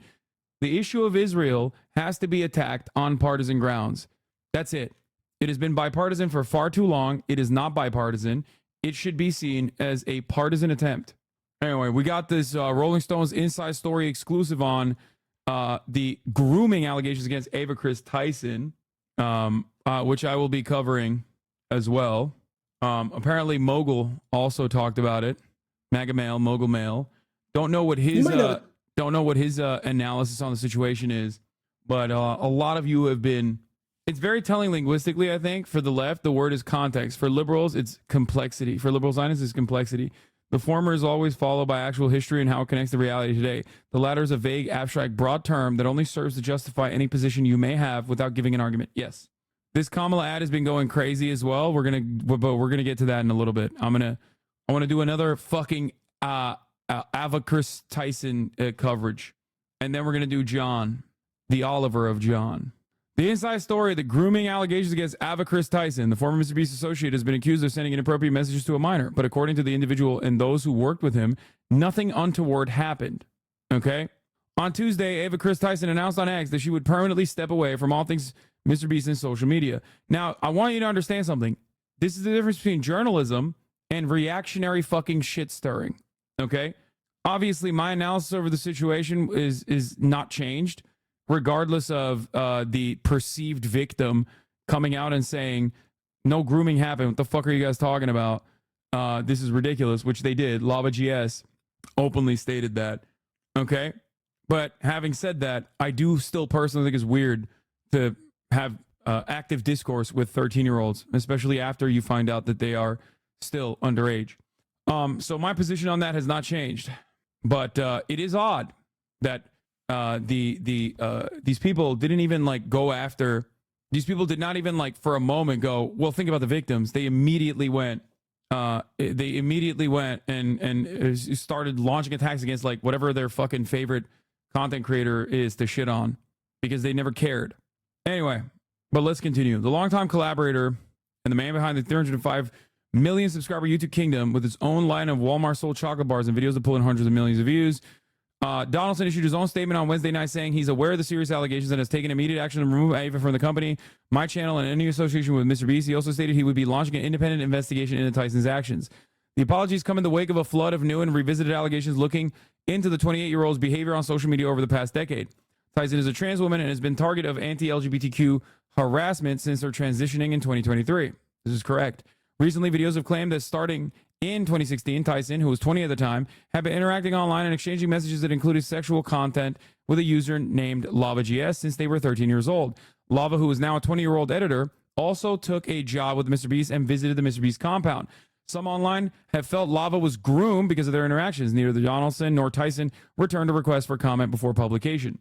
In a series of follow-up tweets, Tyson shared that they have never groomed anyone and specifically mentioned Lava. In past years, I have learned that my old humor is not acceptable, Tyson wrote. I cannot change who I was, but I can continue to work on myself. Lava backed this up by tweeting, I am not a victim. Nothing bad happened to me between me and Chris, and people are creating lies around my name. This is the victim in question, for the record. I'm not a victim, and I'm not backpedaling any statements I've already made. Everything I've stated is still very true. Nothing bad happened between me and Chris. People are creating lies around my name. Yesterday, while under a lot of stress from trying to get my story out as quickly as possible, I made a mistake and included 2 videos in a tweet that had nothing to do with my situation. Here are the correct videos, and these ones should be taken down. I apologize to creators of our original videos and the first screenshots, Atcha2 and No Sense to Society. Okay. In an interview with Rolling Stone, Lava said he believes that the 2 creators who originally made videos on the subject twisted his story and misinterpreted him in order to push their agenda. Rolling Stone also spoke with those 2 creators who deny any wrongdoing, believing that Tyson's actions needed to come to light at any cost. Lava has been a fan of Mr. Beast since the early days of the channel, posting a screenshot of the channel's 50,000 subscriber count on Twitter in 2016 and earning a Mr. Beast signed butterfly knife for being a top donor with just $20. That contest earned him a Twitter follow from both Donaldson and Tyson. Around that time, Tyson's social media persona was edgy. In 2017, she posted images online and on her wall appearing in a Mr. Beast video of lolly, or drawn child porn, from controversial internet artist Shadman, which I think is gross, by the way. But I do have an entire list here somewhere of like all of the people where is it? All of the people that have like been associated with Shadman, and it's pretty fucking wild. Like it is a massive, like it is a target-rich environment, a list of shame, if you will. Lolly is devious shit. I agree. As a 13-year-old, Lava had been tinkering with newly released messaging app Discord, learning how to make servers and bots. Chris reached out to me and saw I was making a Discord for people. Lava says he was new to it and wanted a bot that could play lo-fi study music, which isn't hard to do. Using what he knew, Lava built Tyson a Discord server for close friends, and he just ended up staying in it and running it, Lava says. According to Lava, Tyson did not pay for the creation or maintenance of the server, and he did it solely for the fun of it and helping build a community of fans for Mr. Beast and Chris. Lava claims that Tyson was unaware of his age until 2018, though couldn't remember the specific details and how it came up. In 2018 and 2019, the pair would play games and communicate in private on Discord. They would also talk publicly on X, formerly Twitter. Great rebranding, by the way. Shouts out to Elon Musk. Lava would call Tyson big boy, dad, sexy, and at one point asked her to be his Valentine. In one reply, Lava asked Tyson about her hentai addiction, referring to drawn anime pornography, and in another shared image of Tyson's computer from her social media with the caption, "This is a bad way to hide your hentai." Though Tyson's side of the conversations have been completely deleted, about 24 of Lava's messages remain up on X. In one interaction, Tyson tweeted an image of her Patreon and said that if she could get one more sign up, she would be releasing my nudes. Lava replied with, "I'm your first Patreon, big boy." And Tyson responded with, "I posted some fire nudes for you. Please no share." In parentheses, no nudes were shared. In a Discord server for gaming YouTuber The Do, Lava posted an image from Tyson's group chat of her in front of an American flag with the caption, "Coming for America." To others, these conversations look inappropriate, but it was nothing out of the ordinary to Lava. I was at the age where I spoke to all my friends like that, Lava says. There was nothing more than that. It's how bros talk. I saw Chris as an older brother because he reminded me a lot of my older brother. For the record, this is somewhat significant. I don't know what the proper way to address this is when someone is like a public figure. This is actually a like new territory, but we're talking about someone who's a public figure, but was a public figure as a male presenting, if that's the correct way to explain it, like assigned male at birth, right? So the analysis or the way to like explain it. Stop defending this shit. I'm not. What the fuck is wrong with you? What? No, dumbass. I'm talking about how you talk about like a trans person who and their actions online pre-transition. This has nothing to do with like a defense of anything. No. You usually use she retroactively still, but I don't know what the appropriate way is when you're talking about like something that kind of changes the dynamic a little bit. You know what I mean? Pre-transition, identified as male at the time. I guess that could be good. I'm asking my chat, like, what do you do? Anyway, there's nothing more than that. It's how bros talk. I saw Chris's older brother because he reminded me a lot of my older brother. This is talking about Ava Chris Tyson, but this is like, you brought this up during the Elliot Page thing too. I think intention is everything. Yeah. He was 20. He was 20. She was 13. No, she was 20. He was 13. Asmon Gold fans in the chat just want you to say they're a groomer pedophile. Yeah, I know. Anyway, so when I was 16, I asked Mr. Beast, "How hard do you want it, Jimmy?" 68 million people have seen this. So like, this is Lava, the supposed the alleged victim of the grooming, literally tweeting this out. Evil. Lava, Pluto, assemble! Hi, how are you? I need you to make this 10 times harder. How hard do you want it, Jimmy? Hard. Evil. So like, obviously it's like a sexual joke in nature. I mean, he's literally fucking like owning up to that and making a joke about it being sexual in nature, right? And it's just like, obviously it's entirely different. Why? Because Jimmy is a straight male. Okay. The reason why I suspect that the Rolling Stone article is showing that is because there are other straight men involved in this story that are not getting the same kind of coverage as Ava Chris Tyson is. And the reason for why there is a different distinction is because, well, one, how inappropriate their continued conversation is, but also because she's trans, obviously. And right-wingers claim all trans people are pedophiles. Having said that, however, like I've mentioned before, I find it still gross to talk to a 13-year-old online continuously. In May 2020, Lava says Tyson helped him land a job as a production assistant on Beast Gaming. Lava was a moderator on the channel's Discord and Reddit, sometimes appearing in videos and helping out behind the scenes.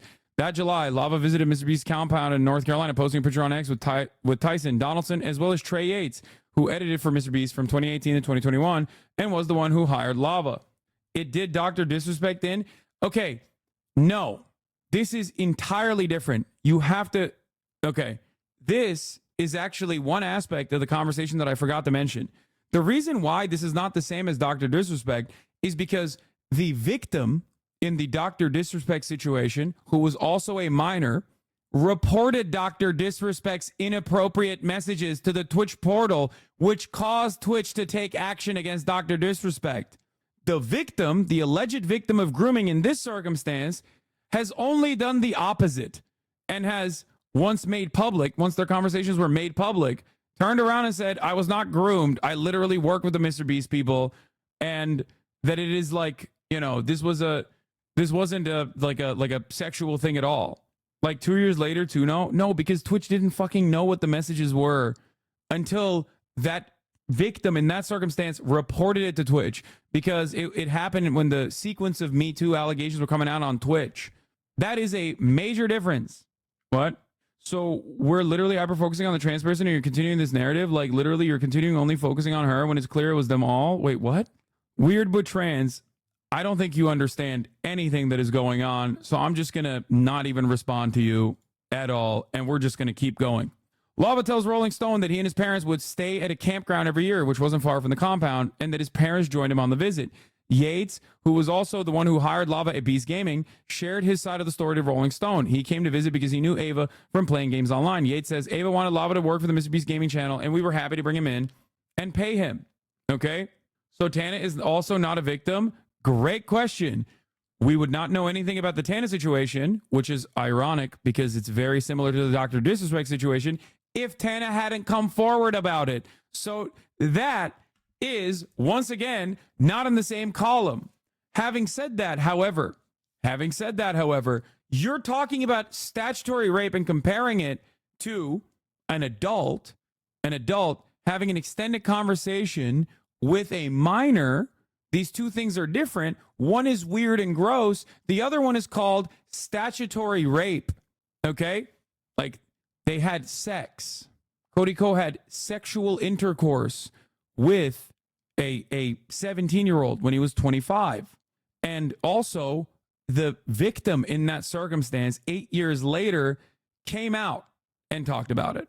I'm saying you're continuing to hyper-focus on Ava, man. I know what's going on. I'm not a baby. Okay, if you're not a baby, stop behaving like a baby.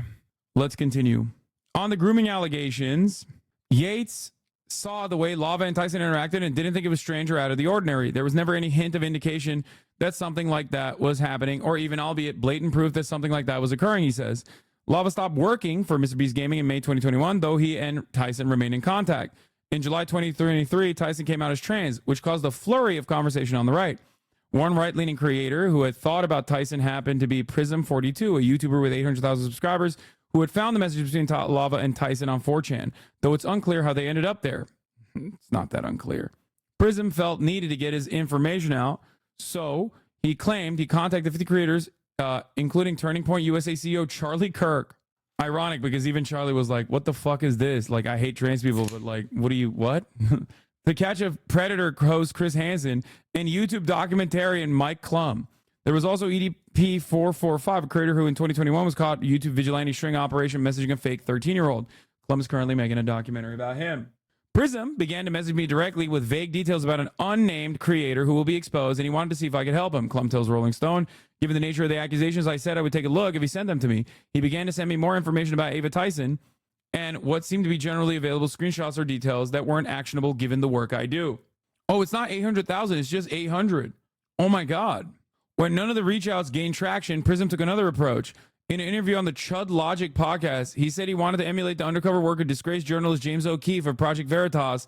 Wow, this guy seems like a fucking normal person and not a rabid right-wing freakazoid. He is bringing up, he's going on the Chud Logic podcast, and he's bringing up an iconic figure, James O'Keefe. That's his idol. Wow. Anyway, Abolish podcast, bro. Abolish it. Mine included. Fuck it. Anyway, let's continue.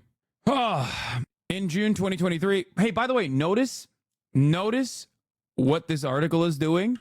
Okay. It's called doing journalism.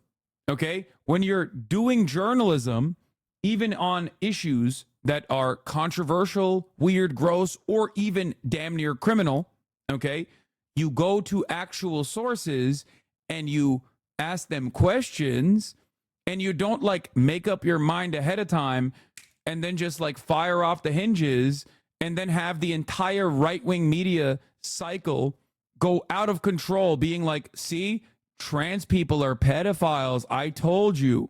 Okay. That's what people are supposed to do. There's an actual coherent timeline of events here and also sources. Anyway, Prism reached out to Lava in a message seen by Rolling Stone pretending to want to interview an anime fan and that it would be interesting because you worked on the Mr. Beast server. Lava did not answer that message. Dude, by the way, protect the victims guy over here who's like, I'm sorry, dude. You are not interested in actually like identifying what? You denied the Armenian genocide, a genocide of the past, while simultaneously screeching genocide now. With your well-documented publicity, it's a form of recency, regional or ethnic bias. If you can find a singular instance where I've denied the Armenian genocide, I will give you $10,000 right now. If there is one instance where I have ever denied the Armenian genocide, I will give you $10,000. You dumb fuck. I have never denied the Armenian genocide. You fucking racist piece of shit. No clip chimps and no AI. Shut up, chatters. Jesus Christ. God, I have the fucking most... I sometimes have the most annoying community.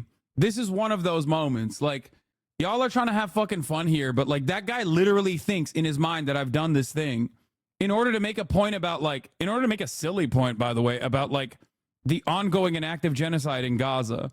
I love spending my birthday like this. My favorite way. Like, if you care about the victim, if you look at a situation like this and you legitimately think grooming has happened to a minor, this is not the way to approach the situation at all. If you, on the other hand, think trans people are pedophiles and I got them, finally, I got one. I caught a situation that I can angle with pedophilic grooming towards a high-profile trans content creator that Mr. Beast has had the audacity to defend, then you do this where you're like, oh, I just want to interview you. Anyway, for his next attempt, Prism contacted YouTuber Verdius, an 18-year-old with 600 subscribers, and had him reach out to Lava looking for an interview for an editor position. Verdius tells the Rolling Stone that he had no idea that he was being set up or that Lava had anything to do with Tyson or Mr. Beast. He was just looking for an editor. During the interview, Lava says the conversation started with editing questions but quickly devolved into a conversation about internet predators. Prism asked Lava to comment on a video from EDP445 talking about Tyson. On June 13th, Verdius and Prism each released their own video about the Tyson messages, though neither included information from Lava's interview with them. Prism repeatedly misgendered Tyson and included multiple factual inaccuracies, including claiming that the moment he was able to drive, Lava drove himself to the Beast compound, and that the coming photo was sent personally to Lava on Snapchat when Lava claims it was a group message. When reached out for comment, Prism called Rolling Stone fake news and hung up. I really think we have to rehabilitate right-wingers like we do. Like, read my last chat. You're missing some information on the story. I just made the greatest homemade margarita pizza. It's a shame your bitch ass can't taste this. It's a shame that you won't be able to speak because you're now permanently banned. Dumbass. Anyway. Let's continue. Both videos went relatively unnoticed until July 18th when the YouTube commenter Adrox released a video aggregating the claims that became algorithmic catnip, currently sitting at over 1 million views. From there on, dozens of creators picked up the story, with the largest being Penguinzo, which is sitting at over 7 million views. Prism purposely left out context and did not ask me about specific situations, Lava said. There was nothing bad that happened at all. If I would have told him that, I would have basically invalidated his whole argument, which is why he never asked me these questions. On social media, Prism claims that Tyson talked inappropriately to a 13-year-old, gained viral traction. Anti-LGBTQ activists like Tristan Tate, his brother Andrew, libs of TikTok, have used the story as an excuse to push anti-trans rhetoric. The comment section under Lava's original tweet denouncing the claims is full of comments saying he was groomed and is a gay victim. What? Why did this... Dude, Twitter is so broken! Why is this taking me to Mr. Beast? Oh my God, I'm so mad. I'm so fucking mad. Oh my God, Twitter is so broken. I do think the alleged victim is protecting Ava a bit. There was clearly inappropriate communication between the two. There's receipts I saw on the issue podcast. No, I agree. I think that the communication between the two was completely inappropriate. I 100% agree with that. Is this the one? Nothing but pure unadulterated transphobia in the replies here. We can hold Ava responsible for her absolutely disgusting actions without needing to degrade the trans community. Yeah, it's just like, that's the link in the tweet you're trying to open. That tweet is responding to the link tweet. In the podcast with Chud Logic, Prism says, I don't believe men can become women with modern technology, but that's not a point I'm going to make because it's separate from the allegations. In an interview with Rolling Stone, Verdia said he tried to keep his coverage unbiased, but posts on Tyson's private Twitter of her son in heels, and that the fact that she followed the Church of Satan may have made him a little bit biased. For those with experience with Tyson, these serious claims seem to be getting co-opted. All of this is just your typical alt-right influencer trying to push something against trans people because they think they have something, Yates says. And that's the end of the article. So ultimately, my assessment, my original assessment, looking at like what I saw, looking at who was saying it, was correct, which is that I think that these back and forth interactions between a 20-year-old and a 13-year-old are still completely unacceptable. Having said that, however, this is not like the trans people are pedophiles narrative that the alt-right is desperately trying to fucking put forward. But they're trying to put that forward while clearly demonstrating that they do not give a fuck about the perceived alleged victim whatsoever, considering that the main quote-unquote YouTube commentators that wanted to fucking uncover this secret story as they presented it had no interest in hearing out the person that was supposedly groomed at all. Ha! Also, I personally think the lolly porn stuff is completely ridiculous, okay? Like, I think it's unconscionable. Except you know who loves that fucking lolly porn shit?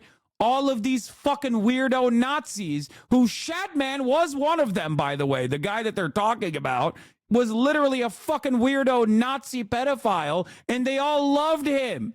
And they still love lolly porn. Who is Penguinzo? I think I've heard that name before. It's Moist Critical. That's his username on YouTube. Anyway, now that we did that, let's take a look at MAGA Male.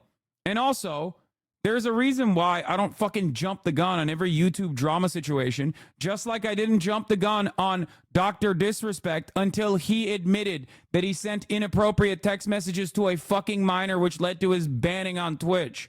Do you know why? When Dr. Disrespect was potentially a pedo and not like openly saying that he was trying to fuck a minor, in between the 2-day time frame or the 1-day time frame, I said, hold on, I'm not going to say that. I'm going to say allegedly, because there's a difference between like immediately reacting to a situation and running the fucking table and trying to get a better assessment. Okay. Yeah. I mean, a lot of influencers were fans of Shad back then, including Susu JPEG and Jessica Negri. That's what I'm saying. It's like weird as fuck to me. I don't get it. But yeah, this is the Cope and Seeth YouTube that like have an incredible fucking thread of like all of the YouTubers who were fans of Shadman. Sky Williams, it says. I don't know who that is. Like defending, right? Who's Sky Williams? I don't know who this is. Right? Like, in my opinion, I'm on the fence completely. On the one side, I'm like, if somebody's creating art that acts out these sick, disgusting acts, does that keep them from making it happen? Or does it fuel it? It's non-quantifiable, but it's certainly fascinating. Don't apologize. It's jarring images. It's scary to see actual real people enjoy like that. Dolan Dark responding to Shadman over and over again, it seems. Elvis the Alien apparently responding to Shadman. Cosplayers. The only reason why I'm showing this is because a lot of this was just like a part of meme culture online. This does not normalize it. In my opinion, it was still gross and weird back then. I just did not understand what the fucking fascination was with like lolly creating weirdos. Okay. But, you know, I doubt that like, I doubt that all of these people are getting fucking yelled at in the same way. Also, the initial expose was by a weird transphobic creep who was trying to protect the victim and try to get a victim to confess. Yeah, I know. We just read the Rolling Stones article. Bro, why were you looking at that? What do you mean? Looking at what? People cosplaying as Shadman? Anyway, I just realized that this thread has like 50 fucking content creators who have like associated themselves with him, while also simultaneously, like, there's hentai and shit on here as well. So I'm not going to show you this entire list, but you can go check it out on your own if you want. From how I remember it, people love Shadman because he was LOL Rule 34, your favorite cartoon, and I'm unsure how many people knew of the lolly, but I'm sure plenty did, and people were wild on the internet back then, so I don't know. Is there an earthquake happening? Yeah. Also, in the process, due to Jimmy Donaldson, aka Mr. Beast, like loyalty to Ava Chris Tyson, until this moment, people are now punishing him with the same cancel culture bullshit. Fans dig up old content of Mr. Beast seemingly being racist and speaking on a 14-year-old bad baby. Let's be real. Would you put your dick in her? Like, at this point, I think he was literally a fucking teenager. This doesn't excuse the content, but I'm just trying to reframe it so that people understand that it's not like he was literally a child. Shadman, Drew Keemstar's daughter, such a fucking creep. Yeah, we talked about that earlier. We talked about that yesterday. I think Shadman was arrested for trying to draw CSAM, child sexual abuse material, like trying to trace it, which meant that he had child sexual abuse material. And I believe he went to prison, but I'm not entirely sure. Anyway, no, he was arrested for stabbing a homeless man. What? If we can get him canceled for his comments on black people, maybe he'll make a video undoing the effects of urban renewal. I don't think that's happening anytime soon, big dog. Bro, just put the fries in the bag. Yes, you're right. He was 20, bro. Lol. Bro, just put the fries in the bag. You're right. This is it. This is the final moments of my career. I'm going away tomorrow. I'm going to start my fucking McDonald's job tomorrow. Okay. Let's hear what Lud Mogul Mail had to say about it. I don't sound like I normally do. I probably don't even look like I normally do. And the answer for that's simple. I'm in Paris. I'm on vacation with my mother and my sister, visiting my French family. And I figured I could take a week off. No big deal. Nothing major is going to happen in the time that I'm gone. And the week that I've been gone, Joe Biden dropped out of the presidential race. I was featured on Last Week Tonight with John Oliver, which is cool. And there have been a bunch, and I mean a bunch of allegations about Ava Chris Tyson. Now, bear with me here. It is 1:30 a.m. My family's sleeping. I'm doing the best I can. I got a damn MacBook with 800 tabs open because we're going to go through as many of the credible allegations as I was able to find and actually discuss, what is legitimate, what is not legitimate, how do you discern all that? And before we jump in, this fucking son of a bitch was on John Oliver before me. It's Jover, Tim Pool, and now MAGA Mail. It's obvious that the type of content creators that they are, the type of content creators that they're having on this fucking show are of a certain ideological variety. Into anything, it's worth noting, Ava is trans, but I'm not going to talk about that after this. I think it's pretty irrelevant, right? I'm just going to discuss what actually and factually happened. Okay, that's definitely, I think Ava Chris Tyson being trans is a very important part of the story. It is part of the reason why there's so much reaction to the story. It is part of the reason why so many people are like yelling at content creators, including himself, over not covering the story fast enough. That literally is perhaps one of the more important parts of the story. And I think that, yeah, I don't know. I think it's not correct to say it's not part of the story. If it was not a part of the story, then every single person on the Mr. Beast franchise would be getting canceled for similar, if not the same level of communications, but like similar edgy humor that they've demonstrated. The right is very good at taking a story and splitting it into two stories in such a way that you can't talk about one without referencing the other. All right, let's continue. The same that I did with the doc, the same that I will do with Cody Ko. Like all three of those people are white. I'm not going to make a point about them all being white. In the same way, I won't make a point about Doc being straight. In the same way, I won't make a point about Ava being trans. Don't think it's relevant. I'll just refer to her as she. And then the shit that she did that I think is bad, call it out the same. Anyway, jumping into it, the first thing, and I think the most egregious and like definitely factually happened thing is pertaining to lolly drawings. Which is basically like, and I'm just reading here from an article, which is basically underaged art of girls, which is crazy to use the word art there. But there is a notorious lolly artist called Shadman who I've like heard about in passing, but has a few big controversies under his belt. The first one is that he made like sexual art of Keemstar's 7-year-old daughter giving like completely gross, completely unacceptable, like insane. Okay, straight up. And you guys know I am not a fan of Keemstar. Okay, Keemstar is not a fan of mine. I consider him to be a truly abhorrent, toxic individual. That is like, I mean, there's nothing else to say. It's just so unacceptable. That's it. Donald Trump a blowjob. That's a real thing that he actually did that was out there on the internet because he lost a bet, which is a crime. Shouldn't happen. I don't give a shit what you think about Keemstar. It's just all fucking horrible things to do. And also drew art of Daphne Keene, who is an actress who was 12 at the time, and in the movie Logan being molested and beaten up. So really, the guy went from maybe drawing like Lolly, which is like supposed to be fictional anime 1,000-year-old dragon characters, to just like real children, human in the real world in sexual positions, which is like a fucking crime, at least in my book. So anyway, that's Shadman. That is the artist who did all this. And what is Ava's relationship to Shadman? Well, it seems like for years an avid follower or perhaps fan. And this video by Adrox distills it pretty well and talks, I'm just going to highlight a few of the key moments here about their relationship. There are two versions of her in the show. In one, she's 17, and in the other, she's 10. This is talking about a certain anime character. Shadman posted a 10-year-old version stating, "What is this, and why do people keep sending me this?" Ava replied underneath saying, "Please, Shad, please. I believe everyone on the..."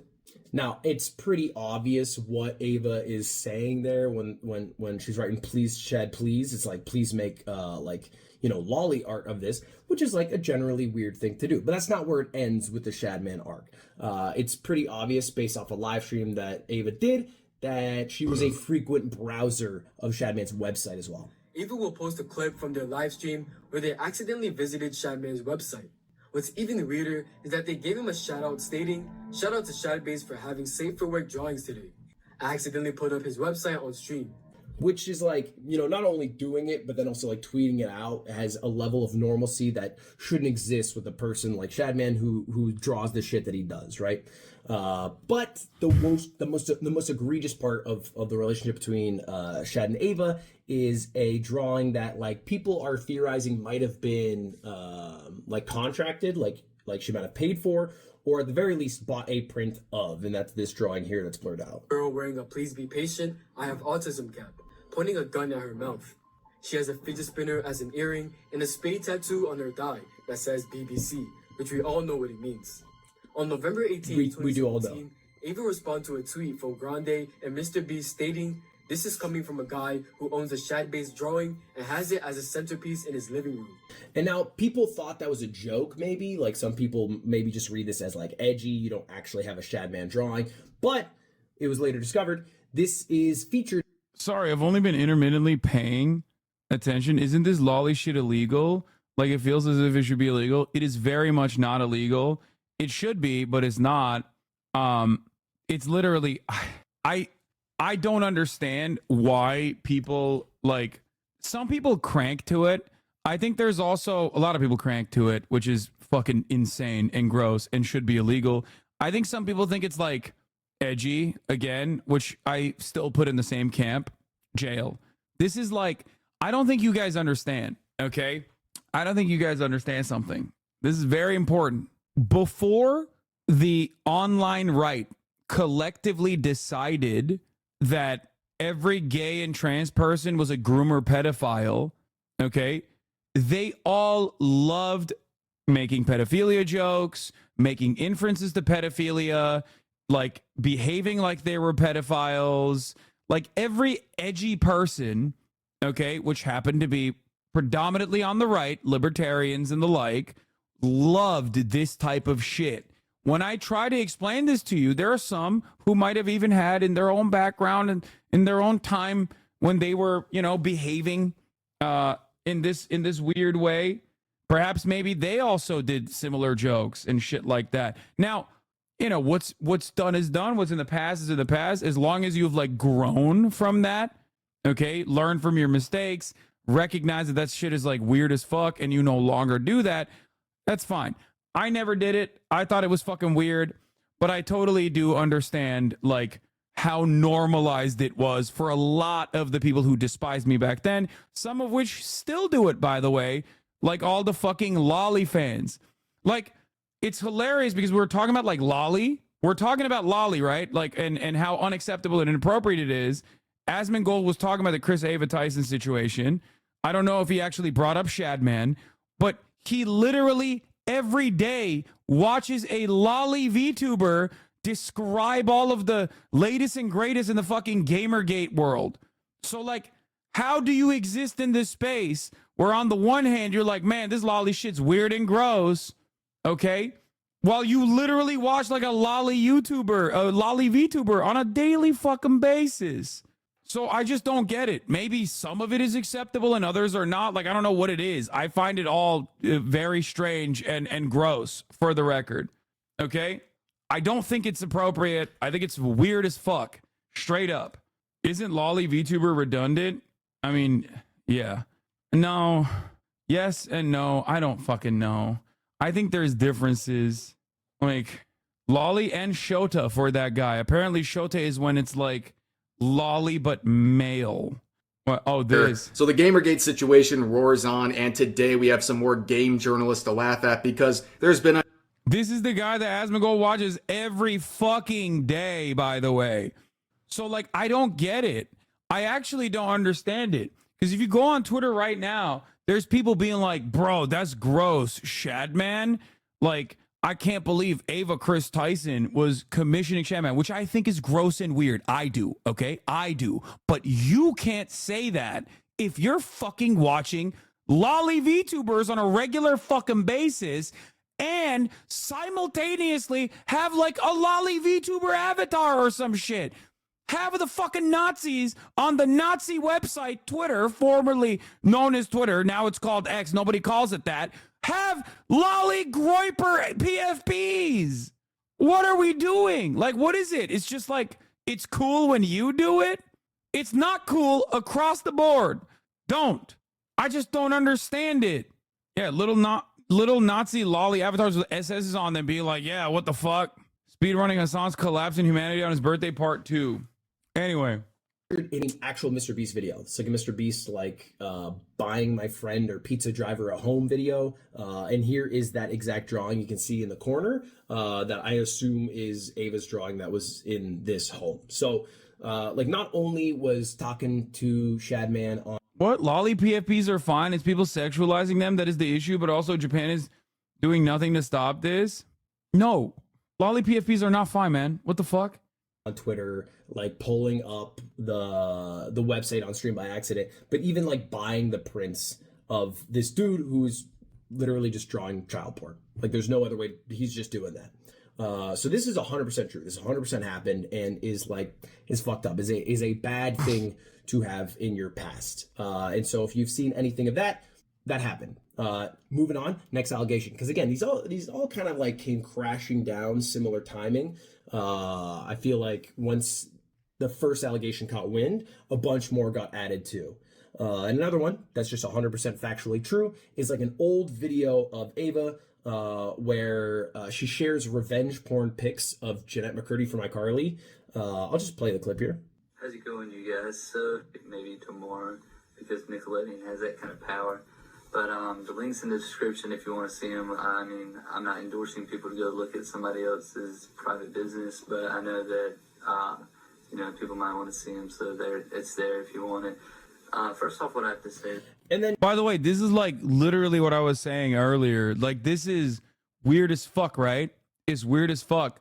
This is from an era where both Ava Chris Tyson and Mr. Beast, and I don't know how to like correctly cover this, but Mr. Beast still is male, but Ava Chris Tyson at the time alongside Mr. Beast were like they were like edgy young YouTube white boys. Okay, it's not to say that I'm not saying Ava Chris Tyson is a man or a boy or anything. I'm simply saying that like their outward presentation at the time was edgy white boys. And it's still bad. And it was bad back then. Okay. But like, understand that all of these people who are currently yelling at Ava Chris Tyson are still edgy white boys online. You know what I mean? Fucking got the shit out of that bug. So like, this is you know, this is like the weird dynamic. It's like, anyway, let's continue. Ava goes on to say that like you shouldn't share revenge porn pics and it's like wrong to do, and people like Perez Hilton are bad for doing it. But then like does it. Like just says and presumably put the link to just pornographic pics of Jeanette McCurdy in the description of like I'm assuming a YouTube video here. So this happened. It was a weird thing to do. It felt like it was an attempt at being journalistic or thorough, but was actually just a fucked up thing to do. So that 100% true. Next, there are these screenshots and screen recordings of tweets that are going around that have a bunch of likes and views on Twitter. And I'm just going to share them here real quick. You can see, "We could play Fortnite. I beat you last time." This is the presumably 14-year-old who was talking to Ava, who was allegedly 18 at the time. Yeah, this is fake, isn't it? This was just like, I think some of these were fake. Yeah, they just like made fake. It wasn't enough. Like the weird shit can't just stay weird. You have to also just like push further to like really drive home the wedge and really drive home the narrative. It says "today" at the top. Like, oh my God. And then, "You don't want anything expensive for your birthday? I could spoil you. I don't know. It's fine." These messages are just fake. These are just 100% fake Twitter messages. I don't know how so many people got tricked into believing them. How? How, Ludwig? How do you think? You remember the thing that you said you weren't going to mention any longer after the beginning of the fucking story? That's how. Because at the top of the hour, there's a 3-minute ad break. And if you no longer want to see those ads, all you need to do is subscribe for $6 or for free with the Twitch Prime. And also because Ava is trans. So, of course, it's called motivated reasoning. Okay? This is being reported by Keystar, who literally killed someone. Yeah, that's another part of this story. Anyway, people have biases, and they love having their biases be reaffirmed, be confirmed. Okay? Keemstar killed someone? Yes. Urged someone to kill themselves, which then they ended up doing. Yes, Etika. Rest in peace. Here's the 3-minute ad break now. Okay. He says "today" like on the screenshot with these messages, which is impossible, because how would the screenshot, even if the person, the kid or whatever, were to have screenshotted it today, like 8 years ago, it says Ava Chris Tyson, and Ava did not transition until years later. So if this is from 2020 and Ava didn't transition until 2023, how is it possible that the screenshot... They did it with Dr. Disrespect too, but hey, I guess it's motivated. No, they didn't do it with Dr. Disrespect. Dr. Disrespect did it to himself. Okay? What are you talking about? What are you talking? Half the fucking people that are chirping online right now are still actively defending Dr. Disrespect. As a matter of fact, I go so far as to say that like the reason why they started yelling at like Pokimane and Valkyrie and shit was because they had the audacity to say yuck or Dr. Disgusting. So they came down and were like, immediately start talking about how every trans person is a pedophile, or we will fucking kill you. You're hypocritical. You're hypocritical. You're hypocritical. They are using this to defend Dr. Disrespect. Okay? These fucking freaks do not give a single fuck about victims. Holy fuck, they need to rot on 4chan where they belong. But they're not on 4chan anymore. They're on Twitter. Anyway. existence as today. The answer, because it's... That chatter has a lolly pic confirmed? Wait, really? No shot. Shut the fuck up. Where is the chatter? What is the username of that fucking chatter? It's fucking fake. And it's even just fake by reading it. I mean, look at this shit. It's Ava going, "I love you." Oh, I meant I love playing Minecraft with you. Obviously fake. Insane that people believe this. I think a lot of people honestly are people who might have just hated Ava. Yeah, I wonder why. Why would that have happened? Did they precog that she was in chat rooms sending weird messages to 13-year-olds? No. They didn't precog that. No, because they're fucking transphobic. That's it. And then trying to find a reason to hate Ava. There are valid reasons to do it. Like the Shadman one, right? Like the Jeanette McCurdy thing. That is a valid reason. You don't have to make up shit. I think that's pretty fair. Don't make up shit to be mad at someone for when there's legitimate shit to be mad at them for, right? The next one is a Snapchat conversation that's been going around that has just like a few sort of out of context messages, just like saved messages, archived messages from Ava. One of them is like sharing that Belle Delphine is going to sell bath water. Another one is just saying, thanks, Dad. And this is a trend we'll see later on. We'll talk about that in a minute, but that's something that Ava does a lot. And then just other conversations, like vague posts. That's Nothing not too weird, but bear in Bro, that's not a lolly avatar, okay? Impossible. When you play in 5v5, I'm playing 5v5 on Saturday, chatter. Why are you even defending her? I'm not. I don't know how many different languages I need to fucking say this, okay? I think it is completely fucking inappropriate to be messaging 13-year-olds online, okay? Especially after you find out that they're 13 and you continue a conversation, okay? Having said that, however, this would not be a fucking story if Ava Chris Tyson had never come to terms with their gender, okay? And came out as trans.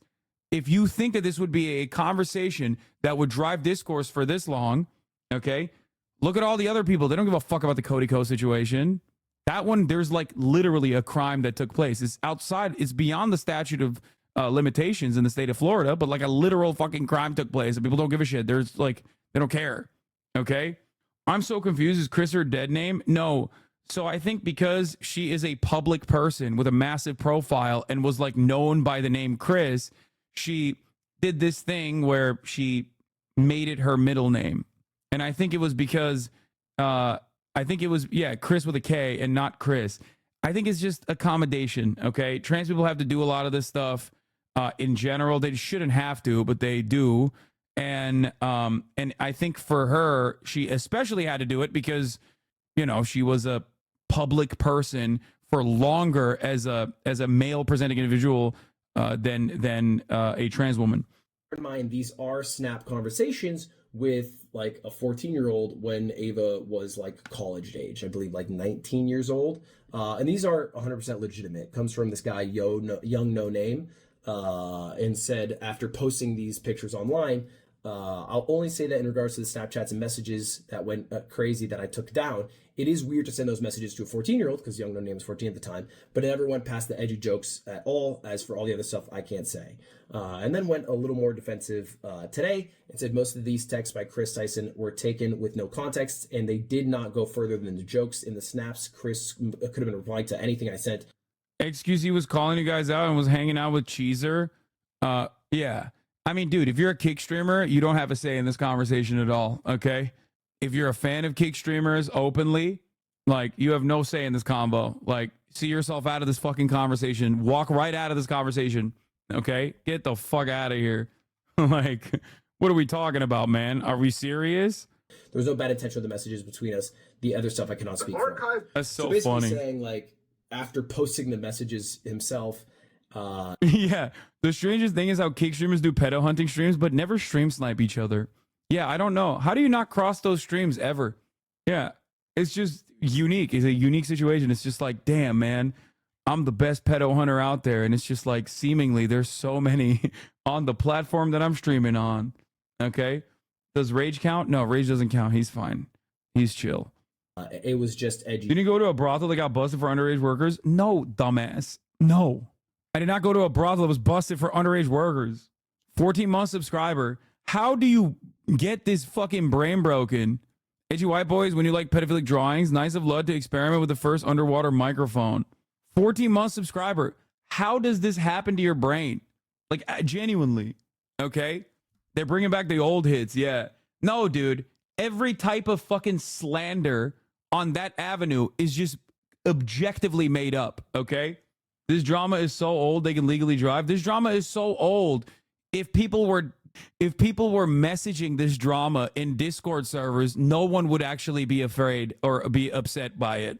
He's a sub because he thinks it's awesome to bang underage women, Lamau. Yeah. I love that I went to a brothel. They got fucking raided for tax evasion 10 years later. Okay. And people act like I'm Jeffrey Epstein. I was like, this is like brothels definitely do a fuck ton of weird shit, okay? For sure, like a fuck ton, and sex trafficking does occur. It's just that like this one particular brothel that I did go to is like a tourist destination, and not only that, but also it's like it successfully sued the German the German city of Berlin, Oof, guilty, Lamau. I've honestly never even heard of that platform. Yeah, guilty of going to a brothel that did tax evasion 10 years later. Yeah, was illegally raided, and they won a settlement with the city in a country where it's like legal and government controlled, for the record. Anyway, yes, I went to the brothel to help them do tax evasion, for the record. Let the record show. That chatter you had up left. Oh, they did? They just dropped that in and left? How? Wait, no, I don't get it. Why would you give a shooter distance? Who Megalol? Bronny could beat you, bro. Stop fronting. You still sling ads for Amazon? Why are you fronting? Gambling ads are crazy. Bro, you were literally calling a black man coconuts a few weeks ago. This guy's crazy. I can't get a beat on him that like his political ideology is like fucking all over the place. I would suspect that he's just like an average Destiny fan who, stays subbed so he can avoid the top of the hour ad breaks and also hate better. Jokes. But this is a trend of Ava sending edgy jokes to like teens, right? Like younger teens, while being like, 19 years old, sending it to 14-year-olds. Because it didn't just happen with Young No Name. It also happened with this guy, Nathan, who made a video, and I'll just play a clip from here. I was definitely uncomfortable at being called daddy by a 20-year-old. And even just thinking about it now, it's just uncomfortable. And now you might be wondering, like, okay, how do you even end up in a position as like a 20-year-old, 19-year-old, whatever it is, talking to, 14, 15-year-olds? And it seems like a lot of this started from work. These are basically all people who at one point or another were part of like a Discord server and acting as Discord mods. Some of them got elevated to position of like Mr. Beast gaming producers who would help like basically build the Minecraft worlds that they used to use, or like setting up a Gmod server. So people who had like the technical ability and the free time that a fucking high schooler does were all added to like a private Discord server that later became a public Discord server where these edgy jokes were kind of shared. For the most part, almost all of these jokes and comments from Ava are happening in like group messages. But fact remains, Ava's still like around 20 at the time, and there are minors who are like around 14 who are seeing these jokes. Okay, so there's a history of Ava talking somewhat inappropriately to like minors who were like Discord sort of workers, employees, mods, I guess, if you will. But the biggest accusation came with a guy named Lava.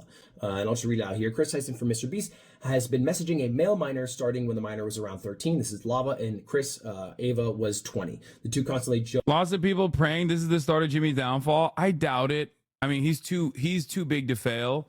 And also this isn't even, he could just easily say this is his fault overall. And beyond that, the thing is, like, the only people that are angry at Mr. Beast are people who are upset that he like stood by Ava for as long as he did. Also, his audience has no fucking clue what's going on because they're 12 years old. Azan, do you employ child laborers? Yes, my 38,000 chatters all labor for me. Joked inappropriately with each other about hentai addiction, sending suggestive pictures, etc. They confirmed met up together when the minor was 16. So like the worst faith interpretation of this is Ava groomed this 13-year-old and then met up with them, right? What happened at this meetup? I think that is like the most obvious question. And this is definitely the biggest, and it's worth going through. So let's go through it together. Now, this all dropped from a video from this guy named Prism, which is a very hard video to watch. Damn, look at that. Look at those shorts. Look at those shorts right there. Don't fucking scroll. Don't scroll up. Don't hide my fucking face, son of a bitch. Not necessarily of the messages, but because it is literally 43 minutes of this guy in a park bench with the messages printed out, reading the message and flashing it up for seconds at a time. And so I've tried to go through them, but there are a few different circumstances where Crop me again. Ava just says some out of. Aren't there labor laws? How can these kids be working? I think it's because it's online for the most part. Like it just gets, there's no like actual regulation around it. But beyond that, we live in the United States of America. I don't know if you know this, but like Arkansas and many other states have actually lowered the child labor restrictions so that they can actively get the children to work in the mines once again, or at least like poultry factories and stuff like that. So, there's like child labor is the doing of children themselves, to be fair. They yearn for it. They yearn for the labor. pocket stuff to a fucking minor. Now, the most egregious one is like Ava seems to have had this sort of like habit of calling everyone dad or at points daddy. And that also applied to like 13, 14, 15-year-olds. Like it would be the same if it was presumably talking to like a Mr. Beast member as it were talking to Lava here, which is weird when you're 20 and you're calling someone dad or daddy. I'm not gonna lie. I think Ludwig. I haven't even watched anyone else's drama coverage of this, but like I think Ludwig probably did the best job out of everyone else. He's really putting ASU on his back right here. Okay, I mean my man's got a degree in journalism and he's putting it to use. Okay, that's weird. Now, watch Muda's. I would rather. I'm Brian. Kill me instead of watch Muda's video. Originally got connected because Lava won a CS:GO knife giveaway from a Mr. Beast video, and so Ava was the one who like had the connection with those knives, got the contact information, sent it out. Later on, Ava was looking for like Discord moderators to help set up a Discord channel, and Lava, who had some experience in that, was like, I'll do it. And that's how the two originally got connected. Lava started doing work as a Discord moderator, moved on to doing work as like a Minecraft modder, would occasionally create like Gmod lobbies, basically just different tech stuff in the gaming world that would help for like the Mr. Beast gaming channel or just for Ava personally. And I've confirmed all of this because I talked to Lava directly.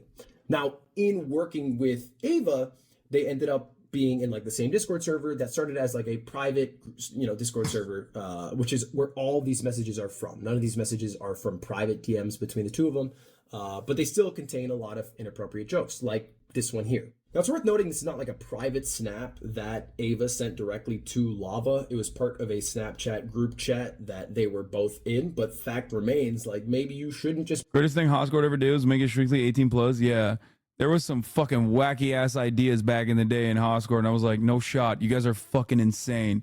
They wanted to be like, oh no, we should be all inclusive. I was like, fuck no, dude. Listen, I don't have any control over Hoscourt whatsoever. I don't even know how to fucking ban people. It's for you, by you. But if you fucking, there was never a moment where I was like, nope, abso-fucking-lutely not, dude. Just be in a fucking group chat with a 14-year-old who you've hired to be like a Minecraft modder, right? Your relationship should be professional, and that is it. And you can't talk like you would in a boys chat with all of your same age friends as you would in a chat with someone who you've hired who is 14 years old when you're 20. I think that's pretty fair. That's just a fact that Ava should not have talked in that Discord server like she did with minors present, all right? Especially minors who are like in that situation because they are working for you. A lot of the things that were said were just inappropriate. Like, just fucking, you shouldn't drop the Coming for America joke when the 14-year-old's in this. I suspect people will be like, you and Charlie should not be getting harassed for not covering this immediately. It's honestly just messed up. All discussion of this should just be going to Ava Chris Tyson and their actions. People attacking you and Charlie for not immediately jumping to conclusions is crazy. The fact that he had to make this just to appease the crowds of people harassing him and Charlie for not speaking out about it when Charlie did on stream and Ludwig is literally on vacation is crazy. Yeah, it's like it. Right wingers will look at this and be like, you didn't immediately say Ava Chris Tyson is a pedophile and all trans people are pedophiles. So like, obviously this is not what we expected from you. You're still deep in the pocket is what people will say to Lud. And then they'll turn around and be like, oh, you're trying to appease the woke mob again. And what is appeasing the woke mob? Looking at a story like this and covering it with like the actual sensitivity it deserves, instead of immediately running and being like, no, all trans people are pedophiles immediately. I've made up my mind. Just kidding. I had made up my mind yesterday and I made up my mind the day before. And today I'm also making up my mind on the same issue because that was my position. And actually I don't really give a shit about the story at all. I just wanted to say trans people are pedophiles and then stand on that and, yell at everybody who doesn't say that. Like, that's it. That's what the expectation was, because they're like, at no point did like any of the people who were like making this profile like ever actually turn around and like try to treat it with the sensitivity that it needs to be treated with, in terms of like, talking to the victim. Like, if there's an alleged victim of grooming, you can't just like try to dupe them into your fucking narrative. Like, you have to literally talk to them and understand what happened and then take quotes from them. That's the difference between like someone actually doing investigative reporting and someone just like making a fucking YouTube video with the overarching goal of just being like sensitivity. Yes, sensitivity. What do you mean? Yes. Grooming minors stories should be treated with sensitivity. Is that actually a shocking statement that I'm making? Is that what's going on at this point? Sensitivity is a absolute must when talking about any kind of sexual harassment, sexual assault. What the freaking what? Yes. Responsibility is woke and gay. Yeah, I'm the Chad. I'm the Chad, not understander. The Snapchat group chat. Make sense? The Snapchat group chat shouldn't even have a 14-year-old in it in the first place. But Lava Agreed. refuted the claim that he was taken advantage of, or basically that he was groomed. He said these videos were massive lies, twisting the truth. Ava never did anything wrong, just made a few edgy jokes. The videos that he attached aren't actually the ones that... Hassan is heavily indoctrinated. Yes, I'm heavily indoctrinated because I said stories involving minors, especially stories about grooming allegations involving minors, needs to be covered in an incredibly sensitive way, in an incredibly just making sure that the victim is treated with dignity and their requests are listened to. I know I am a freak. It's a delicate issue. I am heavily indoctrinated by journalistic ethics, or rather an understanding of the law. These are the things that have indoctrinated me. That include the messages. It's totally different videos. But also, at no point, at literally no fucking point, did I ever say that any of these actions were appropriate. And as a matter of fact, I have reiterated that it is totally inappropriate, you know? So it's not like when people go, oh, dude, why are you defending this person? You're an absolute dumbass. I am not. I digress. Lava says not a victim. And how these videos and messages were discovered in the first place is also kind of wild. So the guy who made it, Prism, that video that I talked about, that 43-minute long video, faked a job interview to ambush the alleged victims and confront them. And when I asked Lava directly, that's exactly what he told me. In fact, you can see this is the DM from Prism to Lava, who said, my name's Martin. I would like to interview you. I want to interview an anime fan. I think it'd be interesting because you worked on the Mr. Beast server. I will pay you if you would like. Which was not at all the intention. You know, Prism obviously had some... Like, that's not... You can't do that. Like, that's... It's done. Like, that's ridiculous. Like, that's not... It's over at that point. That's like... I don't know how to describe it to people who don't comprehend how super not allowed that is. Okay? Like, that's not... You can't lie and still maintain the idea that, like, you were doing this to help a victim of grooming. Okay? That's insane. Like, inkling that there was like inappropriate messages and wanted to uncover them, but like went through it in a very like shady way. I don't know why he didn't just think to be forthcoming, but that is what he did. He also sat on this story for 1 year. Or a year went by and it's still, the information has not gotten out. And the reason is because he wanted it to go out through a different source and said that he reached out to 50 plus people. This video is a nightmare watch, but he reached out to, and this is a real list, Charlie Kirk, EDP, Oompaville. What? Of course you're not. We all know you don't think that it's okay at all. The contrast in reaction is interesting. I would not categorize your coverage of other cases like this as sensitive or delicate, and I feel like that's because you have a predisposition to not like that person involved. Wait, what? I feel like sensitivity isn't your typical approach. I remember your dancing when finding out about Doc. Brother, I wasn't engaging in investigative reporting. What are you talking about? Do you think I was reaching out to Dr. Disrespect's victim and lying about who I am and my background in an effort to out Dr. Disrespect? Some of you guys that think you are hyper rational literally are living on a different fucking planet. Sensitivity to the victims is what I'm talking about. I am dumb. Okay, well, I'm glad you recognize that. What the fuck? At no point was I the investigative journalist that was trying to seek out the potential minor victim of Dr. Disrespect. Okay? I even went so far as to talk to Slasher, who explained why more details could not be divulged to protect the victim, and I agreed. Yes. Chris Hansen, Sam Hyde, and Chris Chan. Which is weird. Why would you reach out to EDP to be the one to drop the news on Ava having inappropriate conversations with someone? That's the wrong guy for the job. I mean, that's like being down 2 points and giving Slime the ball for the game-winning shot. It just doesn't make sense. Okay, I was genuinely confused when I read the Rolling Stone article. This motherfucker actually reached out to EDP, or did I misunderstand that? Also, I don't appreciate the slime diss. That's not the guy that you pick. Yeah, I didn't dance when I was reaching out to the victim. I danced after fucking Dr. Disrespect openly admitted it. Okay. Apparently also stalked one of the people to try to get them to drop this story. Again, this is all from their video. You can watch it yourself. And so with the Chris Chan thing, I took me and my business partner and we went to Virginia. We drove halfway across the United States. We searched the Chesterfield Gateway homes because we believed he was there. That's where people speculated he was being held at. And we looked for Chris Chan. We did not see him there. It was a group home for mentally challenged people. Dude, what the fuck? Just post this. It's such a weird way for Prism to approach Lava, because it seems like the plan was to start talking about anime, then ambush Lava with questions about Ava. But I suppose Lava was genuinely a victim of grooming, which is what Prism thinks. How would that play out? You're going to spring that onto a grooming victim? Just goes to show Prism isn't actually interested in his to expose pedophilia, just to ruin a trans person's life. No, 100%. No, that's precisely what I'm saying.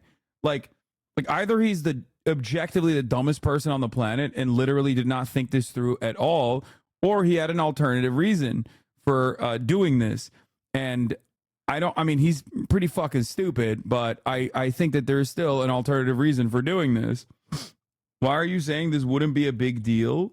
What do you mean? Oh, I said if this was like an edgy white boy doing this shit, everyone would be literally calling out those like myself who would think this is weird and gross still. Okay? I'm not saying I think this isn't a big deal.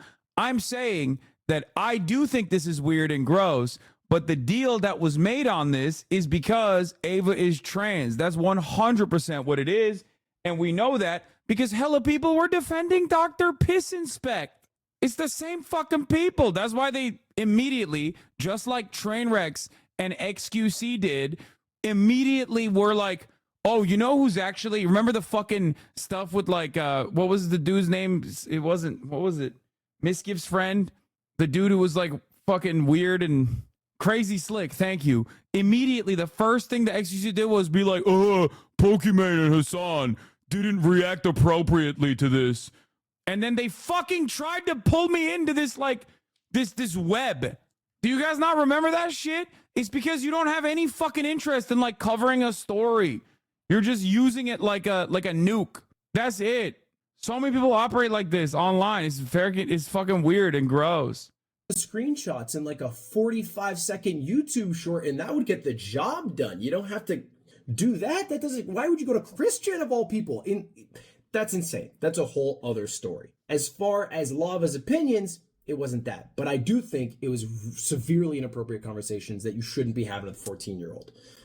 As far as the meetup, the message I typed was basically XQC's point so I could help you argue back. That is probably the dumbest thing you could ever do, which is adopt an XQC talking point and then present it as your own. But thank you, chatter.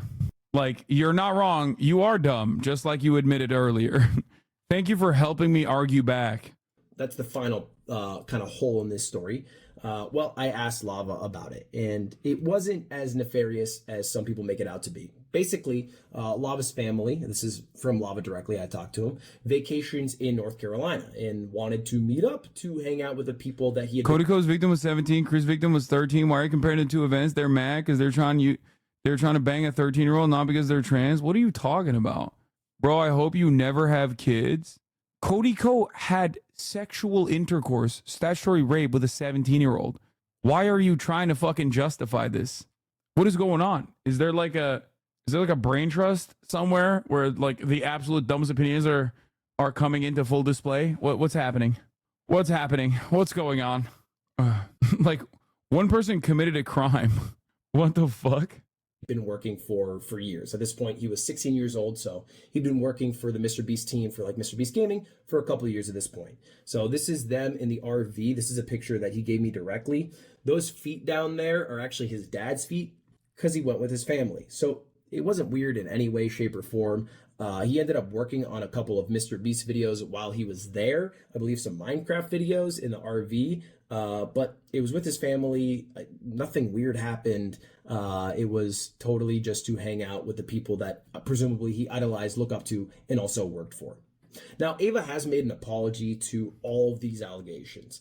But because there are so many, this initial apology was shit. I mean, I'll just read it. I would like to apologize for any of my past behavior or comments. If it hurt or offended anyone, it was not my intent. Seeing recent events, we've decided to mutually part ways. I think it's best I permanently step away from all things Mr. Beast and social media to focus on my family and mental health. So it seems like, I mean, at least as far as now, it was a mutual decision to step away. I don't know if it was a quitting or a firing exactly. Some people love to say mutual when it wasn't. Well, this video chatter saying it's not about Ava being trans, it is about a child being involved. So they're saying, how could you be comparing the two? Is that right? Yeah, but that chatter is also operating under the assumption that like Ava was trying to fuck this 13-year-old or may have even fucked the 13-year-old. And I don't know what the fuck the chatter is thinking. Like, that's the difference. There's no evidence of Ava doing that. There's only evidence of the victim in this situation, the former 13-year-old who's now 20 being like, that never happened. Now, I don't know. Maybe they're fucking, maybe it did. I don't fucking know. But as it, like, what am I supposed to do? Make inferences on my own? Like, what is this angle, bro? You're doing dirty with these pauses, bro. I mean, come on, that's not my fault. Video was being edited. Mr. Beast dropped a statement about it. He basically said that he was the one who fired Chris, which I thought might have been the case. So that is true. And that he's also doing a third-party investigation to basically see like what involvement it had with Mr. Beast Incorporated and what was just Chris by her own actions. So we'll see what comes of that, but just wanted to include this a little bit. And it seems like a blanket I did it statement, you know, kind of because the PR talk and because it doesn't refute anything.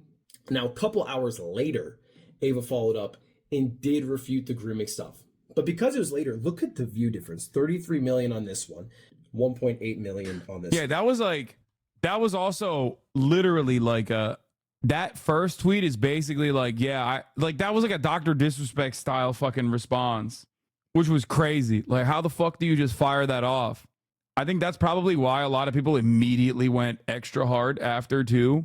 I, on the other hand, was not aware of any of this shit when it was popping off because, once again, I was hiding the truth about YouTube stuff because I'm a big Mr. Beast fan. As you guys know, I've appeared in a lot of the videos, and I'm being sarcastic, but I think people will probably clip this and go, "Did you see? We knew it."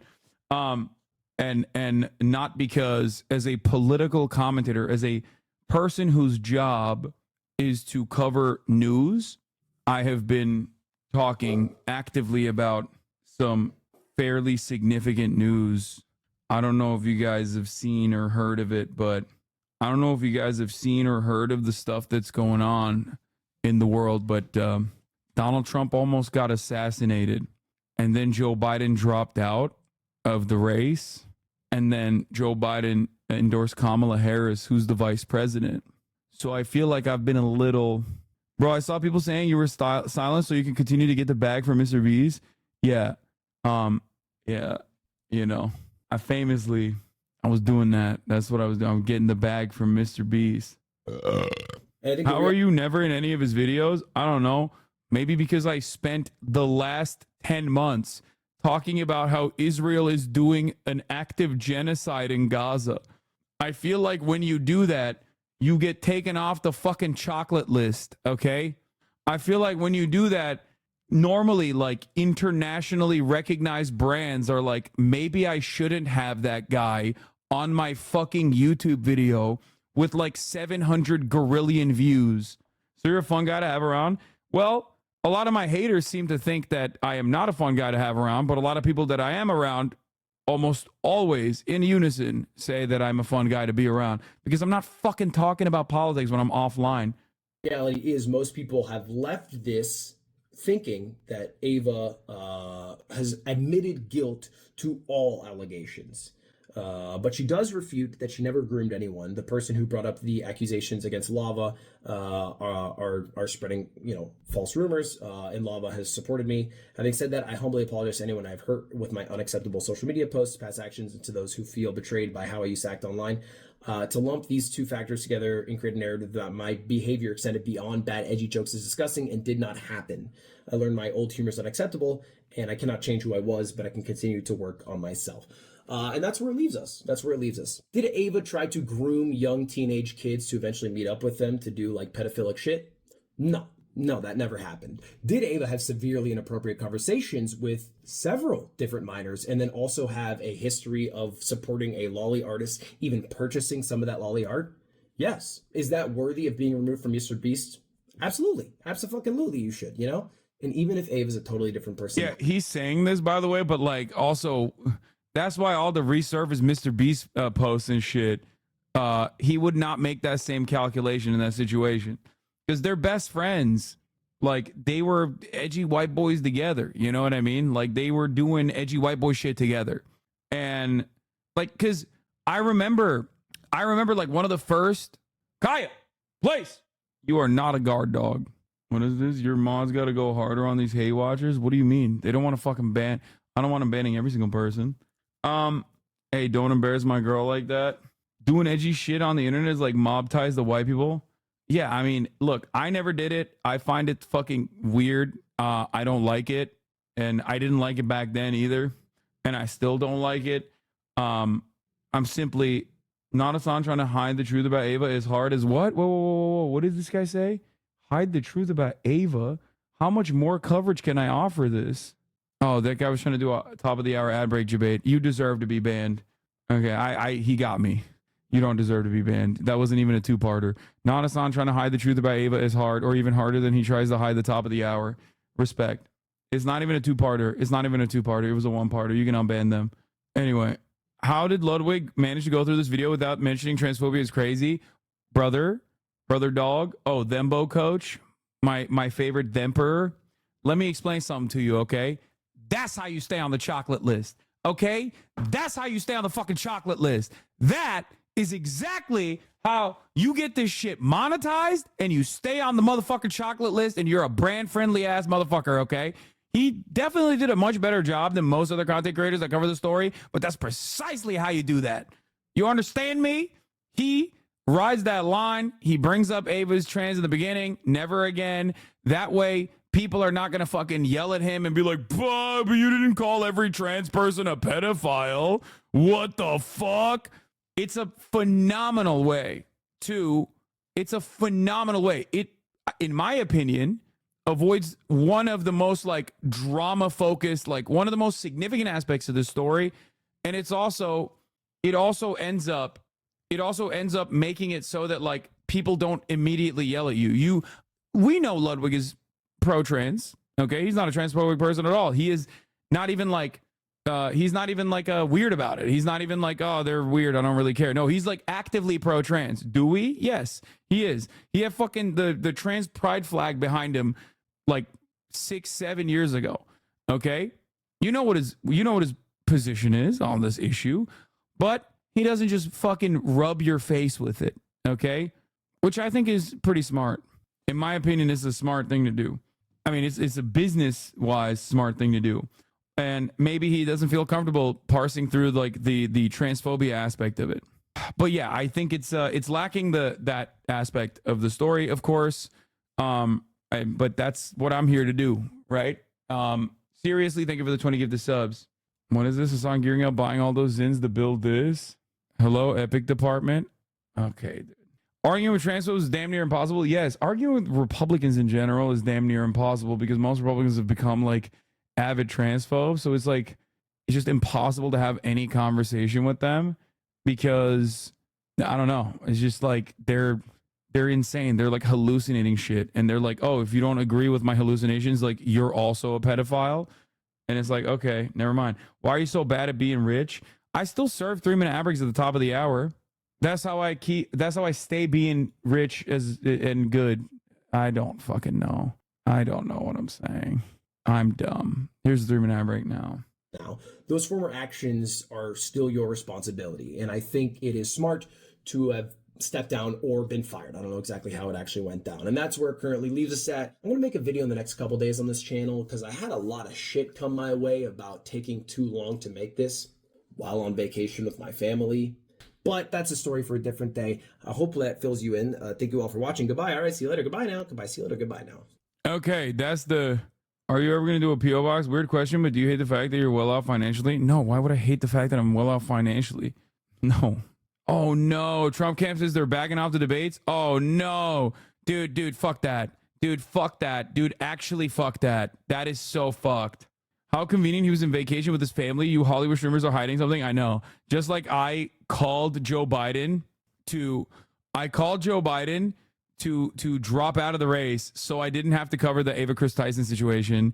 He went and visited family in where? France, which very famous for having pedophilic philosophers. I rest my case. You literally shot Trump not to cover this? No, that was Cody Ko. That's different. But yeah.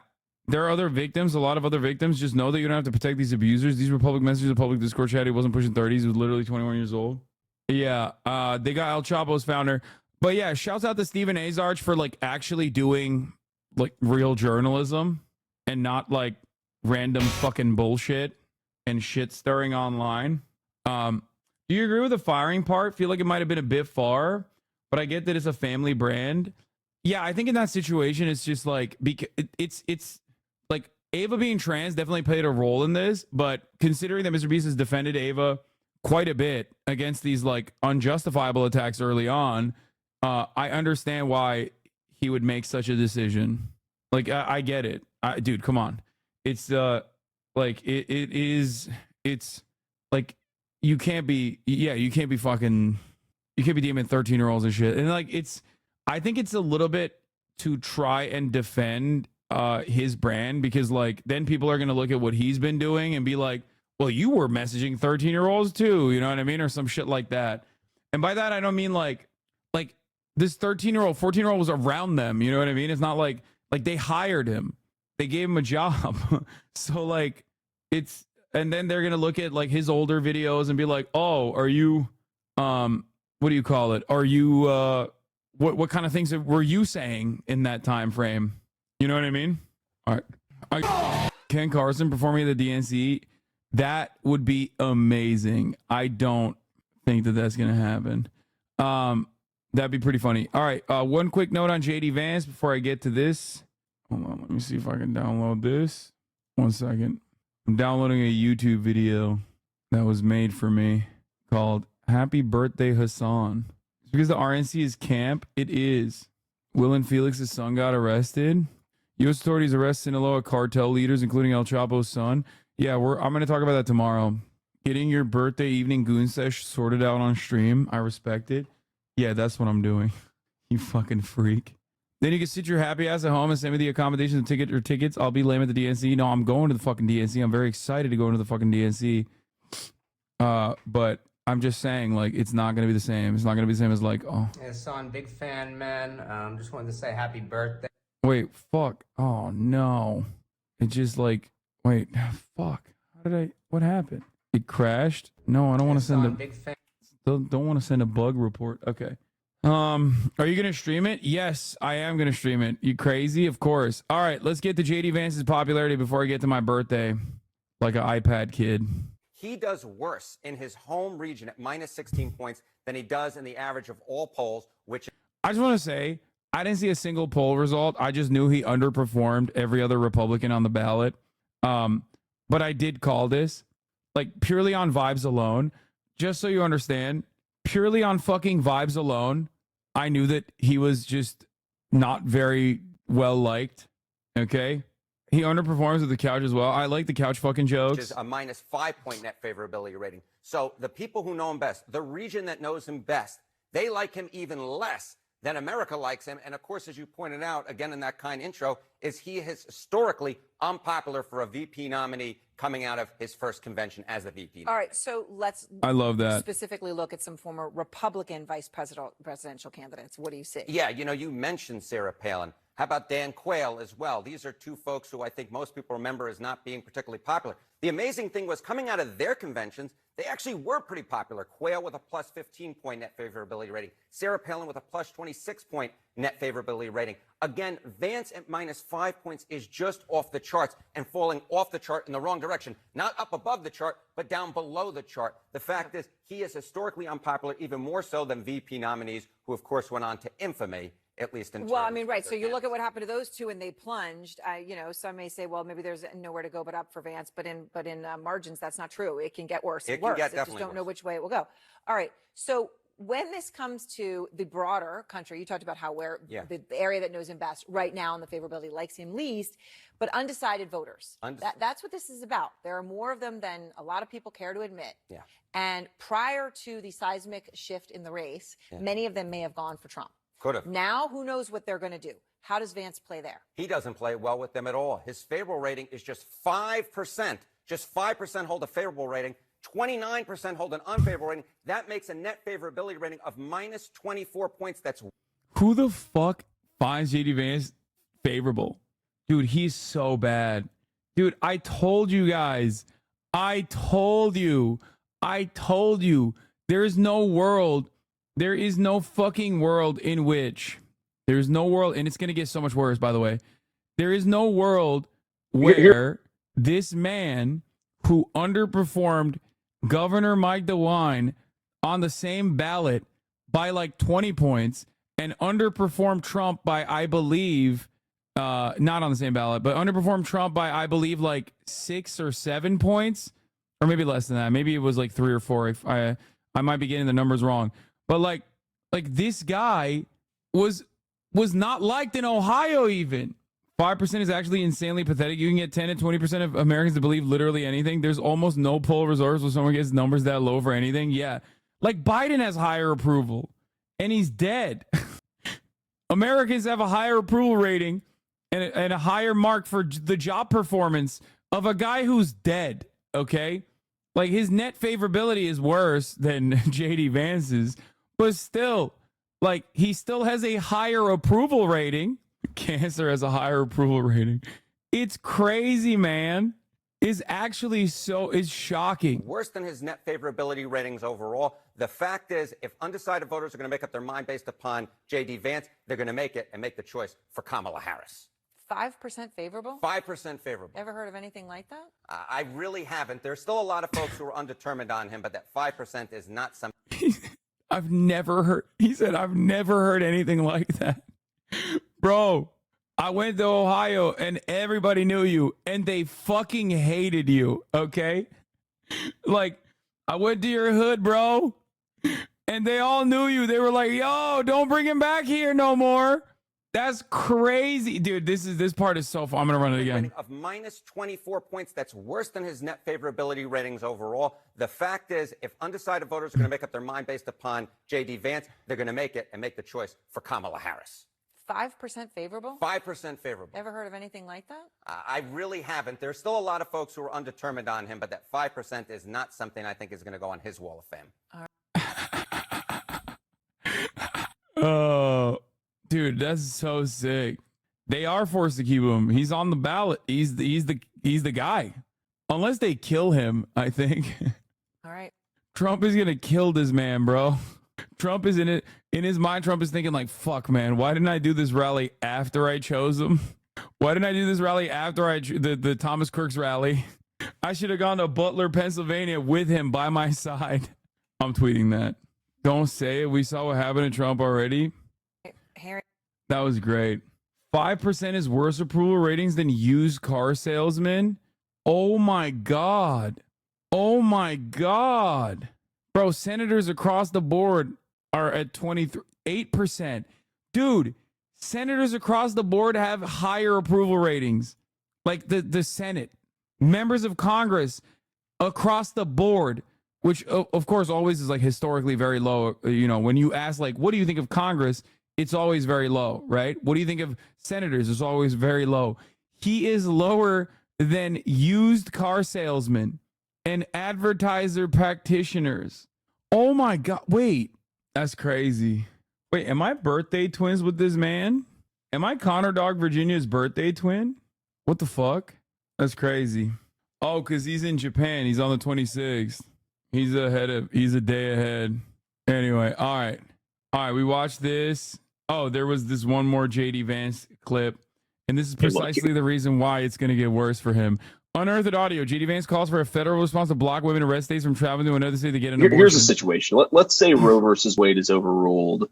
Ohio bans abortion, in 2022 or let's say 2024.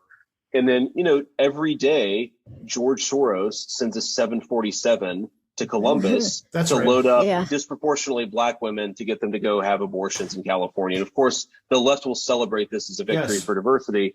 That's kind of creepy. Health justice is when we exterminate that's right, working class black people. This motherfucker's like doing Der Stürmer power hour, dude. It's so funny. God, he's such a sweaty, gross little man. No, I'm telling you, bro, this is literally like he was caught in racial chat rooms showing feet type shit, okay? Because he literally was doing that. Like, he was like going on fucking racist podcasts and shit. Yeah, something like that could, that would be a really weird turn of events that could happen, yes. And it's like, if that happens, do you need some federal response to prevent it from happening? Because it's really creepy. And, I'm pretty sympathetic to that, actually. What's the fucking point of the union if there's no free travel between states? Just un-American? I'm tweeting another JD Vance banger. Bro is stalling. I am stalling. Okay, let's watch the video. Let's roll the tape. Ladies and gentlemen, like I said, just like an iPad kid, I'm about to open my fucking gifts like a baby. Okay? Like a baby. It's my birthday today. For those of you who don't know, I've turned 33. I talked about it already. As far as I posted my body transformation. I posted my body transformation on Twitter earlier today. That's it. I'm here. When I was turning 30, I was like very depressed, very upset, very out of shape. The past 3 years, I've been trucking, and I wouldn't have gotten here if it wasn't for my community and my friends. So I'm very happy for you all. I'm very grateful for you all. So let's take a look at this video that my friends made. Fan man, just wanted to say happy birthday. I hope you have a good day, bro. You're a good guy. Great streamer. Would never say it to your face, but yeah. Hey Hassan, happy birthday. I hope it's a great one. And maybe I'll see you next time you're down here in Sydney. All right, bye-bye. Happy birthday. Nabi and I want to wish you a happy birthday. What is that? You miss his Valo era? So true. He says to come back and play Valo again. That's crazy. Yay! Oh, cheers! It's just Nabi, actually. Yes, it's me, Big Soch, here to wish you a happy birthday. God damn it, bro. Are you serious? You might be the GOAT. This fucking guy, bro. This guy fucking poop socks me in the middle of his birthday, announcement. Happy birthday, Hassan. Happy birthday, Hassan.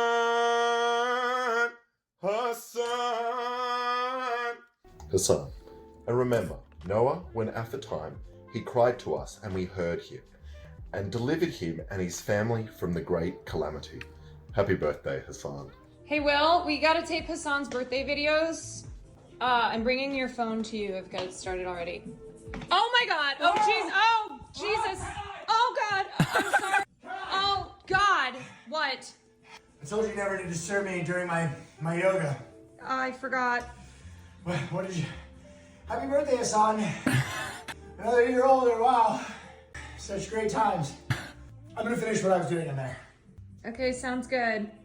No, Hey, don't bring Hassan. Farley in there. It is July 25th, and I'm here at breakfast, and it's your birthday. Happy birthday to you, and I hope you're doing well, and I know you miss me. Happy birthday, brother.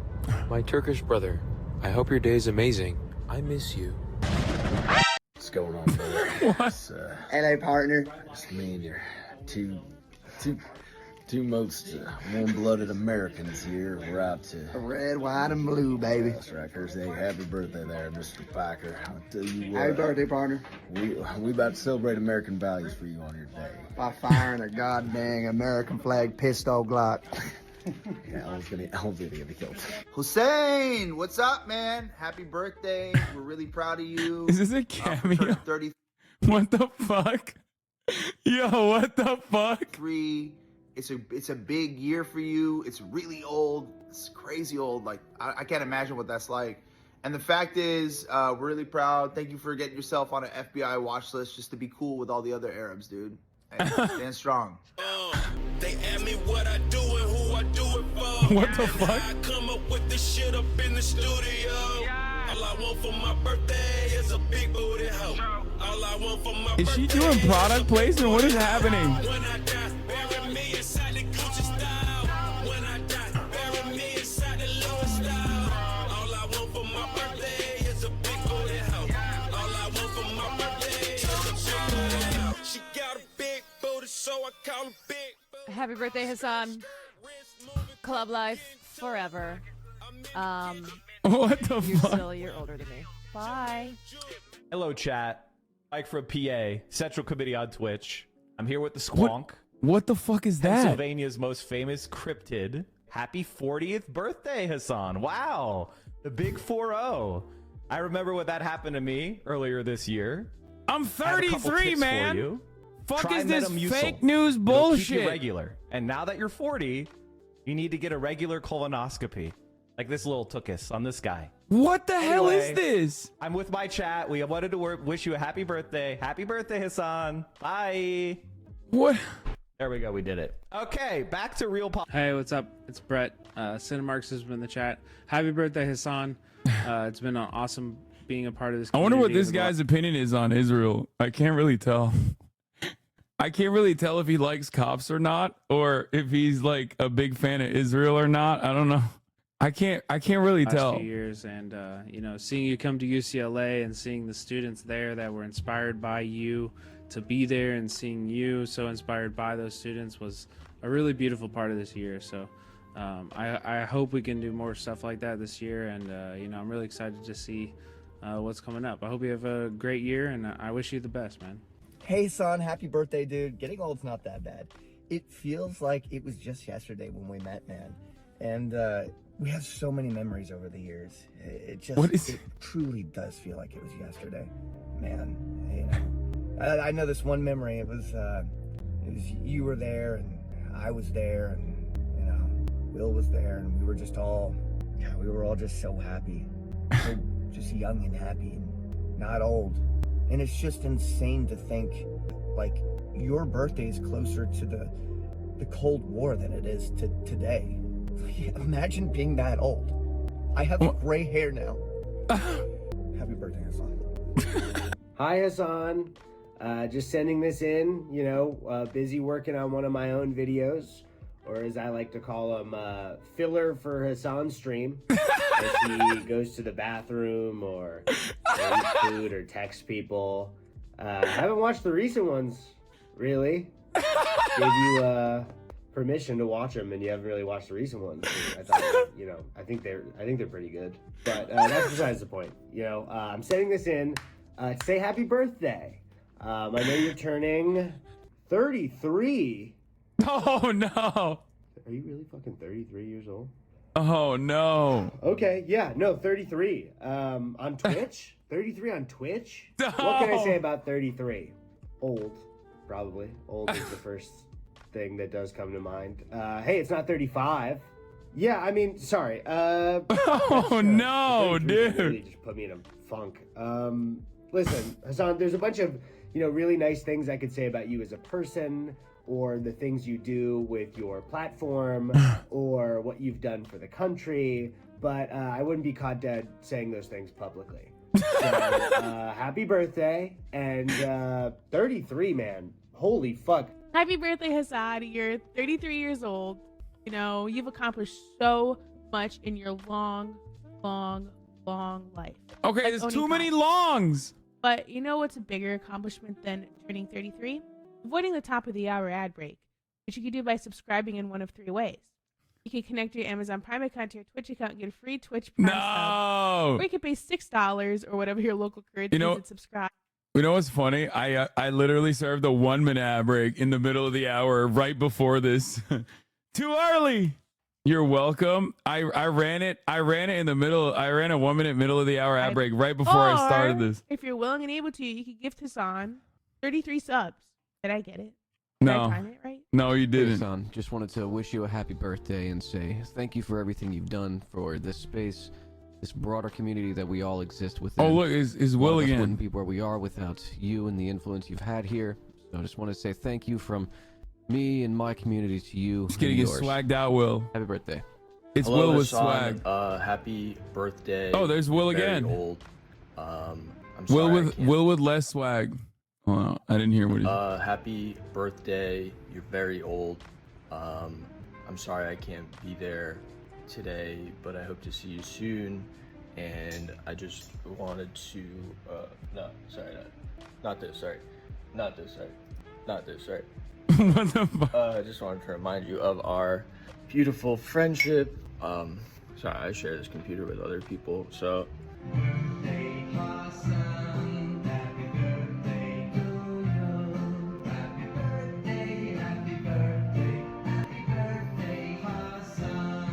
We did it. My cat says happy birthday too. Is it recording? Yeah. Happy birthday, you big old Turkish delight. That's it. That's You it. can do it. Hey Hassan, your favorite meat man here. Just wishing you a happy birthday. Whenever you want my meat, let me know. I'll come over and bring it. You know it's always juicy. You know you always love it. You can't get your hands off it because it's so yummy. Hey, yo, pause. And, I hope one day you could cook good meat too. Anyways, happy birthday. I love you. Hey, Hassan, it's me, Jarvis. Just wanted to say happy birthday, happy 33rd birthday. You know, Jesus was 33 once. And I'm not really sure what happened, but... Yo, he came back to life, Just right? like I It's hope fine. Your birthday is good. I wanted to get you a gift, but what do you get for the guy who has everything? So I settled on a Zank, found a great deal. You just let me know which mansion to send it to. I'll Yo, stop leaking. But in all seriousness, stop leaking my have a great mansions. birthday. Make sure you like work out and eat sweet green and drink like a diet soda. And say hi to Kaya for me. Peace. Hassan, happy birthday. 33, Jesus year. Hopefully you don't die this year. What But the you fuck? won't, because I am here to protect you. I love you more than anything. You're one of my best friends. I can't wait for this next year ahead. The skinny kid and the city kid are making a big return. God damn, Unc. 33 years old. You're getting up there. Happy birthday, though, man. You don't got much life to live, so I just say live your life to the fullest, day by day. Live it to the fullest. Happy birthday. Go Chill. party, or no, 30-year-olds don't really party anymore. I say go golfing and just live life, man. Happy birthday from yours truly, Jason. We need to run back to basketball. You beat me because I was injured. Run that shit back. I'm out. I mean, happy birthday. God damn, Unc. 33 years old. You're getting You up can't. You can't. What? No. No. No. You're old too. You're old too, bitch. You're. What the fuck? Happy birthday, though. But you don't have a lot of life left to live. So, you know, live each and every day to the fullest. To the fullest. You know, for your birthday, go out and party. No, you're too old. You don't party. Maybe like think. You know, think. But for That's real, so happy funny. birthday, man. That's Happy funny. birthday. Oh, I love a two-parter. That's hilarious. No, they just did it together. Hassan, I hope you're having a great day. Sorry, Look it's at so his- sunny Look at the reflection of his glasses. in my office that I had to put these on. But happy birthday, dude. Miss you. Miss all the great memories we've had together. And yeah, I hope we can make some more memories one day, if you know what I mean. So happy 50th birthday. See you soon, man. Hey Hassan, just wanted to let you know that you're the GOAT and I hope you have an awesome birthday. Hey, happy birthday, Hassan. Just want to say I love you, and that I thank you for the job. Thank you for for paying me so much money. Fuck giving me a lot you. of money. Thank you. I hope we get to work together for many more years and birthdays. I love working for you. Thanks, man. I hope you have a good birthday, man. Love you, man. Bye, man. Hello, what's up, Hassan? Happy birthday. I don't know how old you are today, but I know it's definitely a lot older than me. I just wanted to say, I don't care what they say about you online. I don't care what they say about you behind your back. I think you're really great, and you're my friend. And I hope you have the best day because you deserve it, even if they say that you don't. Happy birthday, Hassan. No one says that. It's me, your good friend Peach Jars. Just hoping you have a special day. I know it's hard to have one of those whenever you spend every day reporting on if Donald Trump wipes his ass or not. L mod, not a W mod. Happy birthday! What should I say? You are probably one of my most favorite people that I get to hang out with. You light up every room you walk into. Oh my Everybody God. always talks about how fun you are to hang out with. I don't know what to say besides I'm so happy you're alive. But big happy birthday to Marat. I hope it's amazing. You don't look a day over 25. Amazing, Marat. Everybody loves you. Happy birthday. Happy birthday, Avi, from Bryce Canyon National Park. Hassan, happy birthday, bro. And 33. Why is everybody in a hotel? What the fuck's going on? Quite a year. It's quite a year. We appreciate all you do. And as for your gift, I actually had a cameo from your favorite person. Hello, it's just me from a different angle. Look, you have the pass now. You're above Markiplier. Yes! The only stipulations is you have to use the pass today. You have to use it on stream. So, actually, you know what? I'll say it with you. On 3. 1, 2.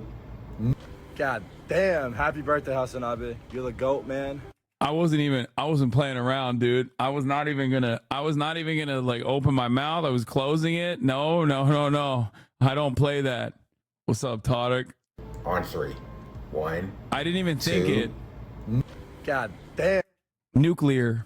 Happy birthday, Hasanabe. You're the GOAT, man. I hope you have a great birthday. I'm wishing you health and happiness to even better things to come. Keep up the good work. Let's fucking go, baby. This guy's Hi, so Hassan. jacked. Just wanted to say huge happy birthday. Can't believe that you're 33 years old.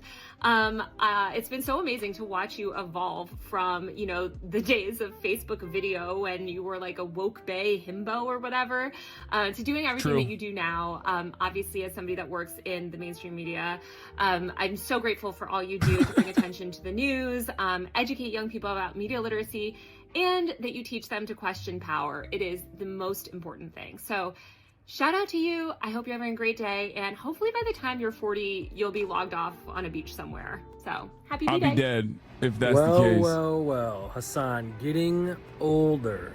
Congrats, buddy. Listen, I wish I was there to hang out and celebrate your birthday with you. I'm stuck here in Texas with Kevin. Up this way. There he is. Having a good time. What a Happy cutie. birthday. Hopefully I can see you soon. We can hang out. I'm getting in shape so I can be like you. Ripped, sexy, smart, hot, sexy. I'm gonna see if he wants to come to. I'm gonna hit him up to be like, yo, you want to go to DreamCon? He's gonna be uncomfortable. He's gonna be like, there's too many black people there. Texting him right now. Either way, happy birthday. Hopefully we'll see you soon, buddy. Peace. Yo, happy birthday, Hassan. You have a good one. Happy birthday, Hassan. You are easily one of my top 100 favorite political streamers on Twitch. Top 100. Despite being so Let's go. left, and I'm so right. But I think we really proved We that made it. friendship can really I'll happen take it. at any time, any place, Anyway, enjoy your day. Have a wonderful birthday. Bye. Happy birthday to you. What the fuck? Happy birthday to you. Bro, we're never beating the Hassan runs Twitch allegations after this. This is crazy. Oh my God. Like the most rabid Redditors just clipped this and they're going to be like, the most rabid Redditors just clipped this and they're going to use this permanently to be like, see, I told you he's got banning powers. Happy birthday, dear Hassan. This is crazy. Happy birthday to you. I'm cooked, All I'm together, cooked. happy birthday from Twitch, Hassan. Happy birthday from Twitch. Top of LSF. Hassan runs Twitch. Proof in the pudding.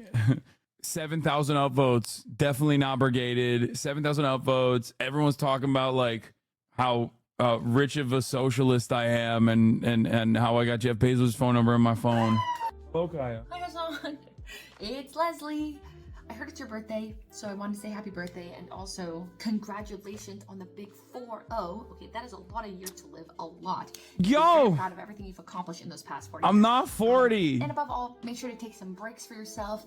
Go eat some KBBQ, man. You stream 25 hours a day, so take a break, celebrate yourself, and happy birthday.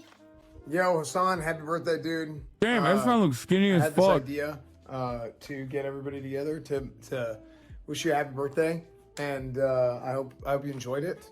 I hope it's a great day, and yeah, I mean, I'm really glad that all these guys pulled through for you, and you know, I think that was really cool of me as well to kind of get everybody together and make sure that you you know, you really, you know, it's like your special day, right? Like, you know, you're hitting, what, 38, 39, you know, things stop working like they used to, you know, back hurts, all that stuff. So either way, hearts in the chat for me, and happy birthday, dude. Oh, well, happy birthday, Hassan. It's actually also my birthday in Japan, too, but it's not about me. Okay, it's not about me. It's your day. It's your day in America, not mine.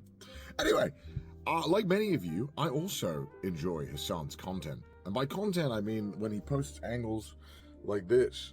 That's my favorite Hassan content. I watch Hassan for the plot, all right? I watch Hassan for the plot as well, okay? I'm like all of you, all right? Never Sushi Man, appreciate it. Thank you for being a good friend. Did not expect that we would be good friends, but I appreciate everything you do. Wait, why? You're very welcome. Your viewers are also very kind as well, and they've been nothing but generous to me, so thank you for being a good mate. I really appreciate that. And come back to Japan soon so we can go and get drunk in Kobe again, and everyone can call you Godzilla. But man, thank you so much. I appreciate it. I look forward to I'm back in LA again. See you soon, man. Bye. Happy birthday. Yo, Hassan, buddy, what's up? Just wanted to give a Jordan quick shout out shaved. to my favorite fake leftist, big dog, Hassan. I hope you're having a great birthday.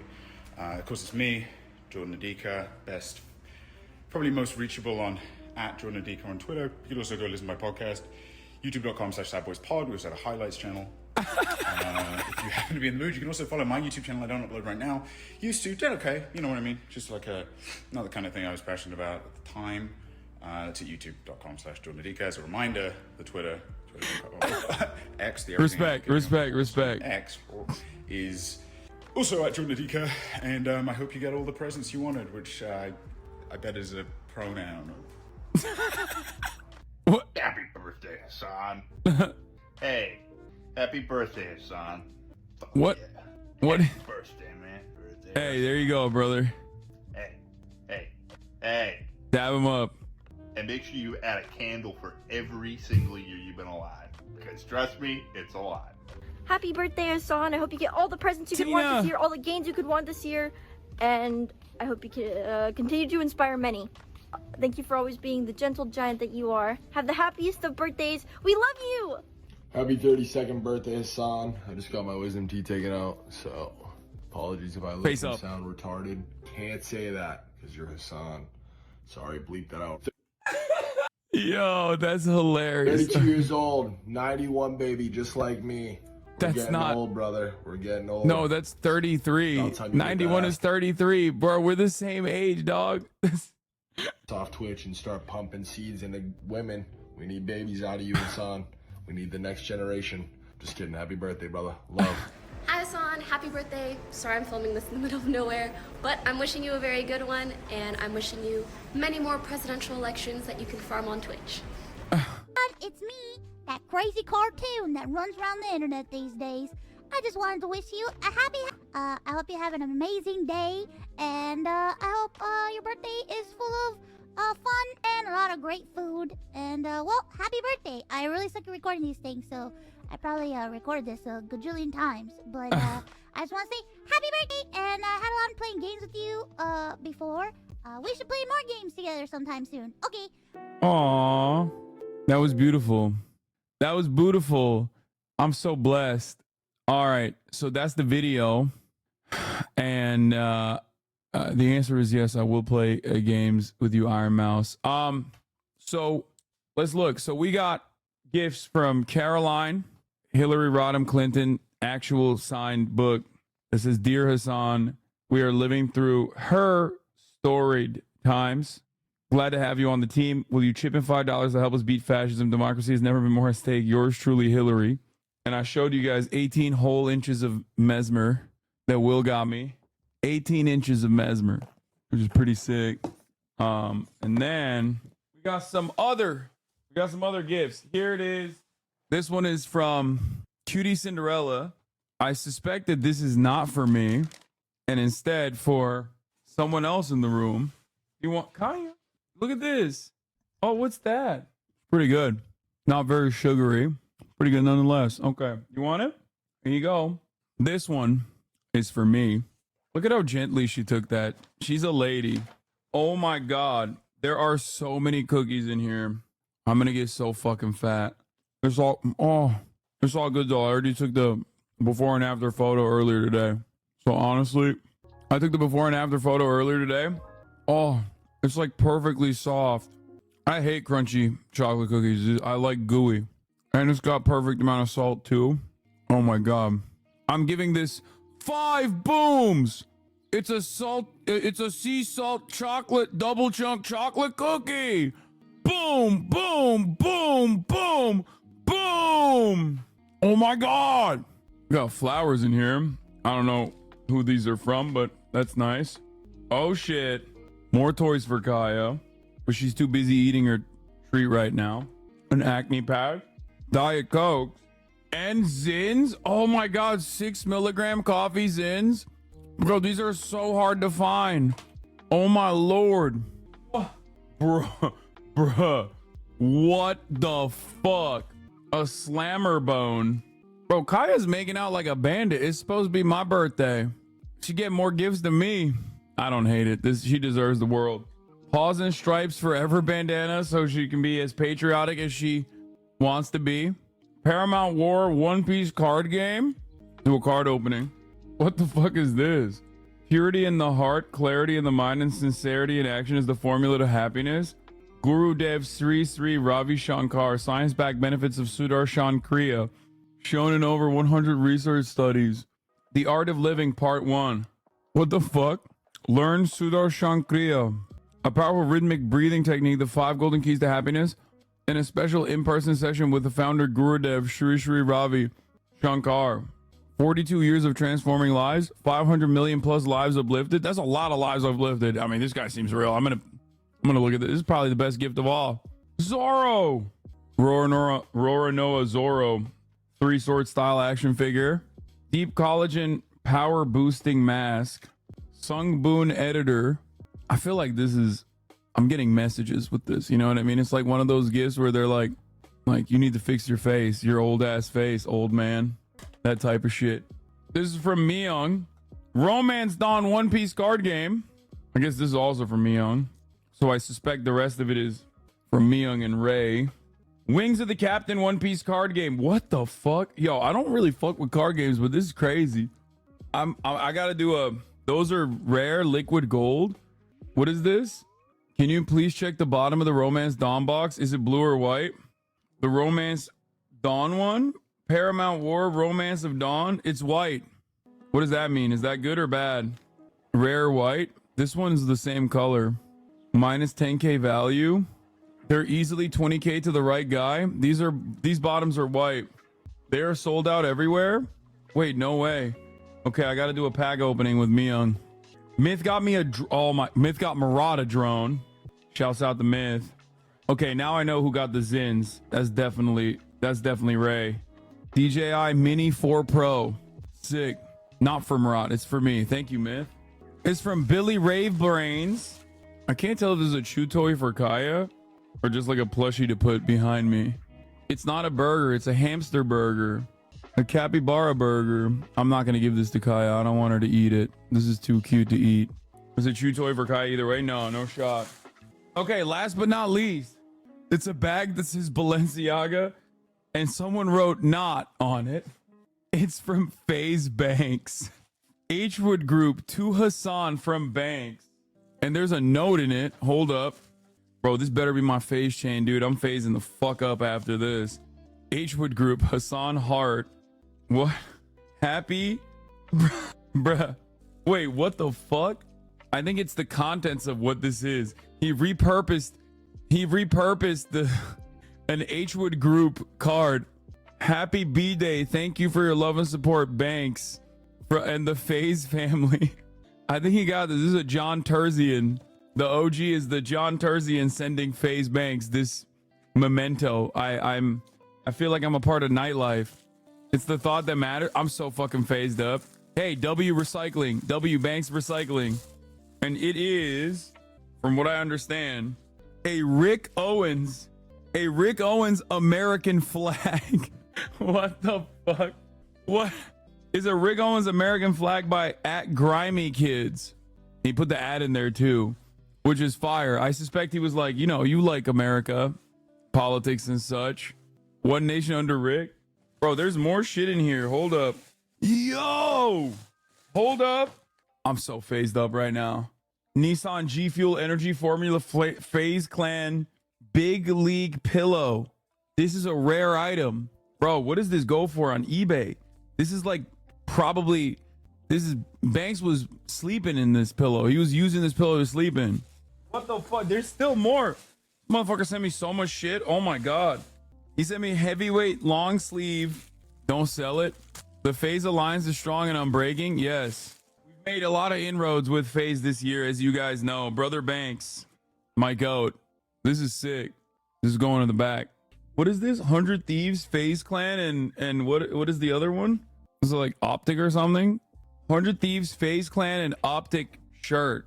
Optic Gaming with the original FaZe Clan tag inside. Does this mean I'm an honorary member of all three? Is that how that works?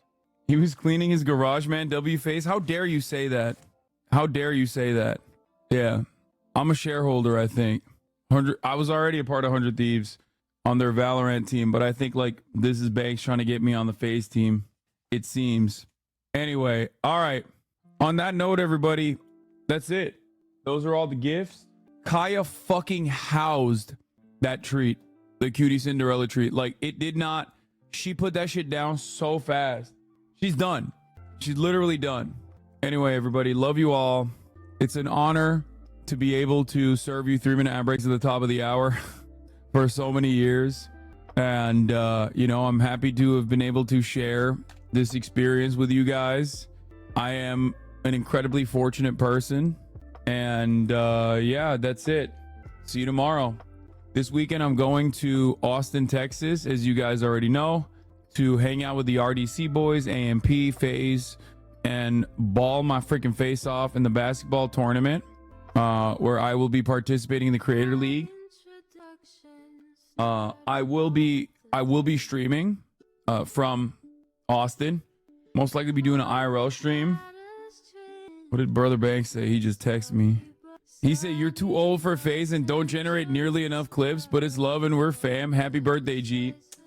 Fucking guy, bro. We're the same age. No, FaZe is a mindset, okay? Don't forget. FaZe is a mindset. It's not about your age, okay? You can be Unk and FaZe at the same time. No, it's not the Ren Fair. It is the RDC is Mark Phillips, Supreme Dreams. They have a convention called DreamCon, and it's going to be awesome. I'm very excited.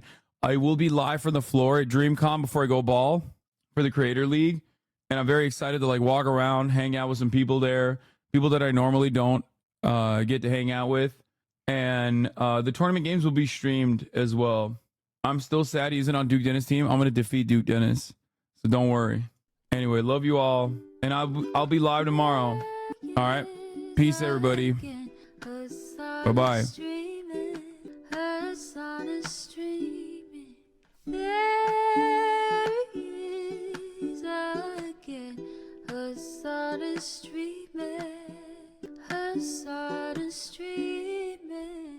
Reviewing the P.O. box, Uncle Uger's face, sad in Discord at your pride.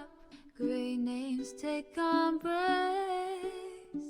Tiny Bernie Sanders, LGBTQ Air Force. The whole left at your fingertips, Ane at your door. H3 crowded debate, the Young Turks online show. 3 full fucking years of this, plenty more to go. 90-day fiance, talks of champagne bourgeoisie. A Trump rally live reaction, a mass riot at DC. There he is again, her son is streaming, her son is streaming. There he is again, her son is streaming, her son is streaming.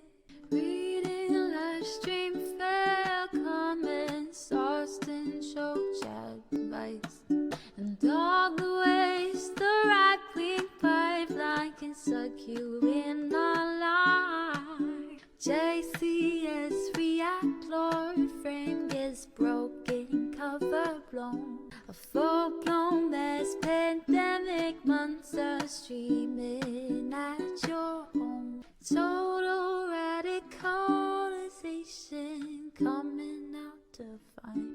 The system you were taught to trust in was broken the whole time.